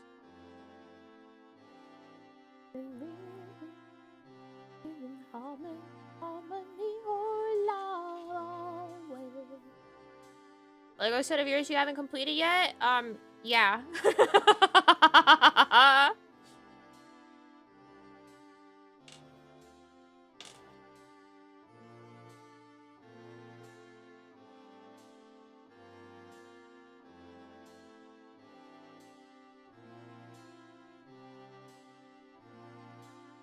One might say that this guy's meant to have arms and a shell.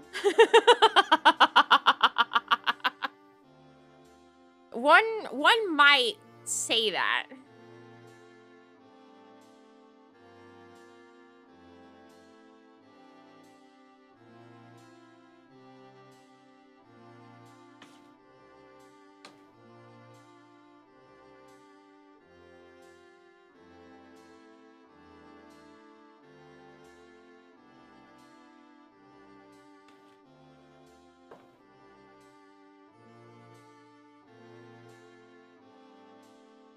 Why is he already close by? Because that's the shelf that he's gonna live on. The nest set and everything's there too. I have a bookshelf right to my right. That's his home. Should he not be in his home? No, my headphones are dying. No, my music! I'm in silence now.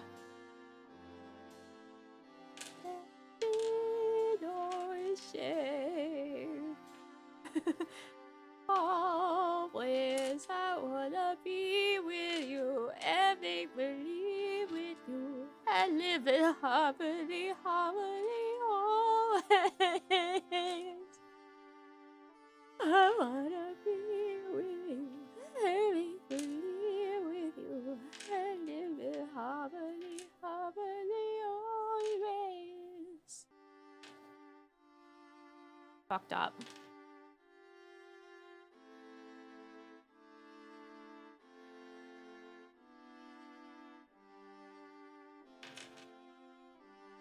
Up here in pain.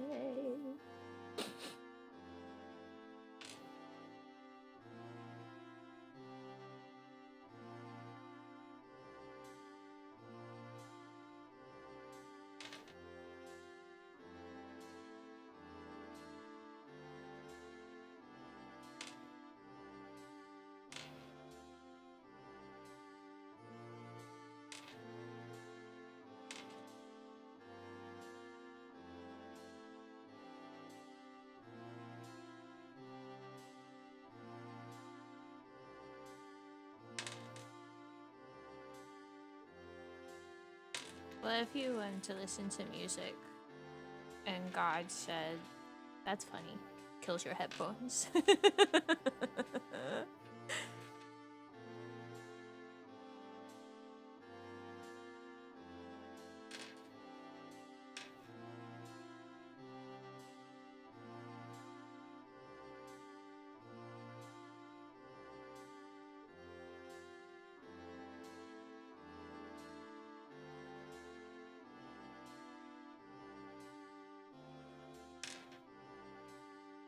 Why did you do that?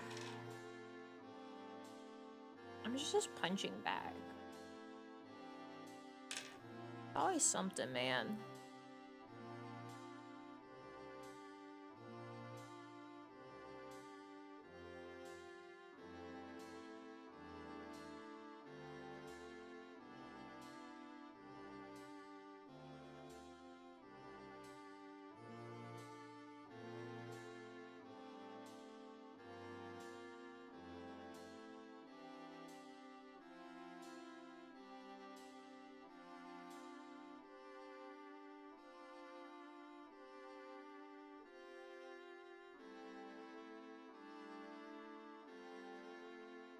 Like, actually, I went into the well house earlier, and there's a small leak that has sprung.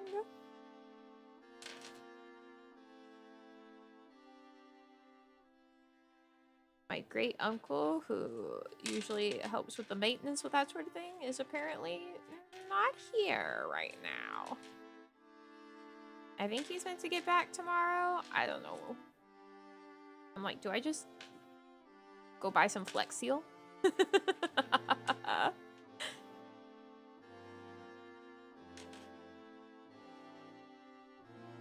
That's exactly what I thought. I was like, do I go get some Flex Seal? some Flex Seal tape?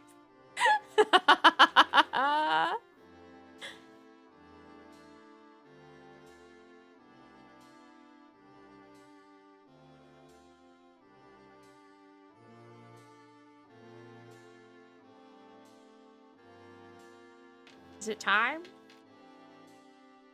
Make sure to slap it on. Of course, you gotta fight back against the pressure of the water. That's why he's gotta slap it on.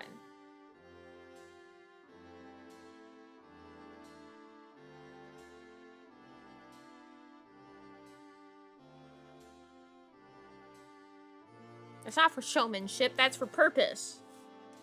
A lot of damage? No, it's like a pinhole. Like the leak, this water that's coming out of it is like spraying out like a fine mist almost. It's like whenever you're at like a water park or like a theme park and they have those like misters that you can walk under. It's almost like that. It's a very small hole.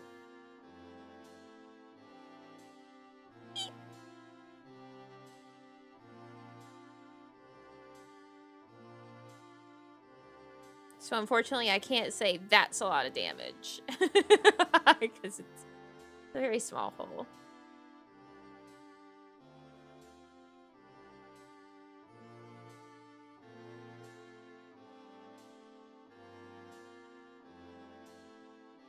That would be a lie.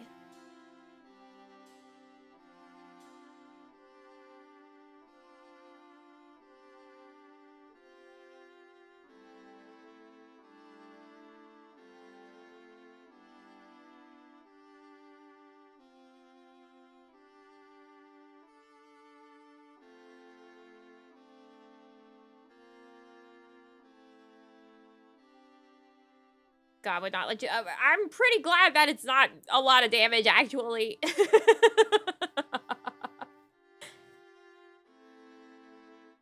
It's a good thing that I can't say it.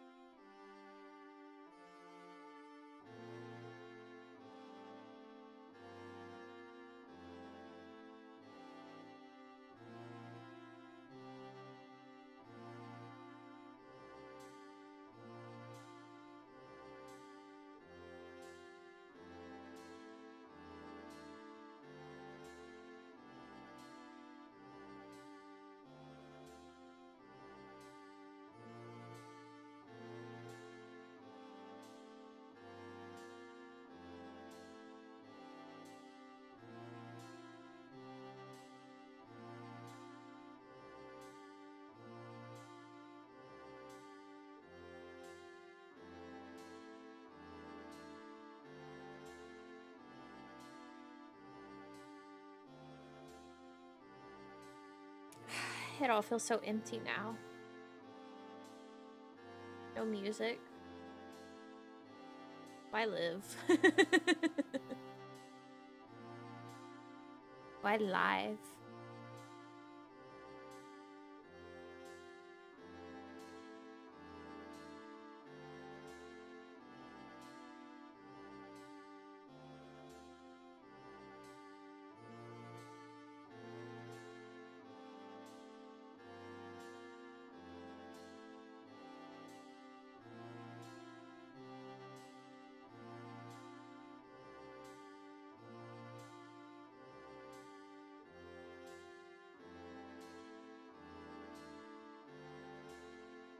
Listen to us now? It's not even listening, it's reading.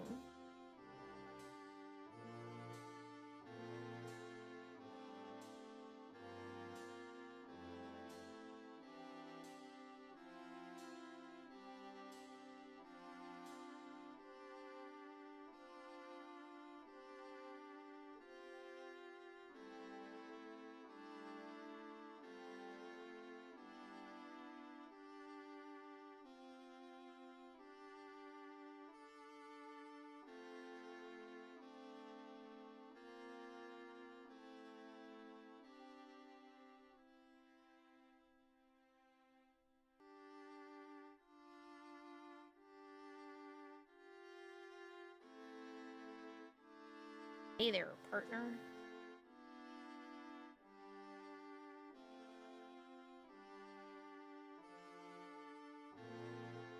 I can see a cranberry song is meant to be playing right now. Gosh.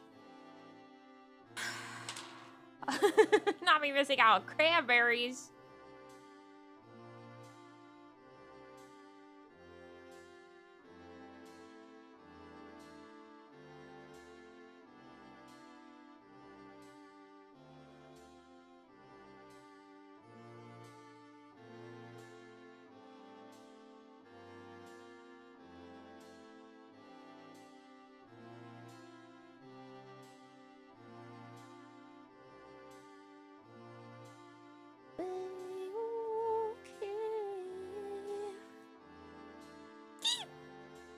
Boy, I looked up and I was like, man, that's a lot of yellow.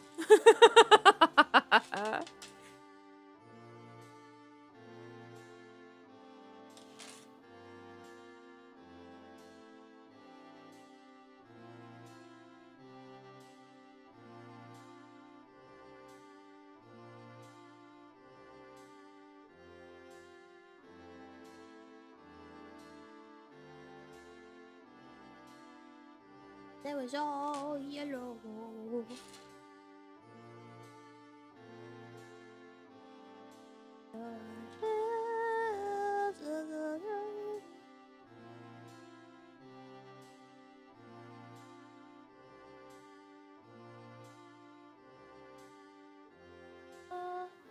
Did you know?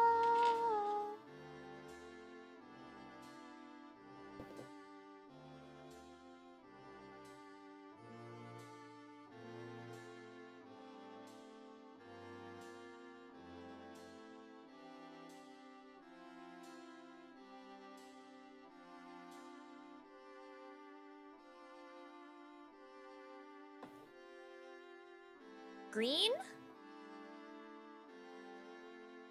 Oh, this? To keep it all bundled so it's easier to deal with. The rest of the dress is knit. I'm just working on the sleeves, so instead of having to deal with like moving the whole rest of the dress and piling it up and everything, I just have it tied together. So it's all one bundle. Makes it easier to maneuver.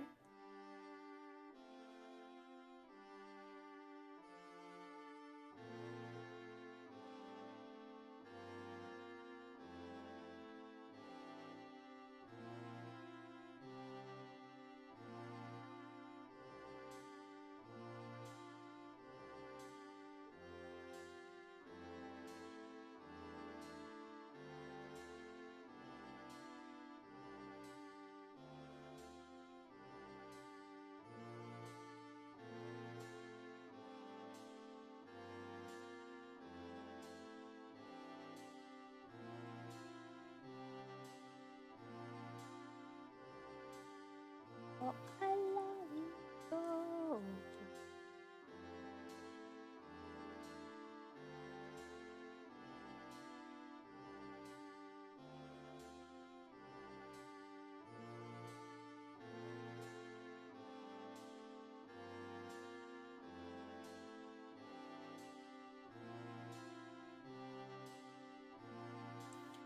Look at the stars, look how they shine for you. Everything you do.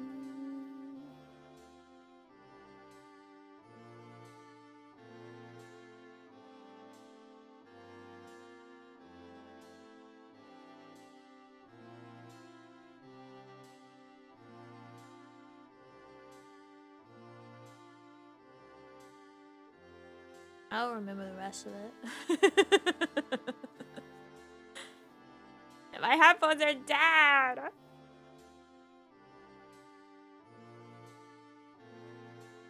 I can't, like, look it up to hear it. Oh, my camera says it's overheating.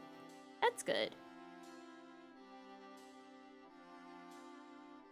Game's almost over anyway.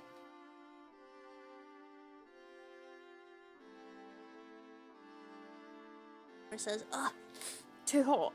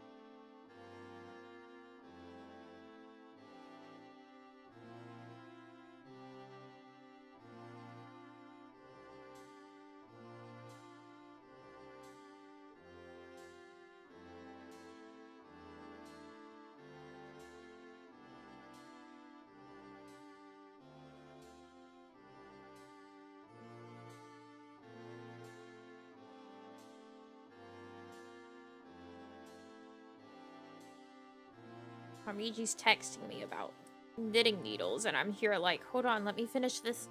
Let me finish this side. It's having a bit of a crisis of like, oh, I don't remember if I liked metal ones or bamboo ones.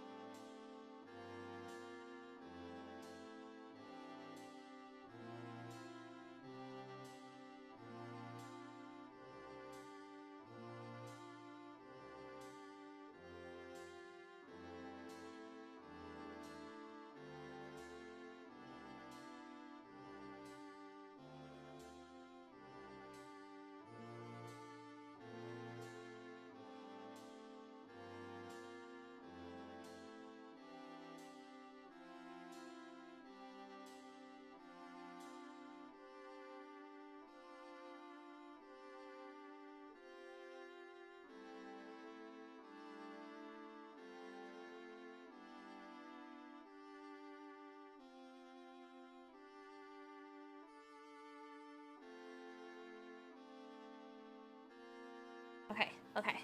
Okay. Alright, I messaged her. God, I'm hungry.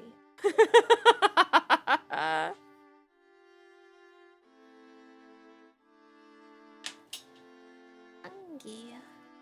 I'll finish this row and then that'll be it.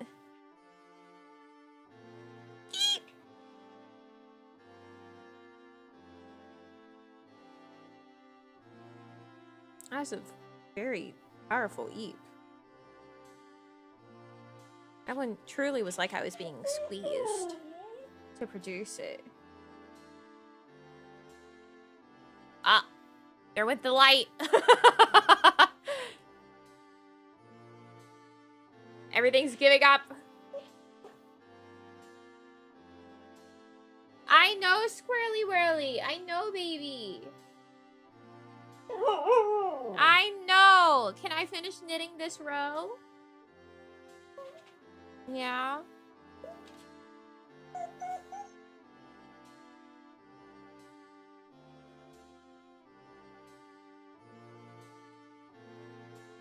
Have to watch in the relative dark.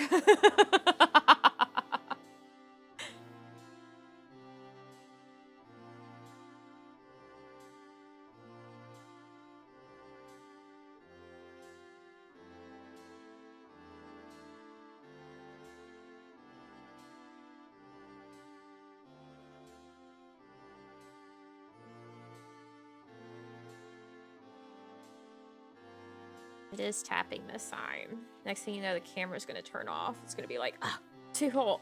Pew.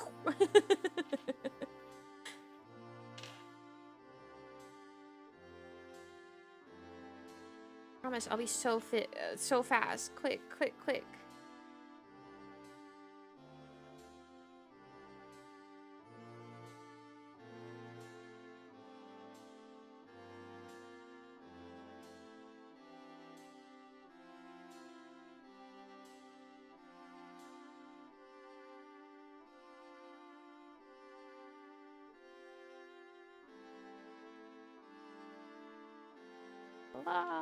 Farewell to my friends. Goodbye for now.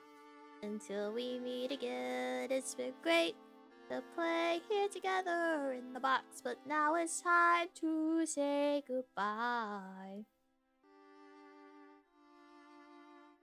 And do a hands dive.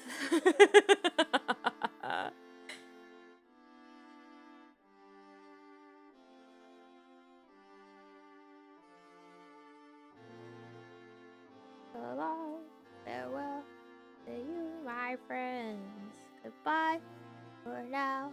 Until we meet again, I said goodbye for now. Until we meet again. Almost done. So close.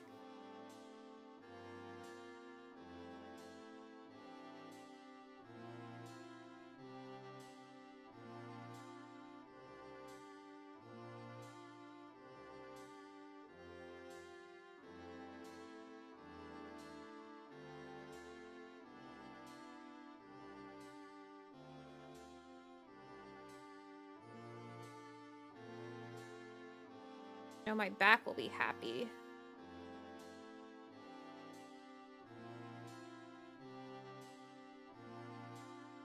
Stream is over because I am having to sit and knit in such a strange way. Okay, yummy! Bro, done.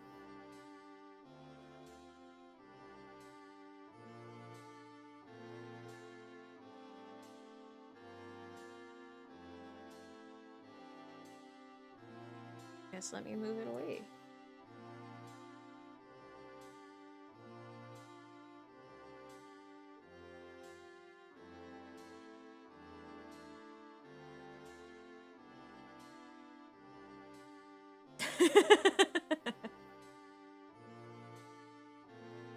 Let me make sure to mark it on my counter. So we're now up to 7 repeats done. That's the first row of the 8th, which means I'm almost halfway there to being able to start the lace. Yippee. The problem is that whenever you're increasing, all the rows take longer because you're adding more stitches. So the more you increase, the longer and longer and longer it takes. Oh, my dearest squirrel. So dramatic. Where'd she get that from? Not me, surely. I've never been dramatic in my life. What the fuck? No one's on? Squirrely, I know. I know.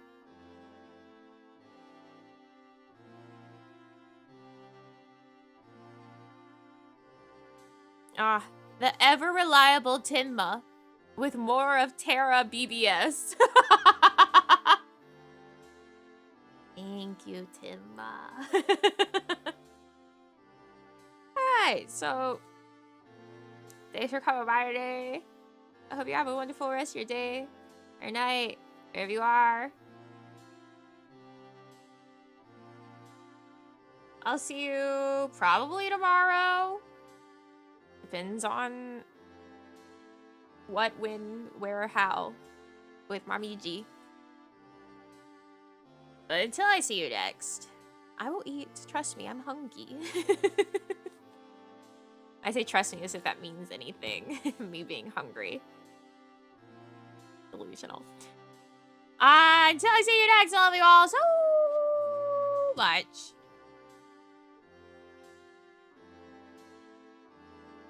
I'll see you later. Bye. Bye-bye. Bye-bye. Bye. Bye. Bye. Bye. Bye. Bye. Bye.